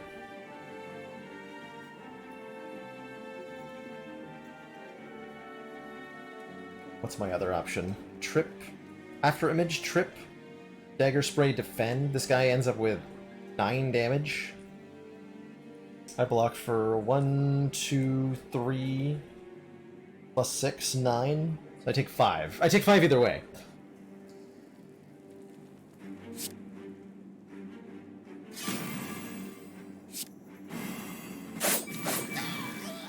So might as well do it this way. Choke trip dagger spray makes it sound super clumsy. Like flailing around the spire. Like you do. Like you do. And these are really good relics. These relics are more powerful than all of the relics we had last run combined. I'm pretty sure. Oh man, a footwork? For even better blocking? We're fighting, yeah, we're fighting Guardian, right? So more dex sounds great.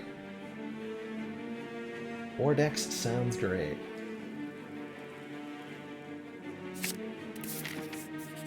Alright, not a gremlin now. We already beat the gremlin now. Let's get all our powers in play.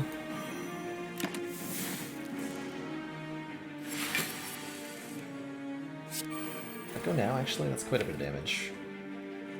We're drawing a lot of block cards over the next 2 turns? Yeah. It's as good a way as any to wake up a leg of villain. Beautiful, in fact. I think I'm playing the Infinite Blade here, yeah. Next turn we have Footwork, Defend, Survivor.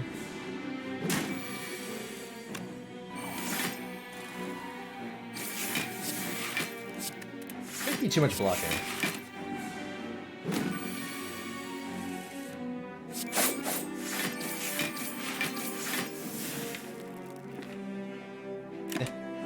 Seems fine.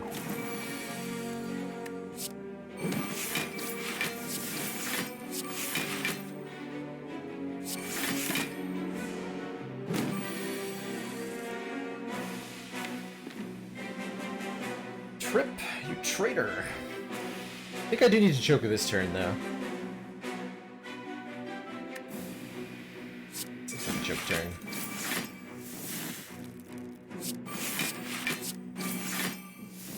So we have enough damage here. Get to exactly 36 health. Also, definitely did the math there. Totally on purpose. You're welcome.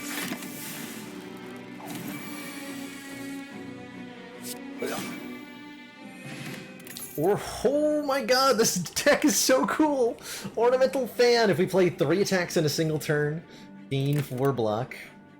The card spam continues.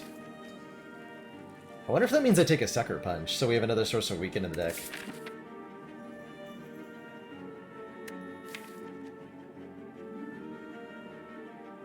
Yeah, where's Shuriken Kunai at? Where's Ninja Scroll at?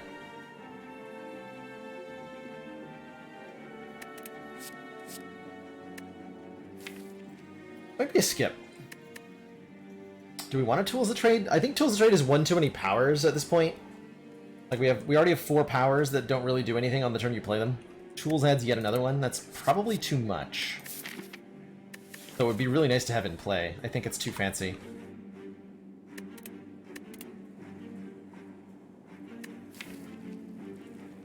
I'm gonna skip.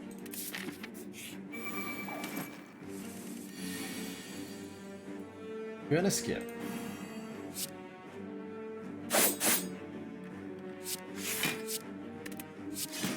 Direct Mushroom. Oh, I could have killed them both. Whatever. Boop. Ghost in a Jar. And I think I want to deflect. Because of Oddly Smoothstone Letter Opener. I think we want a free card. Yeah, and Choke. We want to be able to spam more cards, and so free cards help with that. And then we can start adding more card draw from there. And Ghost in a Jar is so nice here. Eviscerated and shot by Giant Claws. I think with a Ghost in a Jar, yeah, let's get an extra relic. We have meat on the bone here. This is a Lagavulin that's debuffing us on turn 1, which is super scary. But, is it scary enough? Don't think so. Might actually be scary enough. We have to put out a lot of damage very quickly. I'm not gonna play that after image yet.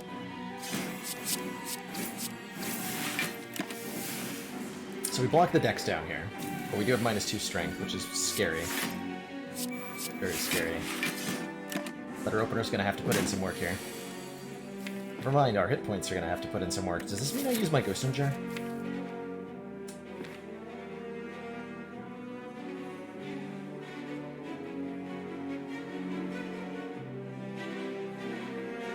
Currently saving me 16 hit points.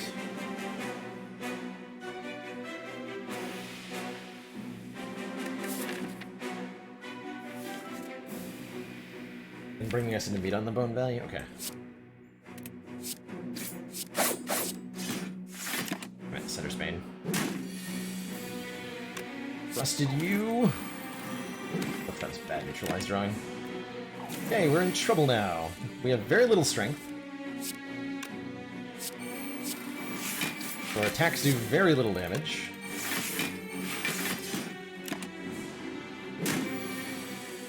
We're gonna need Choke to do some work for us.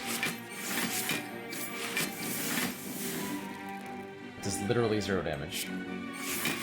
I'll play it anyway, because it goes in 4 block. Okay, here's our Choke. I should have showed up a little sooner, but it's enough. It is enough. Would I take Wristblade as a boss relic? I might. It would depend on what else it was up against. We're not taking a second Infinite Blades. That's just not happening. I might take an Acrobatics here. 1 Infinite Blades is plenty, thank you. Yeah, I'm gonna take an Acrobatics for the draw discard. Two Infinite Blades is too slow. If we have 2 Infinite Blades, we're gonna start losing, like, really badly losing to fights like Triple Slavers, where we're asked to do a lot of stuff on turn 1 and 2. And if we have too many powers that don't do anything on the turn we play them, we will die to that fight. So let's take an Acrobatics. And we still have our Ghost in a Jar, so let's upgrade something. I actually kind of want to upgrade Cloak and Dagger for the extra Shiv. Anything that generates +1 Shiv is a big deal right now. Cloak and Dagger. We want to upgrade Blade Dance as well. Speaking of... refusing literal infinite value. It's true. Sad but true.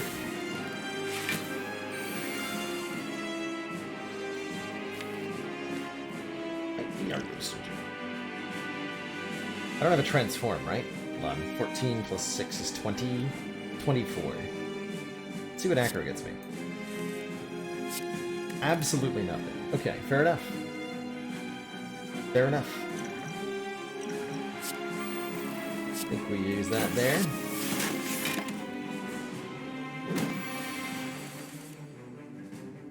Feels great to use Ghost of Jar on Guardian, but here we are. Get every power in play, so we're not compromised from turn to turn. Behold the damage!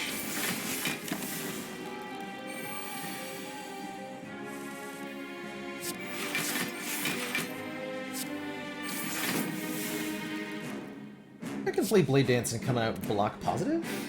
If I play 2 shivs, I take 8 damage but gain 6 block. Yeah. We take only 2.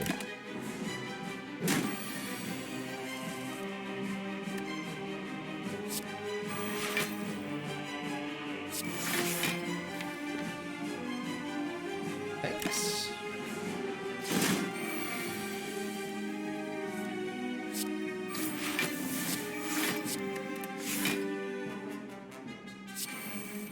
Oh, here. Mediocre attack cards. Perfect. The non-ecahedron. The no stands for how many times it usually works. Scathing and accurate. I like it.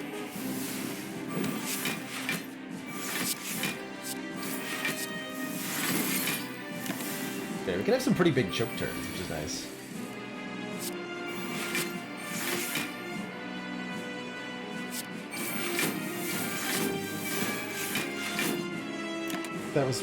That was enough damage dealt that was worth taking 5, I hope.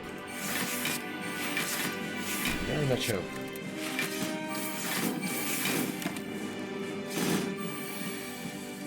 Yeah, so what this deck needs is some way to go faster. Like a lot faster.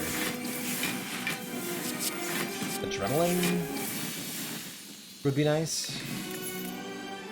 Second after image? Yeah? I think? 2 after images? And then we really go full card spam? Sure? Like, both of these are slower than the after images, so it's after image or skip. Take the after image. And... ooh. Interesting. So here's our options. Eternal Feather. For every 5 cards in your deck, heal 3 hit points when you enter a rest site. Calling Bell, 3 curses, 3 relics. Or the Coffee Dripper. Gain an energy at the start of your turn. You can no longer rest at rest sites. More energy definitely makes us go faster, and with a meat on the bone, healing us when we're below half, I'm pretty sure we can maintain the Coffee Dripper pretty easily.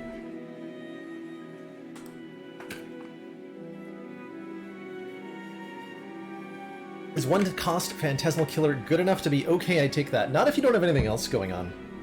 In order for Phantasmal Killer to be good, you need to say that next turn I'm going to draw more damage. I'm going to have more damaging attacks in my hand next turn than I could do by using this energy and card on something else. So you need, like, Retain. You need, like, some sort of attack that you're setting up. And there's a couple ways you can really do this well. Like, if you combine... these are all, like, really unusual use cases, but if you combine Phantasmal Killer with, say... what's it called? Doppelganger. Or with Ice Cream and a Skewer. Or with Runic Pyramid and a bunch of attack cards in your hand. then you can create situations where you have a really powerful turn that's getting multiplied by the Phantasmal Killer. Fighting a champ. How good are we at elites? Like, not that good, right? Frozen Eye can help you know if it's worth playing, yeah. I'll give a nomination for Frozen Eye. I love that relic. Okay, our highest value is to take on these two elites. I don't know if we're gonna be ready, but let's see how we do with 4 energy in some of these fights. I, for one, think everything is gonna be okay. Some tons of damage to Chosen on turn 1. Pretty good, pretty good. I accept it.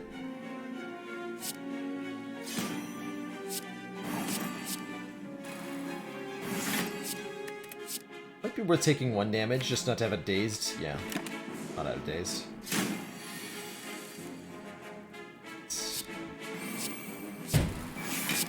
Sereno's actually not that bad, though.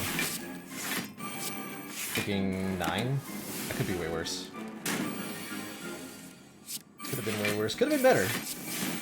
But certainly could have been worse. We don't need another accuracy. We might want a Sucker Punch now. I think we do. We need more weaken in this deck. And we need less strikes. So we just turned one of our strikes into a Sucker Punch. That's fine.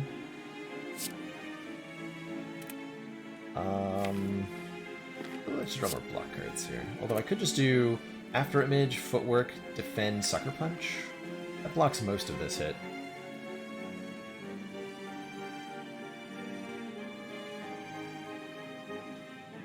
Although Blade Dance is better than Footwork in there. Okay, so it's After Image, Blade Dance, Sucker Punch, Ornamental Fan, Defend, take none. Take none. Will I upgrade the Trip? If I can find a spot I'm comfortable upgrading it, then I will. A timed letter opener there to let me take 2 plated armor off the Kano. We don't get a lot of upgrades, unfortunately. I might get 4 this axe.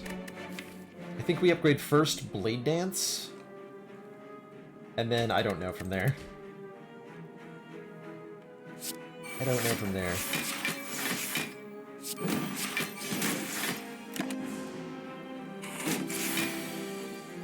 The Frail's gone. Nerd is being defeated actively. Man, so many block sources.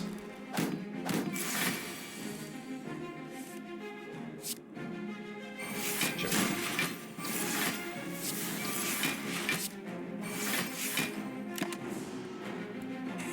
Oh, guaranteeing Crane, excellent. Find a Crane, we are super upgrading Neutralize. Fear Potion's nice. Escape Plan is nice? Oh man, Escape Plan is a letter opener proc and a half. Although Dodge and Roll's pretty good with our decks. But Escape Plan's so good. It's free After Image, it's free letter opener. I can't say no. I'm actually legally not allowed to say no.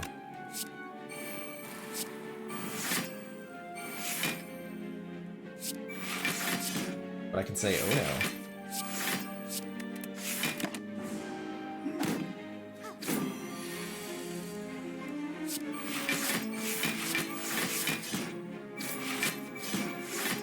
This deck is beautiful.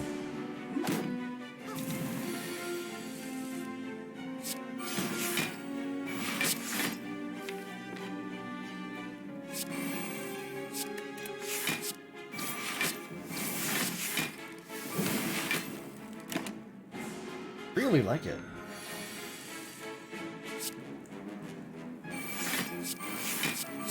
Just casually full block this. Didn't even draw any block cards.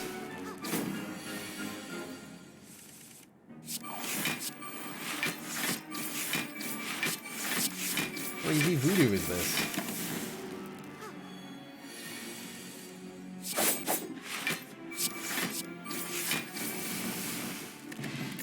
It's interesting, because of the letter opener and the ornamental fan giving us block when we draw attacks, and letter opener giving us damage when we draw skills, we are always outputting both damage and block all the time.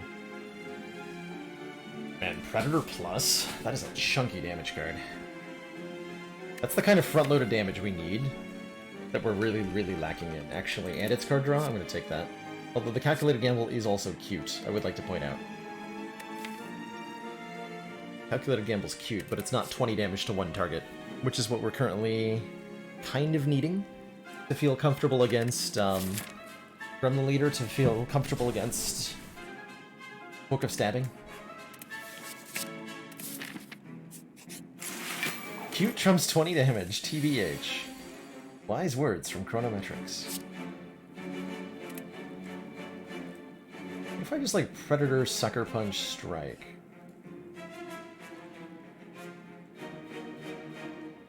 Any acrobatics here?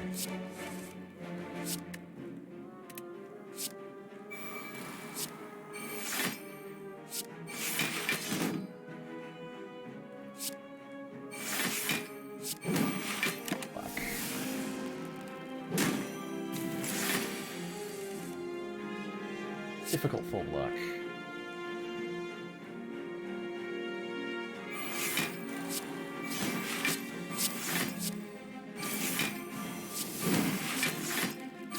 Still got there though. Wow. Wow. Is there nothing that can stop this deck?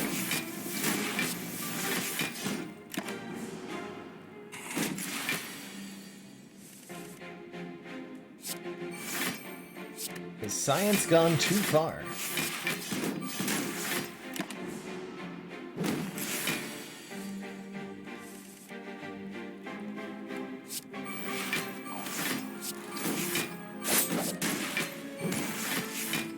Like, every time I draw a hand that looks terrible, it's a full block.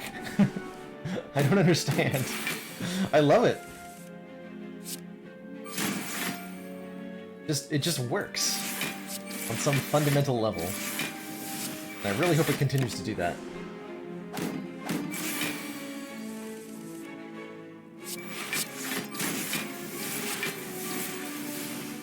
Pretty slow still. Like this is like I don't know if I can take these. Need more cards like this one, less cards like these ones. For the elites we're about to go into, we need to do damage.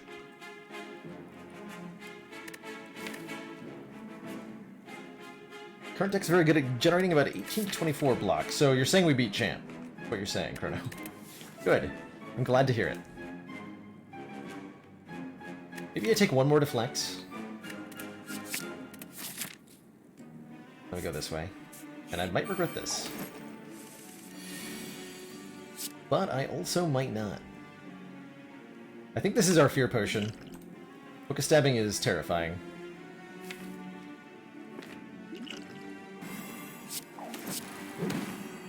And it must be stopped.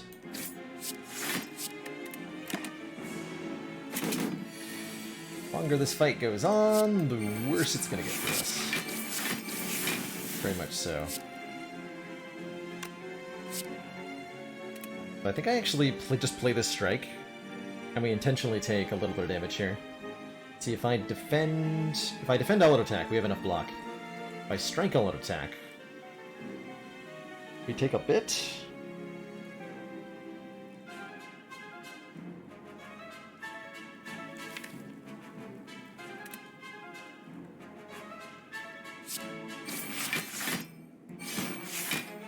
Six is fine.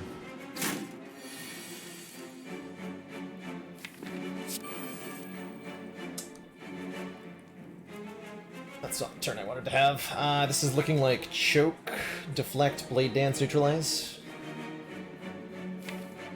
I'll have to do. That triggers our letter opener too. Good. You do you, letter opener. You do you.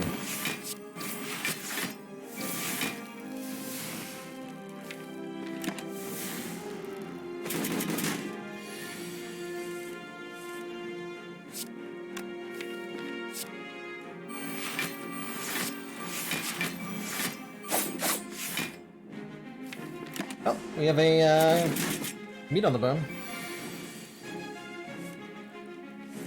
Yeah, we're fine. Wasn't as bad as I might have feared it could get.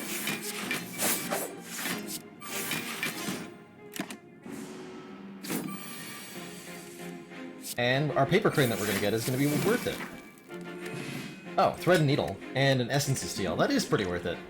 So now instead of generating 18 to 24 block, we generate 22 to 28 block consistently. Thanks to 4 block at the end of every turn. And more cards that are, I think, a little bit too fancy. We want more card draw. Not this stuff.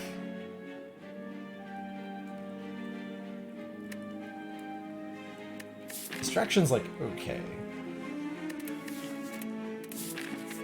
Upgrade. Probably Dagger Spray, given that we know what we're going into. Although Trip could also be a good upgrade here.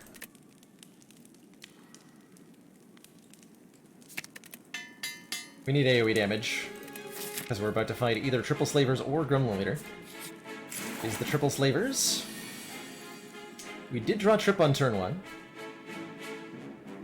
And I think I can get rid of the Red Slaver pretty quickly here. We're going to take a lot of health loss on turn 1, and it's going to get fine from there. This looks like After Image, Trip, Blade Dance. So, After Image, Blade Dance, All Out Attack, Defend? Yeah, that'll work. That gives me a lot of block, too. And procs Letter Opener at least one time.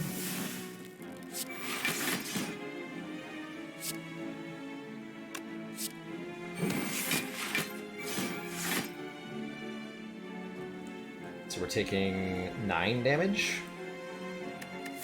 That's fine. It's actually not bad at all. There's our upgraded Dagger Spray.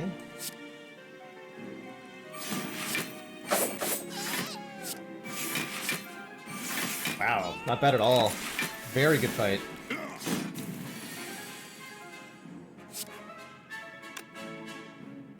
Really good fight.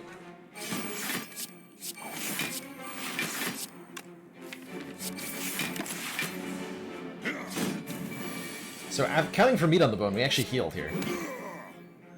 Got ourselves a Centennial Puzzle. First time we lose health, draw 3. We're offered an upgraded Infinite Blades. Still don't think I want you. But I appreciate the effort.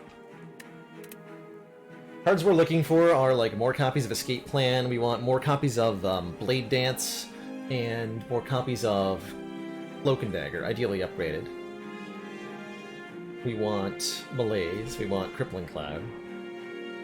Upgrading Trip would have saved me 9 damage. Huh. Neat.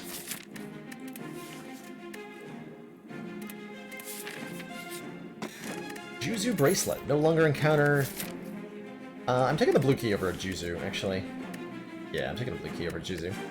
Juzu makes us no longer encounter combats in question mark rooms, which is not necessarily a good thing. Take a Battle Trance over an Overclock. Yeah, Battle Trance would be insane, right? I think we upgrade Blade Dance now.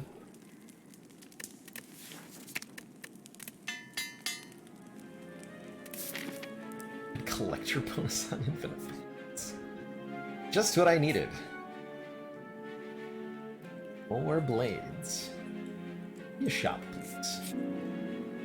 Okay, okay. Transform a strike into an Infinite Blades. Ooh! 1,000 cuts. Okay, okay. That's more card spam incentive. Every time we play a card, deal 2 damage to all enemies. So we probably want to upgrade that. So it's double. And like, I don't know, footwork or something? I explain why I upgrade Blade Dance, but I don't want Infinite Blades Plus. It's a card... Our turn 1 is important in a lot of fights, and upgrading Infinite Blades means that we have a card in our turn 1 that doesn't do anything on turn 1. And in fights like Triple Slavers, it's really important that every card on turn 1 counts. And plus, we have so many powers in the deck, too, that against stuff like a boss, we just play them as we draw them. So that's the logic there. I'm wondering if we fight another elite, or we just go 2 upgrades here. Guess we go here for the chance of a shop. Sure. Book of Stabbing, Mark II.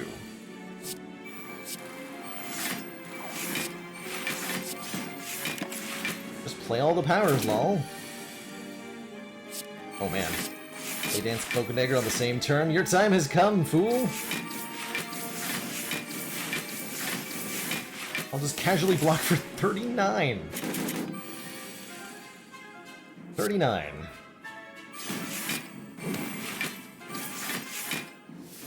Yeah, I think you're right that our Act 3 boss answer involves getting a lot of relics. That feels correct.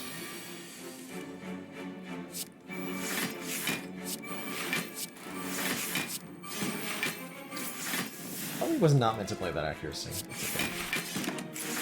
Have enough block. Envenom. Yeah, Envenom would be good. Venom would be great. I'm not playing Thousand Cuts here. Am I? Well... it only costs me 1 block? No, 2 block. And I think we full block anyway. Wait, no, I'm bad at...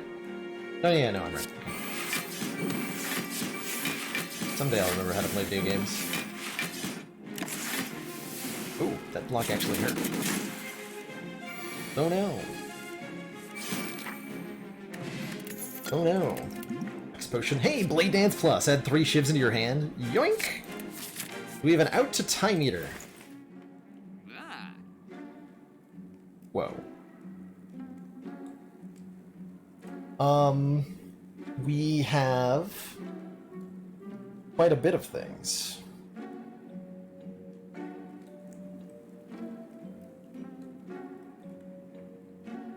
This is a fun, yeah, this is a fun shop. I like the Cloak and Dagger quite a lot. I kind of like the Clockwork Souvenir. Start each combat with 1 artifact. We can use that with the Flex Potion to gain 5 strength at the start of a combat. We can buy a Ghost in a Jar and carry that for a while. Secret Technique puts a skill from our draw pile into our hand. That is pretty good. But we do run into the risk of, like, Time Eater really crapping on us. Hori is an excellent defensive relic. When we receive 5 or less unblocked attack damage, knock it down to 1. I think no matter what, I'm buying this.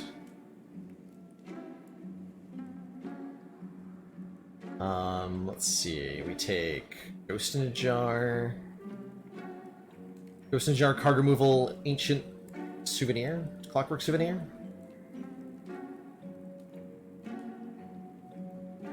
That's my pick. These 3. Backflip's pretty good. TBH.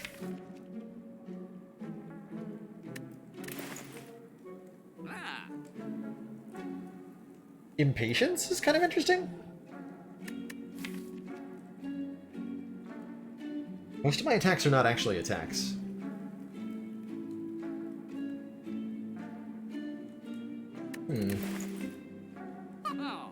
But I'd rather just card removal. Can't get all 3, not quite. But I can get the backflip.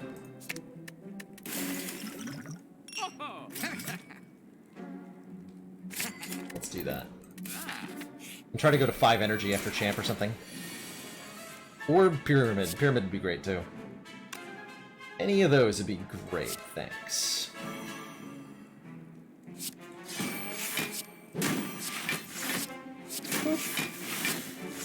Me full blocking you easily, lol. Forgot to fight the shopkeep. Oh no! How could I be so foolish?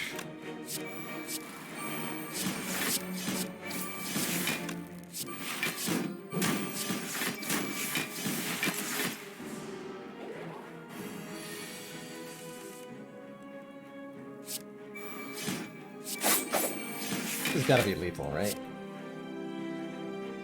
If I do it right.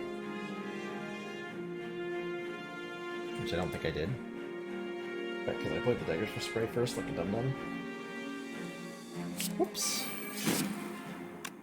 Good job, me.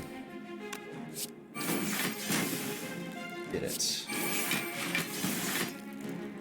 I still think I got him, though. Yeah, we did, okay. Whew. Second choke? I think Calculated Gamble is now cute enough to actually work, because we can draw more cards by, like, discarding shivs. Give it a chance. I'm gonna upgrade 1,000 cuts. Per leader. Alright, champ. You are ready to become die.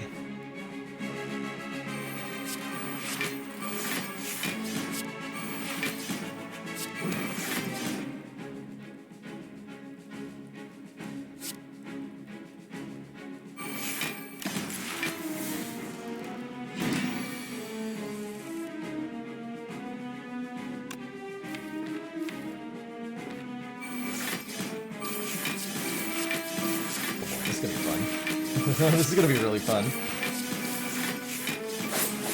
Just spam cards.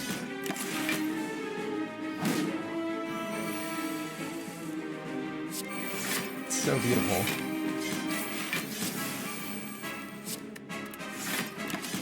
Fine. Want to get through the first rotation, play all these powers.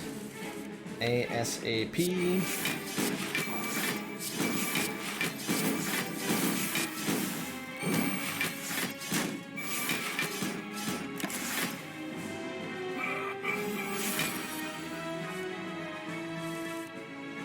Damage re!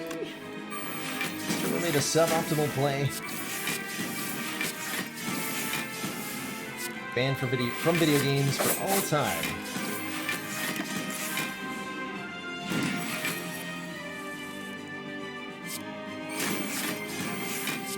Although that could actually matter. It's true. True story.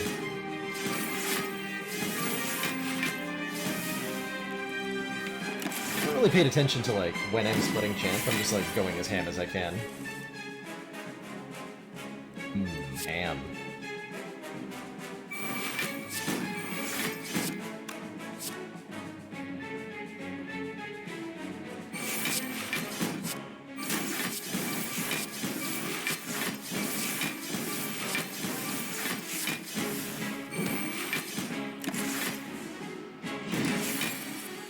Here's been below half. We're not going to be vulnerable or frail on the execute turn, and this is our hand next turn, so I think we just pulled it off pretty easily.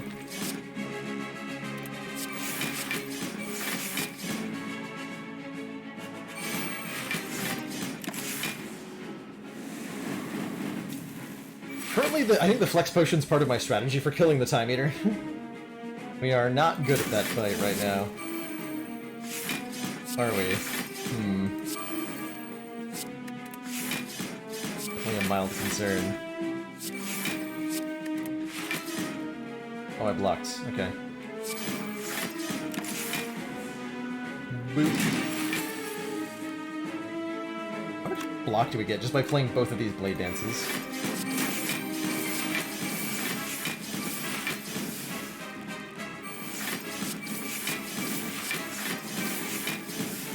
$26 block. Frickin' wow.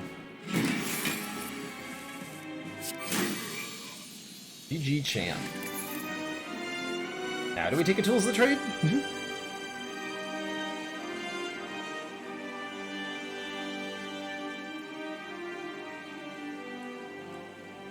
Could be a skip here. We did one more card draw. Tools of trade is technically card draw. I would take as my boss reward very happily a well-laid plans. Might just be skip though. There's so many powers. Like we're starting to worry about actually losing to Awakened one as well as Time Eater, and we know we're fighting one of the two. Yep. Okay, we can go 5 energy if we want to. I think we should. We could take an Astrolabe to transform upgrade 3 cards. We would transform and upgrade Strike.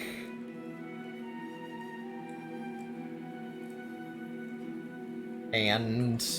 Question mark, question mark, question mark? Curse Key makes us take a curse when we open the Act 3 chest. Or we could take the Philo Stone to give all enemies +1 strength. If we bought the Toria, we'd take the Philo Stone here. But as it is, I'm going to take the Curse Key. We have 1 curse we have to deal with, but that's fine, because we only have 1 strength left in the deck. Actually, we can just skip the chest. We have the blue key.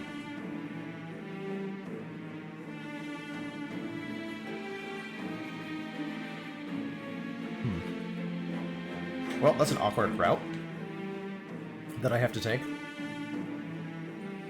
Seems fine. We fight 3 more elites. We'll get 3 more relics. Hopefully one of them is a shuriken or something.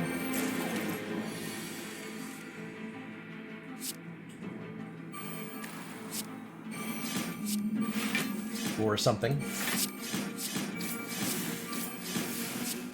Something ordered.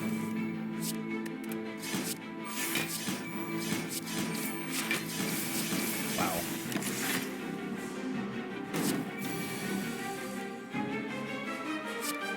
Deck is nuts, and I love it.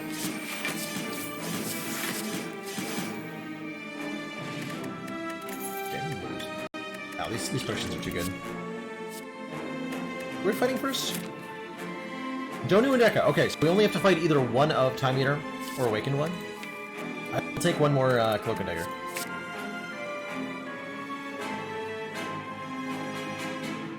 One more. Definitely gonna look at 3 cards here. A lot of these colorless cards are very powerful. For this deck in particular. Like Impatience. We have no attacks in our hand, draw 2. Blind is fine, so is Flash of Steel. So is Finesse. Oh, we really need to not fight Time Eater. These cards are good, but they're not that good. Yikes. Maybe I need Discovery here.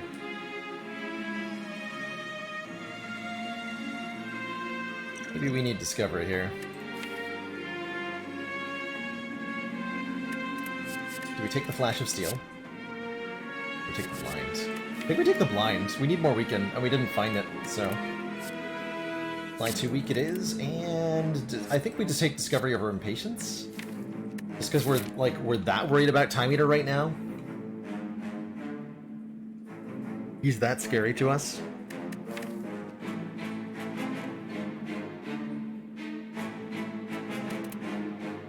Yeah, I think he is.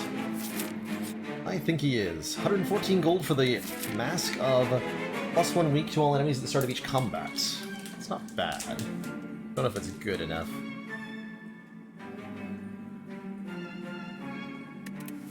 What Discovery does for us in this deck is maybe provide more scaling. It's just kind of a YOLO play, a little bit.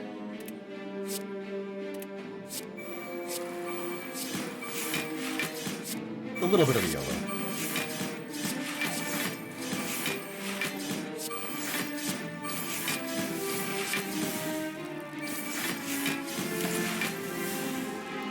Turn 1? Good turn 1.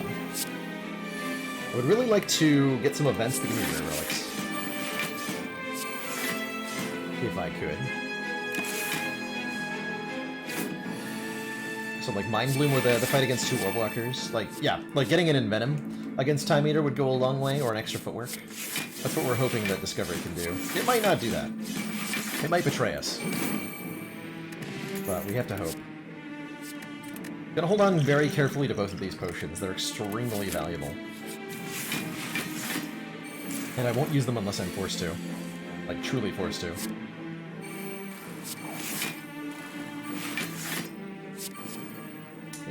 Thousand cuts. I say no.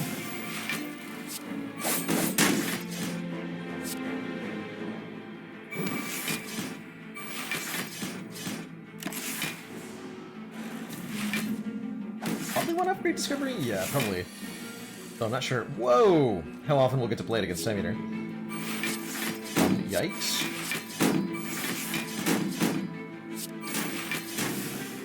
Not gonna kill either. Yeah, that's super rude.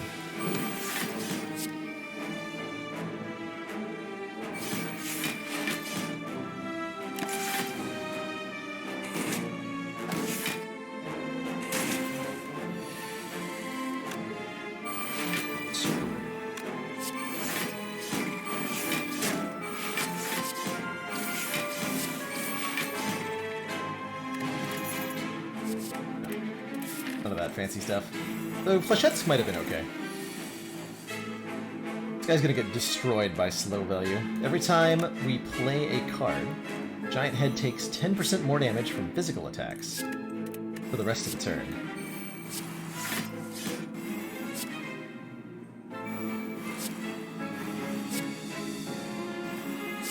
Which means he's currently taking 17 damage per shiv. That's pretty good. Okay. So I could have played that earlier. Well, optimizing our slow value is pretty important here. So we want to play all the non-attack cards first, and then all the attack cards in order from least damaging to most damaging.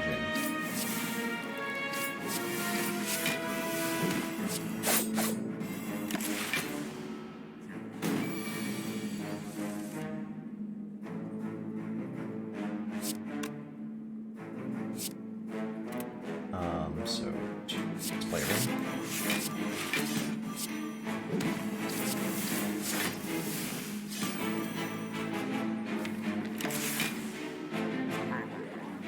Why are you still here?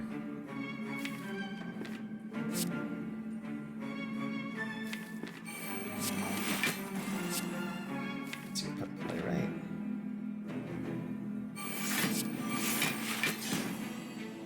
This is actually more block than the other thing. And then defends. Pretty sure this is more block than defend. Very comparable anyway. Meat on the bone value. Ow.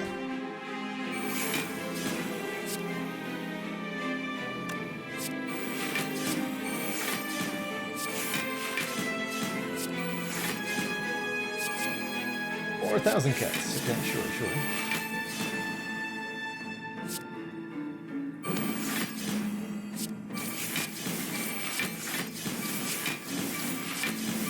5 damage.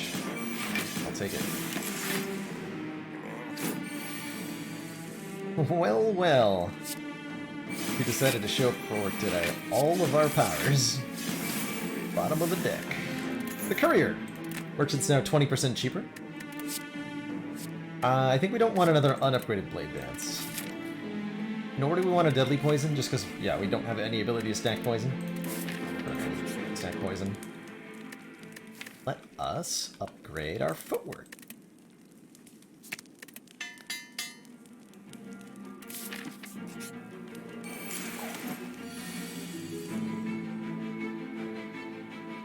Yeah, I like that decision. Hello, Nemesis. Also, hello, my powers. Thanks for being at the top of the deck this time. Really appreciate that. If only the boot were here. Hey, Tools the Trade. It's like we never weren't in the deck. Secretly. But we draw and discard one card at the start of every turn.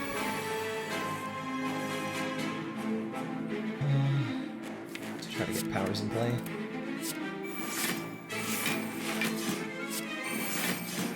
Accuracy, Blade Dance, no Throb.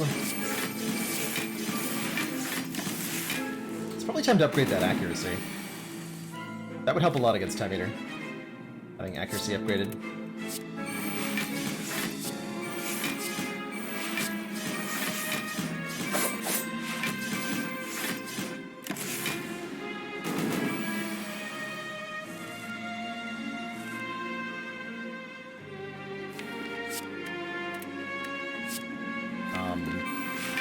Okay.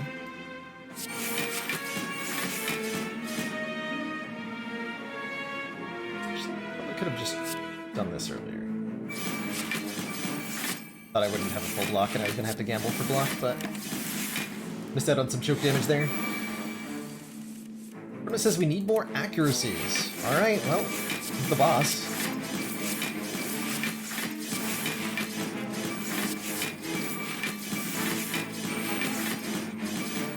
Nemesis was intangible and I did 18 damage.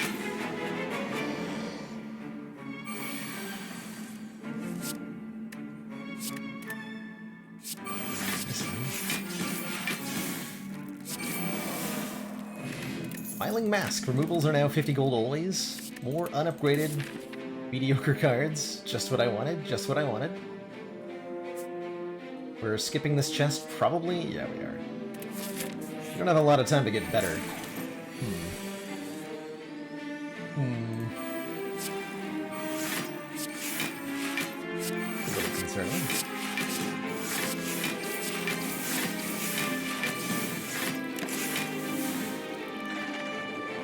Aha, no weak for me. Only frail and crippling sense of sadness. Gamble. I feel okay with that decision. Gambling shivs into the discard pile is definitely helpful.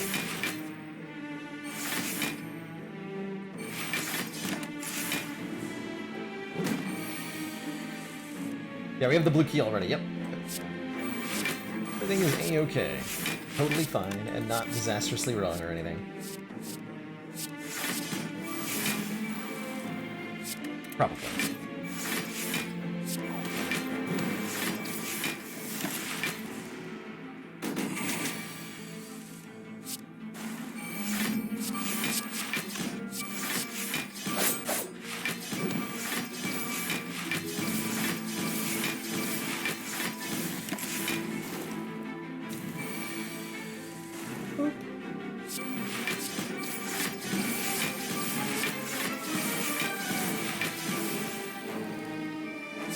Calipers when? Hello, Calipers. Sailor Woodlord would like to know your location.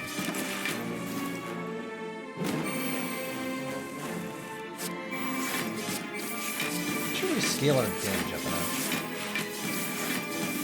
Kinda do. Dash plus? I mean, we have 5 energy. I'll take it. Ooh, I wonder if I was meant to take the speed potion there. Over a ghost jar? Over the steroid potion? We have a clockwork souvenir. Should have thought about that harder. Definitely have thought about that harder. Oh well.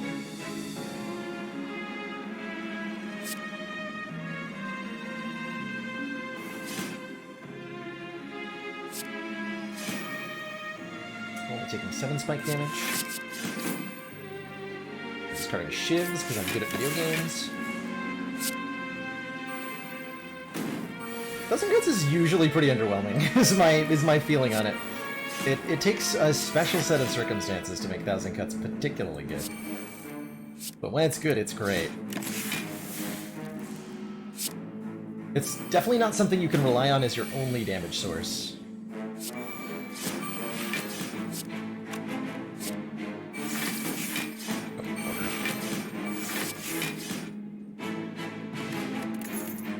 Like nightmaring 50. I think we only got to 30 of them, Chrono. Excuse you. Oh god, this guy. With this deck? Oh no. Oh no. Oh no. The Writhing Mass changes their intent every time they're hit by attack damage.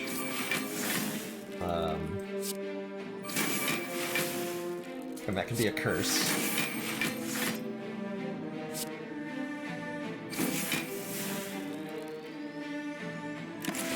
So we want to full block the attack and then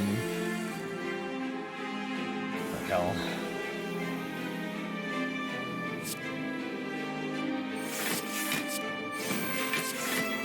And then change their intent.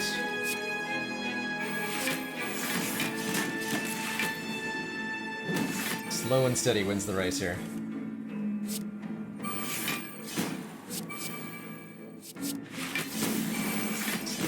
Steady.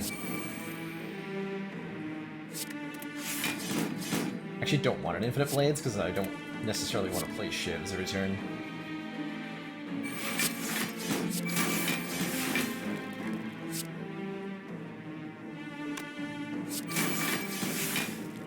Oh god, no. Actually, that's fine. You can do your giant attack while I'm vulnerable because I can just block it. LOL. LOL.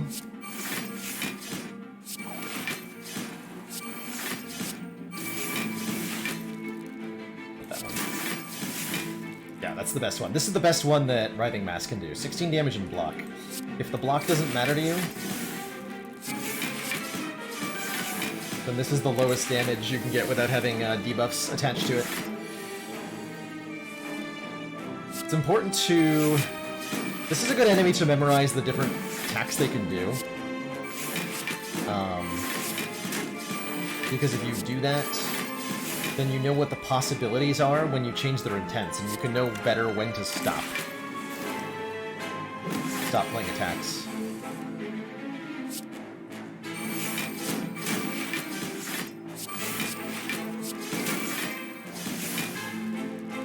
Like there.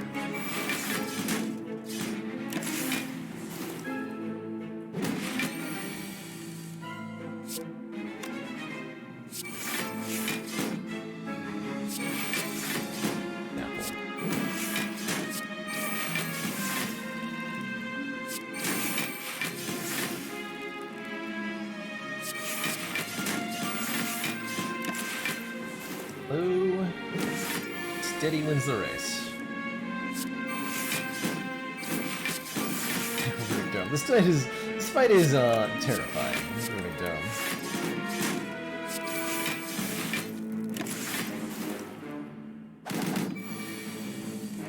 I think how I would describe it. Okay, we don't actually have strength. This would be hilarious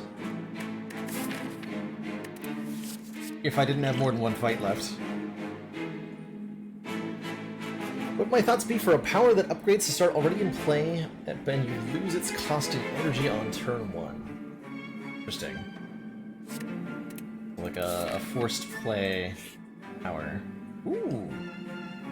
We don't want to upgrade everything, do we? Would be really good, actually. That's a lot of upgrades. There's no way we perfect Time Eater, though, right? Even with all our cards upgraded. It would also make both After Images and an Infinite Blades innate. Although that's kind of what we want for the rest of the run. Rare relics are nice. We fight a boss. We get money, we get relic. We get money, we get relic. We upgrade all the defense, we upgrade neutralize, choke, accuracy, trip. A lot of block cards, a lot of draw cards. Man, that is a lot of upgrades. That is a lot of upgrades. We do have a Ghost in a Jar.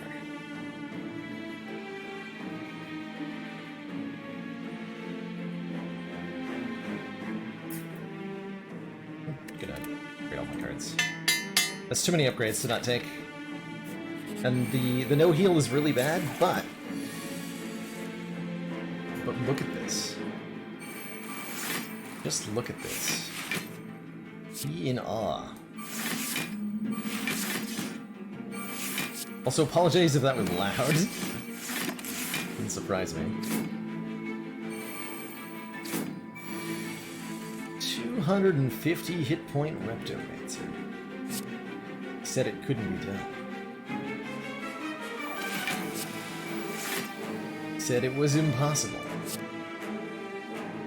They were right.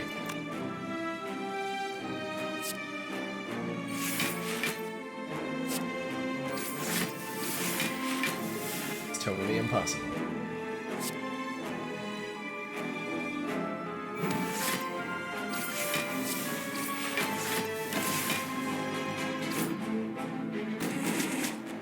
Begin. Just summon this turn. No, you're rude.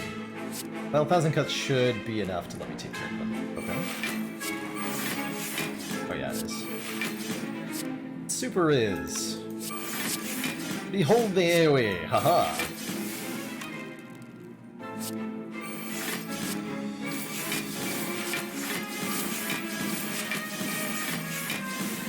Got him.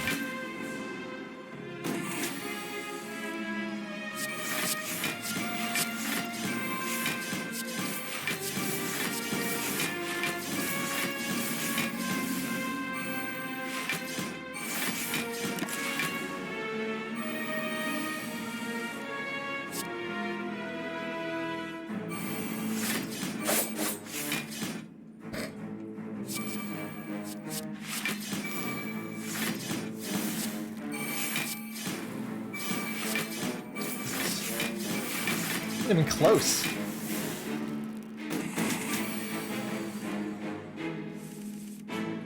Why are you still here?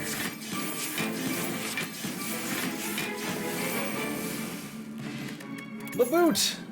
When we would deal 4 or less unblocked attack damage, increase it to 5. And another backflip.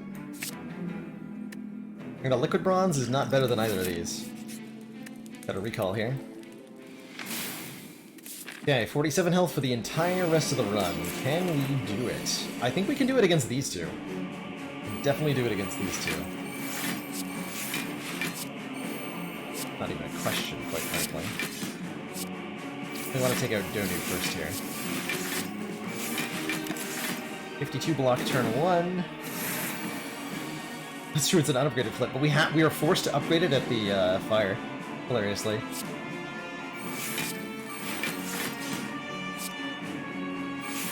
Actually required of us.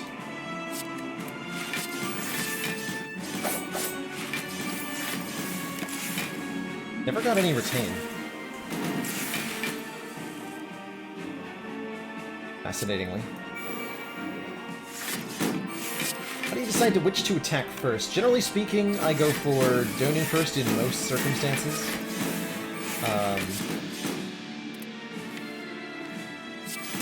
Donu buffs the strength of both of them every other turn, and this can get out of control really quickly.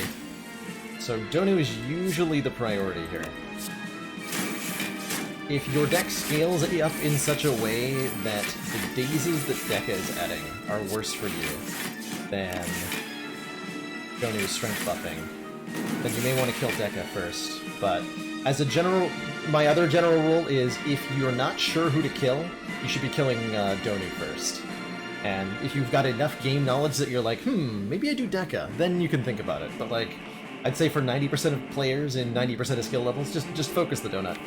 And don't try to worry about it too much beyond that. That is my advice for you.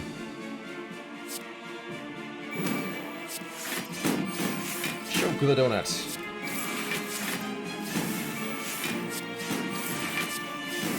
It's a backflip first. Blocking, so I get to discovery here. Discovery finisher? Oh my. Deal 6 damage for each attack played this turn, 6 attacks played. Didn't quite get a kill, unfortunately. How's it going, Slash? Slash of the SP. You walked into a Shiv deck on Ascension 20. I hope you enjoy the show.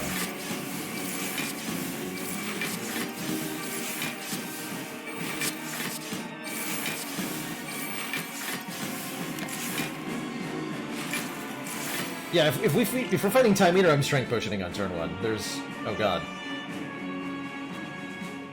Oh no. Oh, that was bad. She wasn't that bad. I'm taking 6? That's not bad.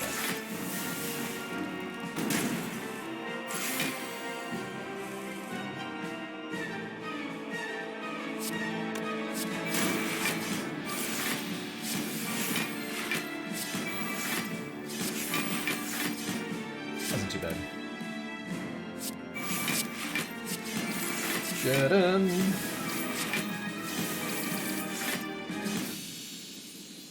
GG. Shape boys. Okay, this is not a Time Eater. That's really good news. That is, in fact, not a Time Eater. It is a very strong Awakened one, though. So I have to be careful about how many cards I play. I don't think 1000 Cuts is getting played. I'm not sure about Infinite Blades.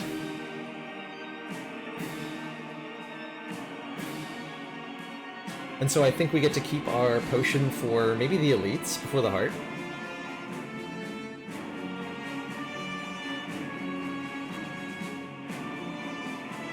Yeah, we have to play after these, so these are happening. You get +4 strength to awaken one. I'm going to play Discovery, and I'm going to get an Expertise. That sounds real good right about. Then I'm going to draw cards so I can play things other than Infinite Blades. Yeah, we have 0 piercing whales. Wow. How did we get this far without a piercing whale? That's what I want to know. How did we even get this far?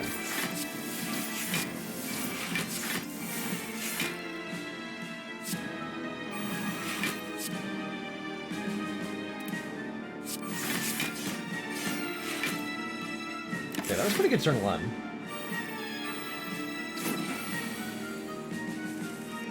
Yeah, we got no strength debuff stuff at all. We do have his really good block, and hopefully consistent weaken.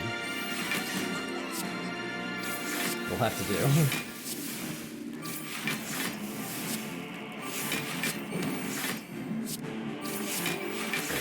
And no calipers. 9 times 4.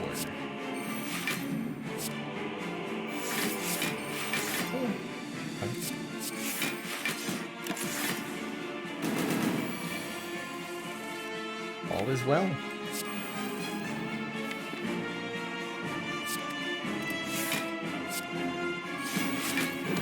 We're drawing our footwork next turn. I don't think we play accuracy yet. We are playing footwork during phase 1, though.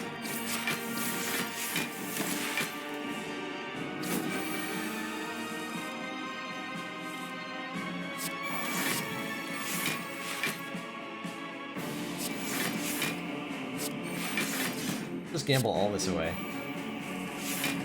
Get it out of here.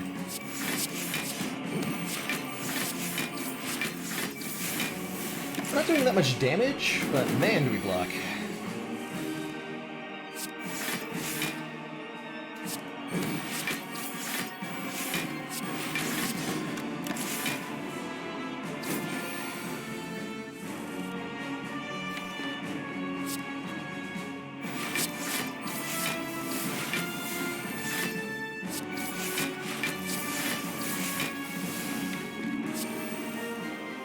Order?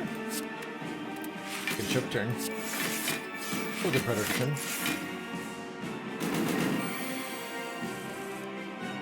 I'm worried about the possibility we're gonna have a bad draw at some point. Not sure what that looks like, really.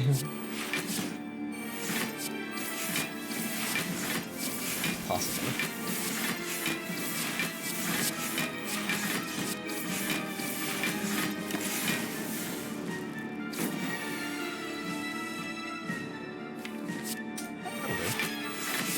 Sufficiently bad draw, but I'm a little bit scared of it until we play expertise. Man, perfectly this without potions, that's a huge deal. That's such a huge deal.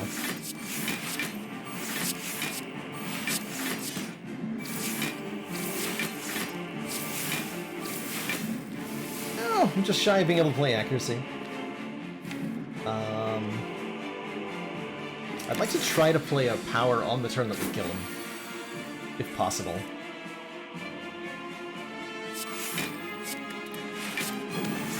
I'm going to intentionally not kill the Awakened Run.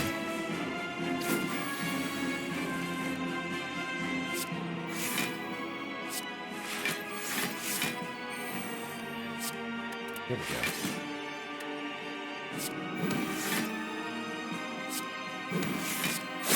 Blades into play. When the boss is dead, he'll no longer gain strength for any powers we play. We can go ahead and play some powers. Any power we draw from now on. Let's wait his turn. Should be okay, though. Taking very little here, maybe a bit.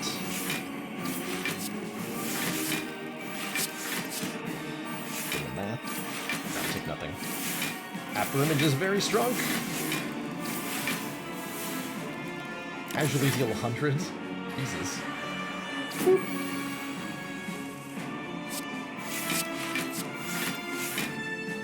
Slight order?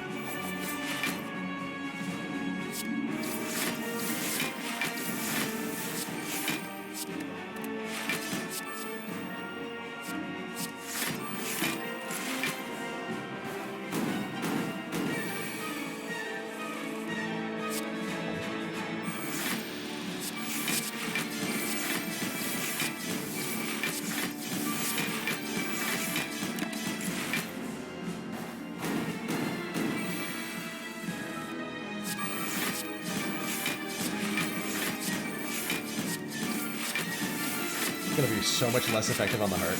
It's gonna be terrible. I can't wait.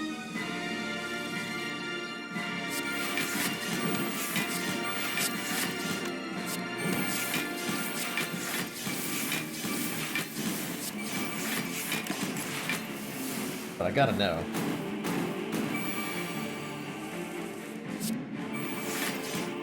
It's a good indication that we're not dealing that much damage, unfortunately.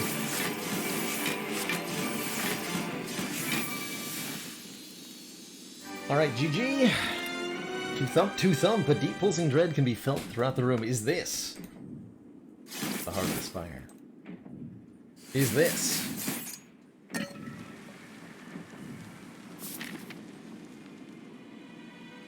what we need? Upgrade our 1 copy of Backflip. Alright, shop. Yeah, Shuriken or Kunai could be in the store. They are not. But there are other things here that are pretty good. There's a fossilized helix. Prevent the first time each combat you would lose hit points. That's pretty good. There's another finesse. There's a card removal. There's another ghost in a jar. Although, quite frankly, I think I'm using my flex potion turn 1 against the double elites. Hey, Attacker, I'm streaming from my laptop this week, as I've just moved, and there's still a lot of unexpected difficulties in getting my main PC set up. Because the space I have available to me is very tiny. So I'm hopefully this weekend going to be acquiring a new computer desk, a new computer chair, a new bed, and getting those all set up in such a way that I can fit. I moved to the northern part of Connecticut, Batmoran. Won't give away the exact city.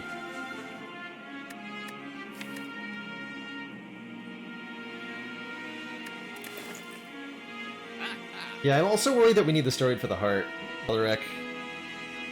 I am also concerned about that. So maybe this is just Helix? It's just Helix. That would have been nice. Oh well. Got ourselves a fossilized Helix. Well, there's no reason to use this turn 1, so we can wait. Seems fair and fine and balanced.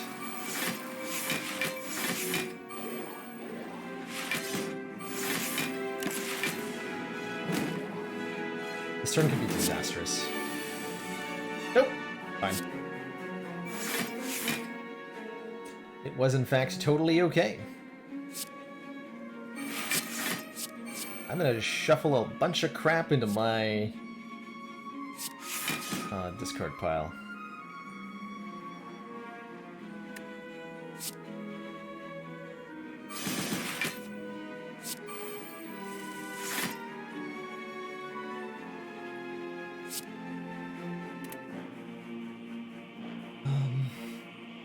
I want to play that. I think I need to play 1,000 Cuts. That might mean losing my buffer, though. Happening.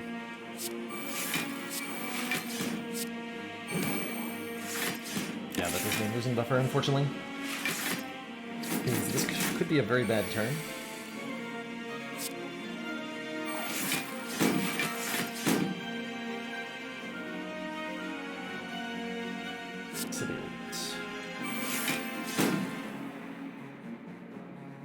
Probably supposed to choke you.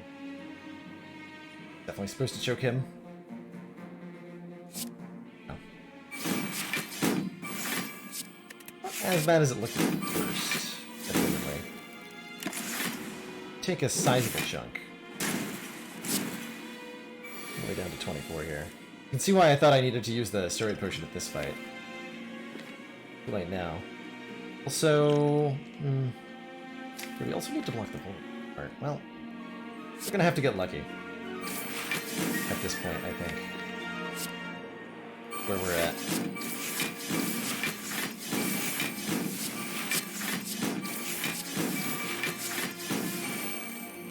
Oh man, order. I should have known that was possible too. I'm not playing at peak performance right now, obviously.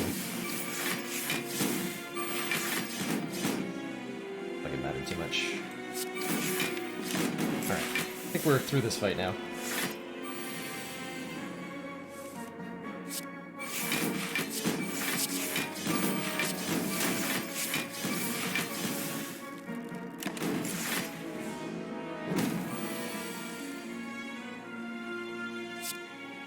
Where were we?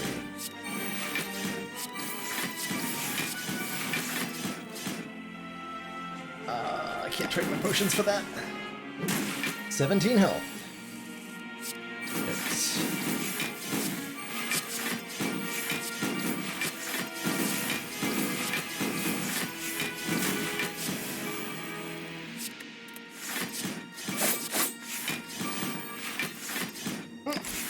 Almost got him.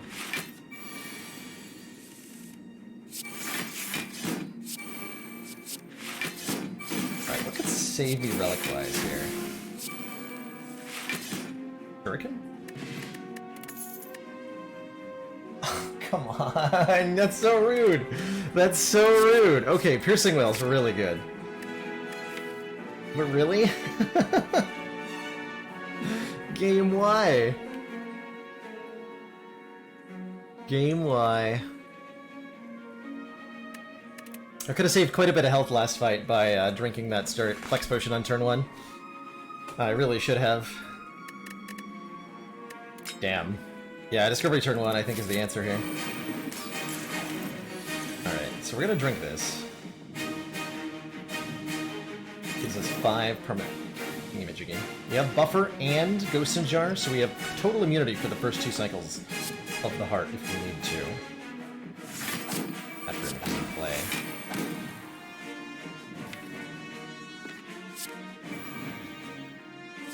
List. Okay, rip 1,000 cuts. That's fine. With 5 strength, I don't need 1,000 cuts.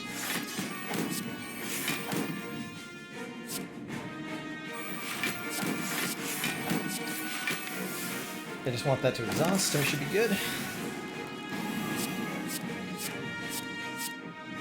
We're doing big hit first, that's good. That's very good. No, Piercing Wail! Can't do that! You can't do that, that's illegal. Alright, so because we have 2 after images, the Beat of Death is totally cancelled out, and we can play anything we want. In any order. That was the wrong order, by the way. I should have played Trip first.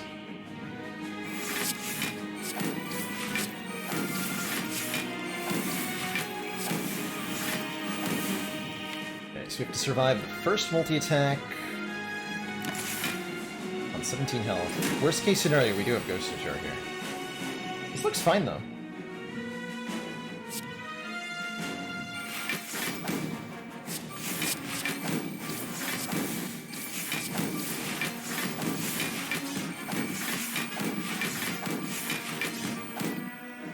We take 5 damage and lose 2 stacks of plated armor. Okay.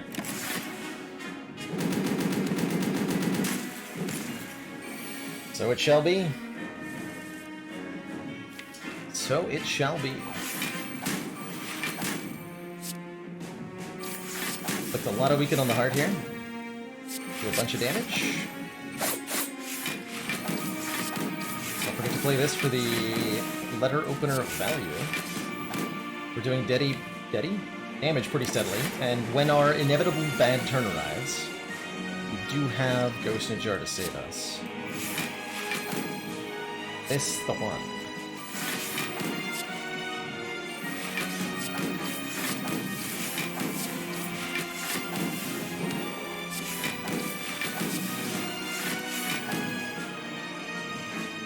Times 15, we go to 1? Am I right? We go to 1 here?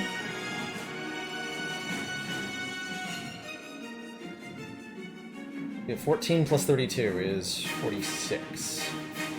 So if we don't do anything, we go to 1. And I think the Ghost in Jar is better than going to 1. -1? Hold on. Hey, you're counting the 2 block from the plated armor, everybody. Don't forget that. Yeah, I'm gonna go to 1 here.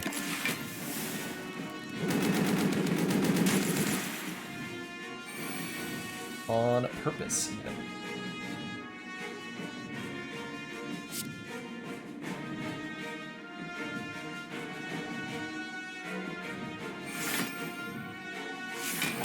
Nice.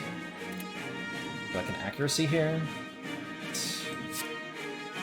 Accuracy. Hold on, I gotta make sure. Play Dance, Cloak and Dagger. So we have 10 plus 12 puts us at Beat of Death and After, which cancel out. So this is, we can just do regular math here. This is 34 block, and then yes, we get the thing from 3 attacks. So we're doing 14 damage per shiv now.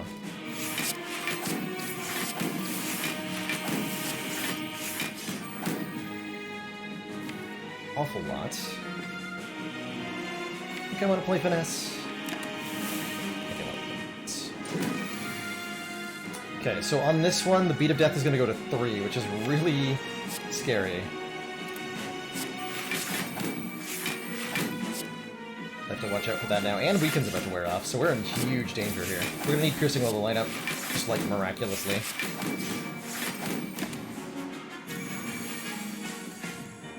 Okay, that definitely helps. So I have to block first, because otherwise I'll die. Defend first. Then choke. Defend, then choke.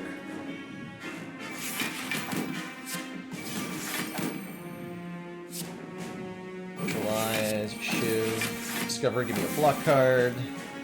These are not block cards. So it looks like we Ghost and Jar now, unfortunately. Some more chance to draw better cards. But we are dead if we don't use this. Ghost does defect Beat in Jar. We didn't use it to do that. Hey, we drew Piercing Whale! Oh my god, we might actually live. Whoa. Crazy. I don't need to. Nice. Not this turn, I don't. And there's no artifact charges on him. So we deflect. Piercing Whale. Fail off the attacks.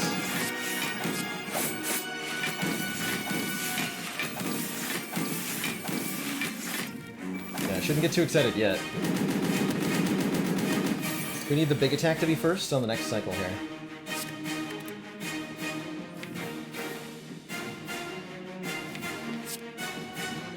Bend. Rip.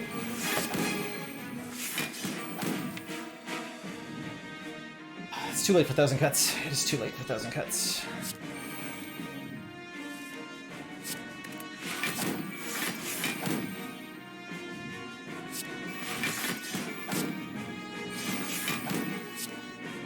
I think do I need to Sucker Punch? Is there any chance I block a multi-attack if I Sucker Punch?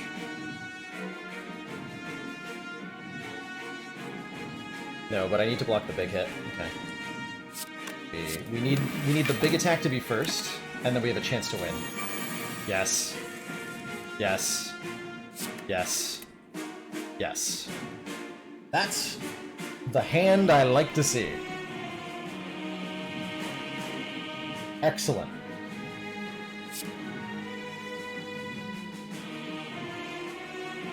Deflect first, then choke, then everything else.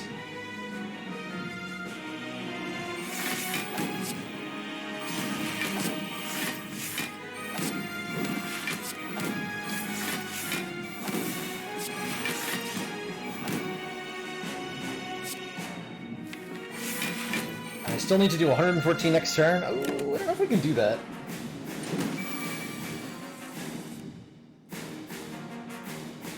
Certainly I'm not blocking that. So Backflip had better damn draw some Blade Dances for me. Right? Okay, so far so good. Is that enough? We have 6 times 14.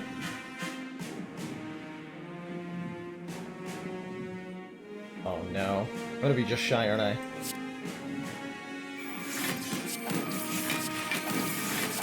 Wait, no, I'm not! Oh my god! Oh my god!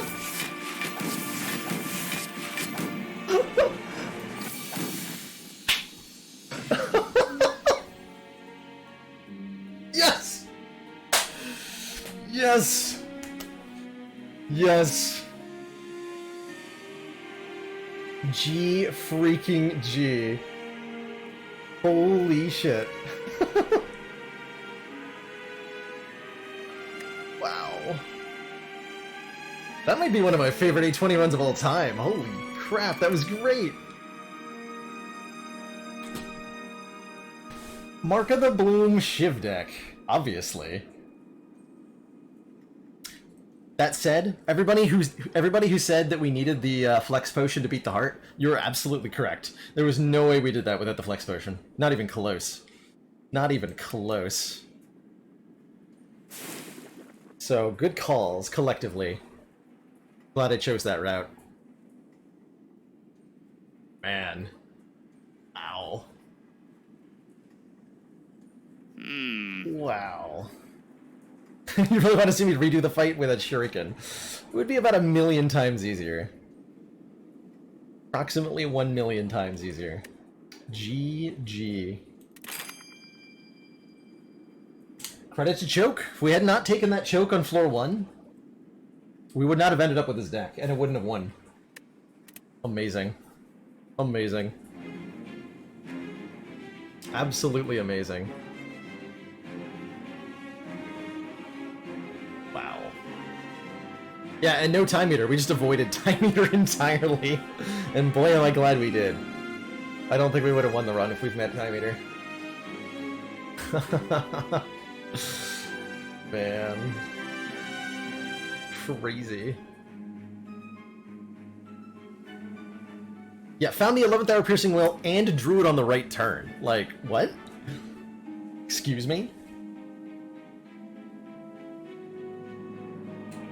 Excuse me?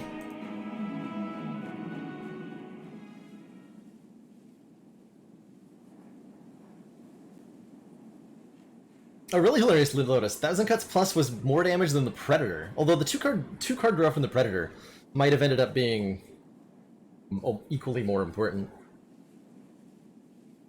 But yeah, we did play a lot of cards.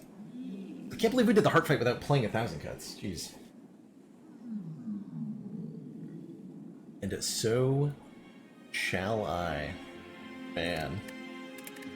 That is one of the wildest runs I've ever had. What a day. What a day. GG. So that was what, 2 and 2? No. 2 and 3.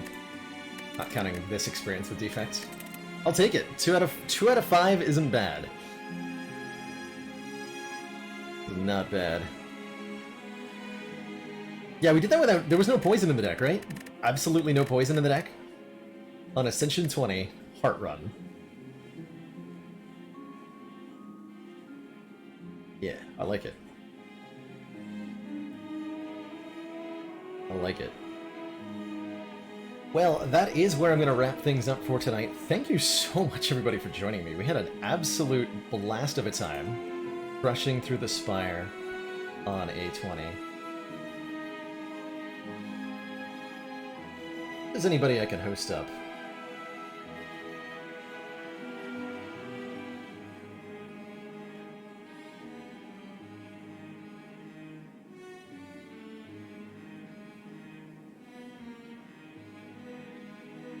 I need to, like, cool down after that.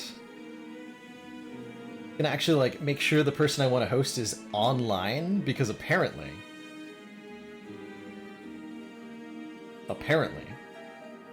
I've been whiffing a little bit on that. So let's verify that we're actually... Oh, hey, Billy Kirby's live. Heck yeah. And he's actually in a run. Okay, cool. Billy Kirby's doing some Ascension 20 heart runs. Currently fighting Donu and Deca with Ironclad, so let's check out another run deep in progress. Maybe you'll see 2 heart kills in less than 15 minutes. Say hi to Billy for me. And show your bailers if you got them.